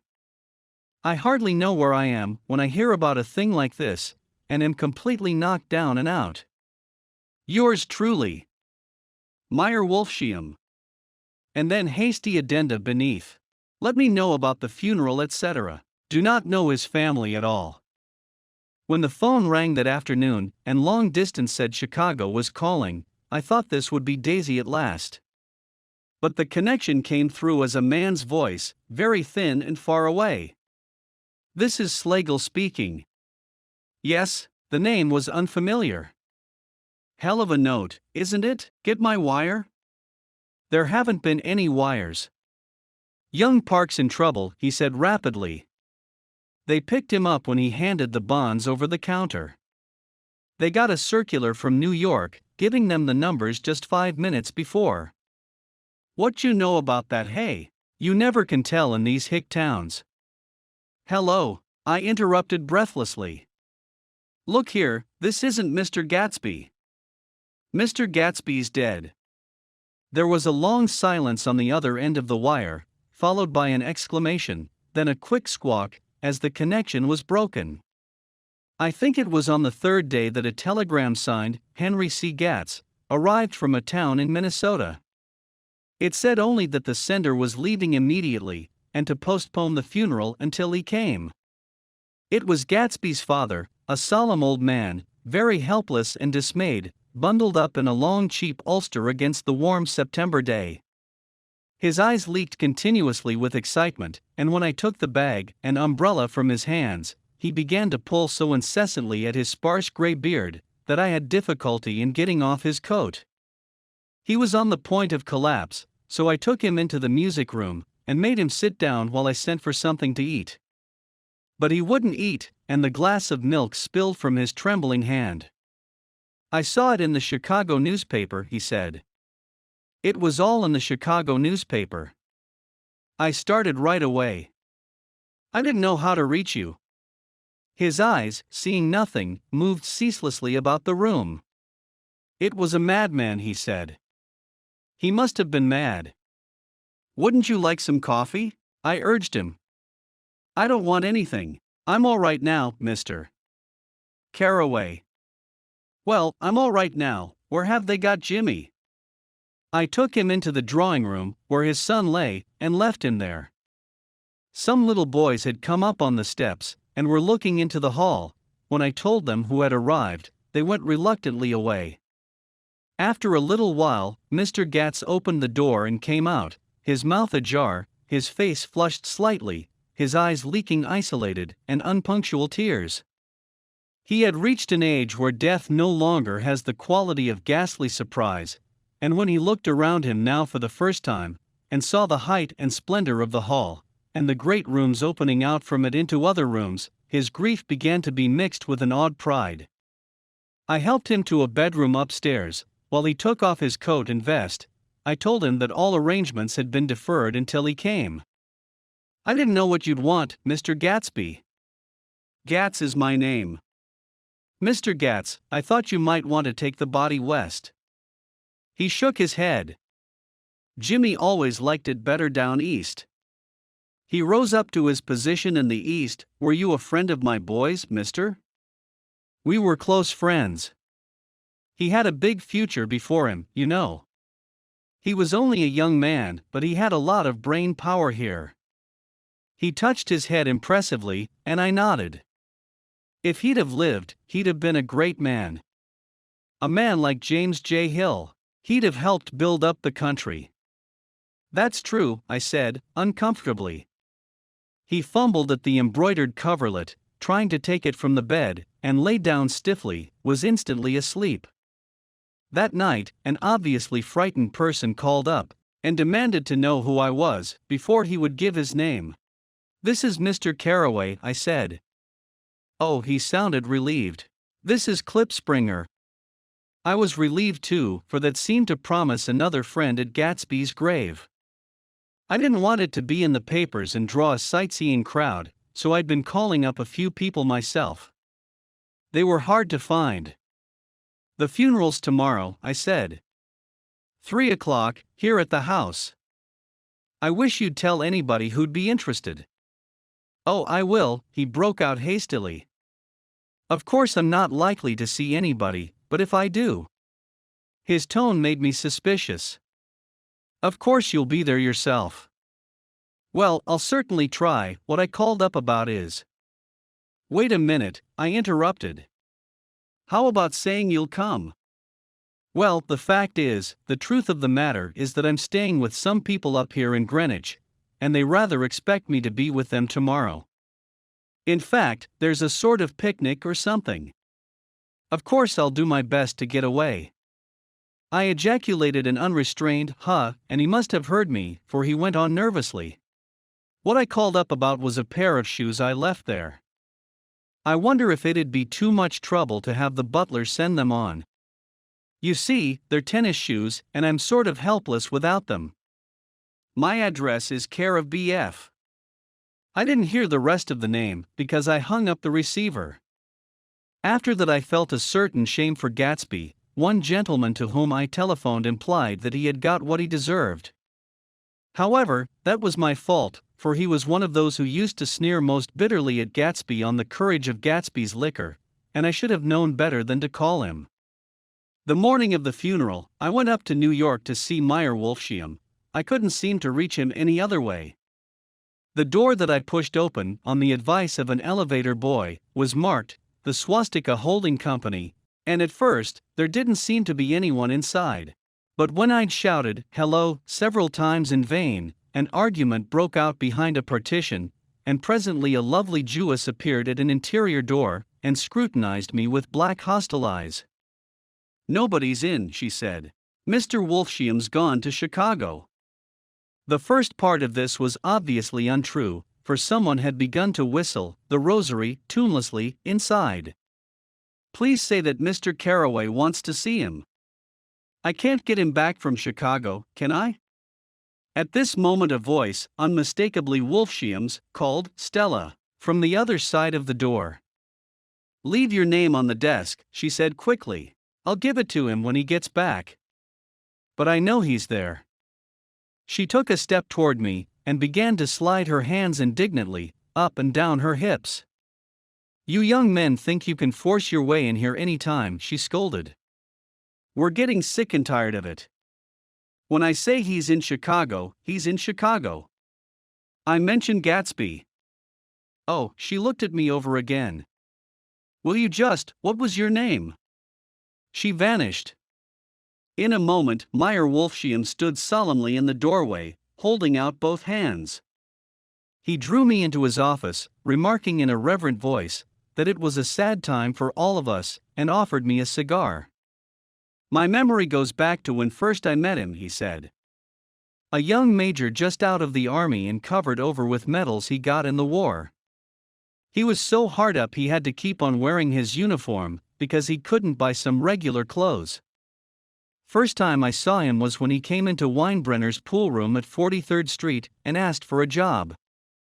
He hadn't eaten anything for a couple of days. 'Come on, have some lunch with me,' I said. He ate more than $4 worth of food in half an hour." "Did you start him in business?" I inquired. "Start him, I made him." "Oh." "I raised him up out of nothing, right out of the gutter. I saw right away he was a fine appearing, gentlemanly young man, and when he told me he was at Oxford, I knew I could use him good. I got him to join the American Legion, and he used to stand high there. Right off he did some work for a client of mine up to Albany. We were so thick like that in everything, he held up two bulbous fingers, always together. I wondered if this partnership had included the World Series transaction in 1919.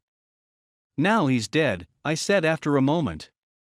"You were his closest friend, so I know you'll want to come to his funeral this afternoon." "I'd like to come." "Well, come then." The hair in his nostrils quivered slightly, and as he shook his head his eyes filled with tears. "I can't do it, I can't get mixed up in it," he said. "There's nothing to get mixed up in. It's all over now.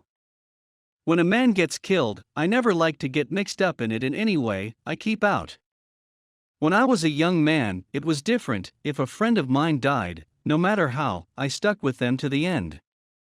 You may think that's sentimental, but I mean it, to the bitter end." I saw that for some reason of his own, he was determined not to come, so I stood up. "Are you a college man?" he inquired suddenly. For a moment, I thought he was going to suggest a connection, but he only nodded and shook my hand. "Let us learn to show our friendship for a man when he is alive, and not after he is dead," he suggested. After that, my own rule is to let everything alone. When I left his office, the sky had turned dark, and I got back to West Egg in a drizzle. After changing my clothes, I went next door and found Mr. Gatz walking up and down excitedly in the hall. His pride in his son and in his son's possessions was continually increasing, and now he had something to show me. "Jimmy sent me this picture." He took out his wallet with trembling fingers. "Look there." It was a photograph of the house, cracked in the corners and dirty with many hands. He pointed out every detail to me eagerly. "Look there," and then sought admiration from my eyes. He had shown it so often that I think it was more real to him now than the house itself. "Jimmy sent it to me. I think it's a very pretty picture, it shows up well." "Very well. Had you seen him lately?" "He come out to see me 2 years ago, and bought me the house I live in now. Of course we was broke up when he run off from home, but I see now there was a reason for it. He knew he had a big future in front of him. And ever since he made a success, he was very generous with me." He seemed reluctant to put away the picture, held it for another minute, lingeringly, before my eyes. Then he returned the wallet, and pulled from his pocket a ragged old copy of a book called Hopalong Cassidy. "Look here, this is a book he had when he was a boy. It just shows you." He opened it at the back cover, and turned it around for me to see. On the last flyleaf was printed the word, "Schedule," and the date September 12, 1906. And underneath, "Rise from bed, 6 a.m. Dumbbell exercise and wall scaling, 6:15 to 6:30 a.m. Study electricity, etc., 7:15 to 8:15 a.m. Work, 8:30 to 4:30 p.m. Baseball and sports, 4:30 to 5 p.m. Practice elocution, poise and how to attain it, 5 to 6 p.m. Study needed inventions, 7 to 9 p.m. General resolves. No wasting time at chapters or a name indecipherable. No more smoking or chewing. Bath every other day. Read one improving book or magazine per week. Save $5, crossed out, $3 per week. Be better to parents. I came across this book by accident, said the old man. It just shows you, don't it? It just shows you. Jimmy was bound to get ahead. He always had some resolves like this or something. Do you notice what he's got about improving his mind? He was always great for that. He told me I ate like a hog once, and I beat him for it.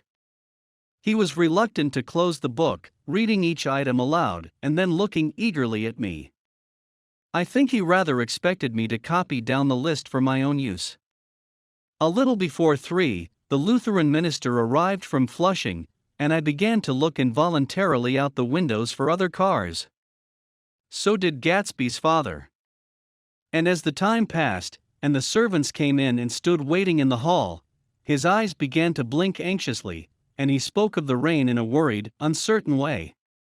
The minister glanced several times at his watch, so I took him aside and asked him to wait for half an hour. But it wasn't any use. Nobody came. About 5 o'clock, our procession of 3 cars reached the cemetery, and stopped in a thick drizzle beside the gate, first a motor hearse, horribly black and wet, then Mr. Gatz, and the minister, and me in the limousine, and a little later 4 or 5 servants and the postman from West Egg in Gatsby's station wagon. All wet to the skin. As we started through the gate into the cemetery, I heard a car stop, and then the sound of someone splashing after us over the soggy ground. I looked around. It was the man with owl-eyed glasses, whom I had found marveling over Gatsby's books in the library one night, 3 months before. I'd never seen him since then. I don't know how he knew about the funeral, or even his name.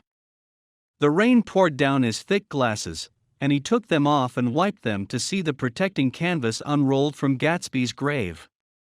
I tried to think about Gatsby then for a moment, but he was already too far away, and I could only remember, without resentment, that Daisy hadn't sent a message or a flower.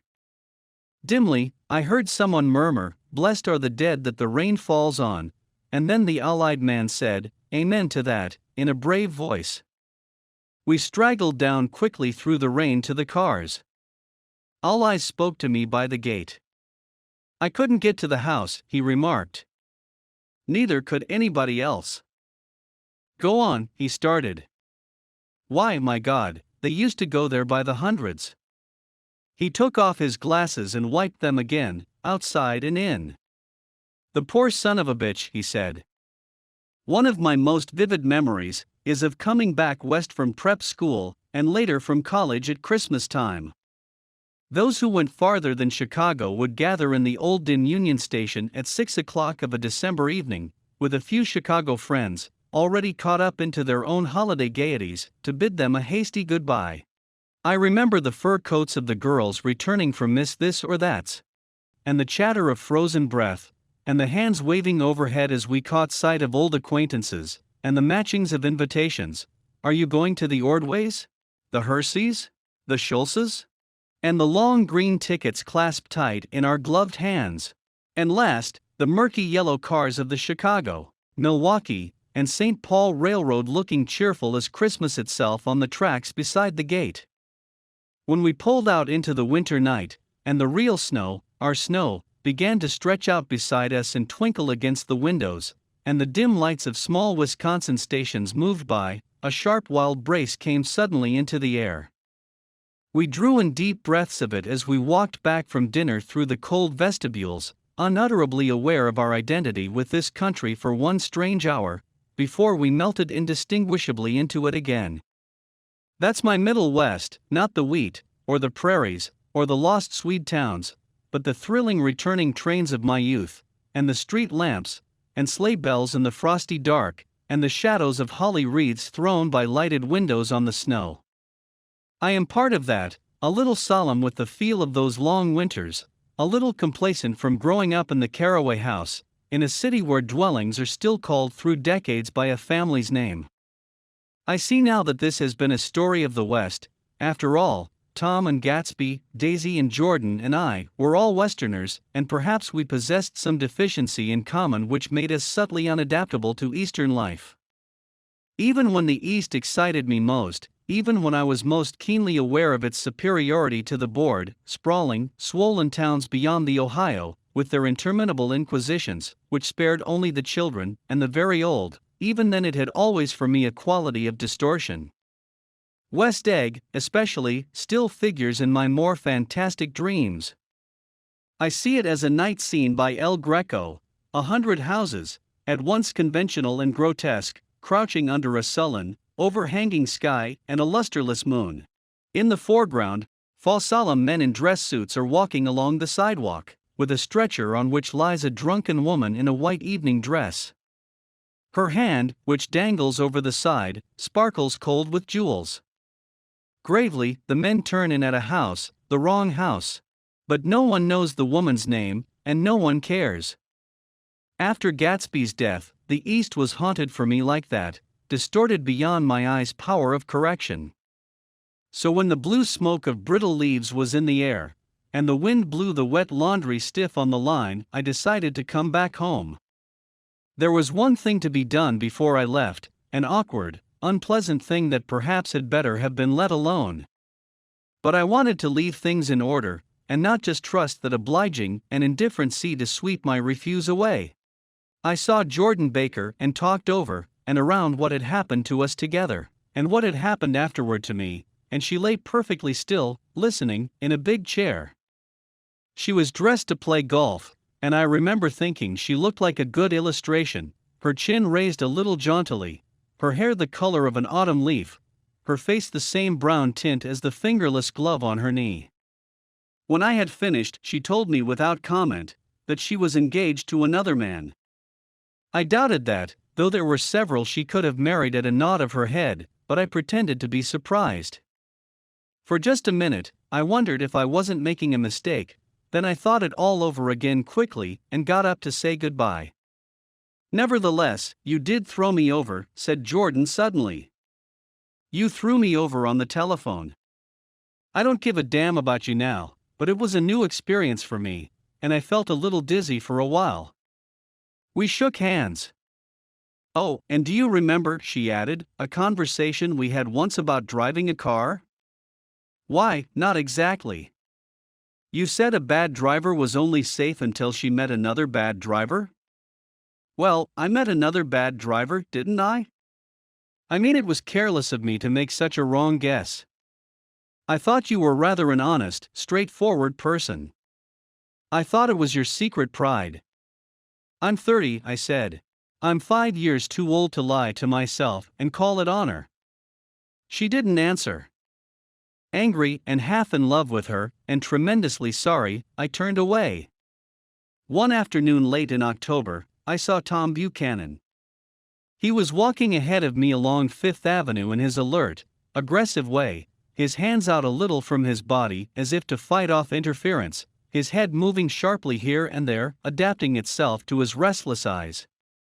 Just as I slowed up to avoid overtaking him, he stopped, and began frowning into the windows of a jewelry store.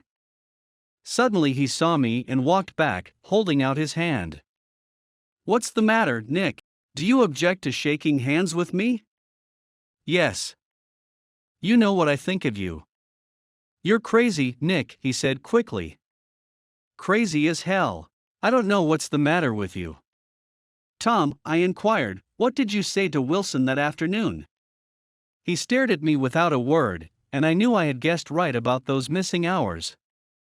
I started to turn away, but he took a step after me and grabbed my arm. "I told him the truth," he said. He came to the door while we were getting ready to leave, and when I sent down word that we weren't in, he tried to force his way upstairs. He was crazy enough to kill me if I hadn't told him who owned the car.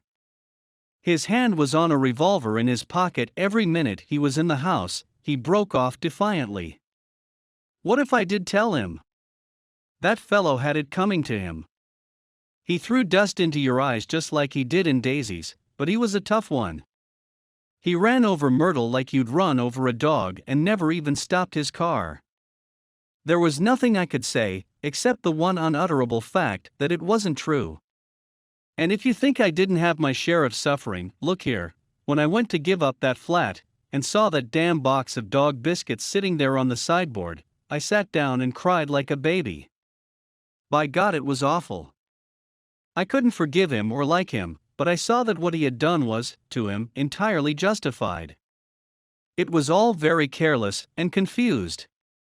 They were careless people, Tom and Daisy. They smashed up things and creatures, and then retreated back into their money, or their vast carelessness, or whatever it was that kept them together, and let other people clean up the mess they had made. I shook hands with him. It seemed silly not to, for I felt suddenly as though I were talking to a child. Then he went into the jewelry store to buy a pearl necklace, or perhaps only a pair of cuffed buttons, rid of my provincial squeamishness forever. Gatsby's house was still empty when I left. The grass on his lawn had grown as long as mine.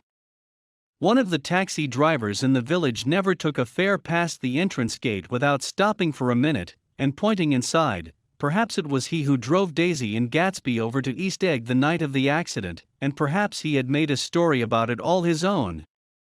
I didn't want to hear it, and I avoided him when I got off the train. I spent my Saturday nights in New York, because those gleaming, dazzling parties of his were with me so vividly that I could still hear the music and the laughter, faint and incessant, from his garden and the cars going up and down his drive. One night, I did hear a material car there, and saw its light stop at his front steps. But I didn't investigate. Probably it was some final guest who had been away at the ends of the earth, and didn't know that the party was over. On the last night, with my trunk packed, and my car sold to the grocer, I went over and looked at that huge incoherent failure of a house once more. On the white steps, an obscene word, scrawled by some boy with a piece of brick, stood out clearly in the moonlight, and I erased it, drawing my shoe raspingly along the stone. Then I wandered down to the beach and sprawled out on the sand. Most of the big shore places were closed now, and there were hardly any lights except the shadowy, moving glow of a ferryboat across the sound. And as the moon rose higher, the inessential houses began to melt away, until gradually, I became aware of the old island here that flowered once for Dutch sailors' eyes, a fresh, green breast of the New World. Its vanished trees, the trees that had made way for Gatsby's house, had once pandered in whispers to the last and greatest of all human dreams. For a transitory enchanted moment man must have held his breath in the presence of this continent, compelled into an aesthetic contemplation he neither understood nor desired, face to face for the last time in history, with something commensurate to his capacity for wonder. And as I sat there brooding on the old, unknown world, I thought of Gatsby's wonder, when he first picked out the green light at the end of Daisy's dock. He had come a long way to this blue lawn, and his dream must have seemed so close that he could hardly fail to grasp it. He did not know that it was already behind him, somewhere back in that vast obscurity beyond the city, where the dark fields of the Republic rolled on under the night.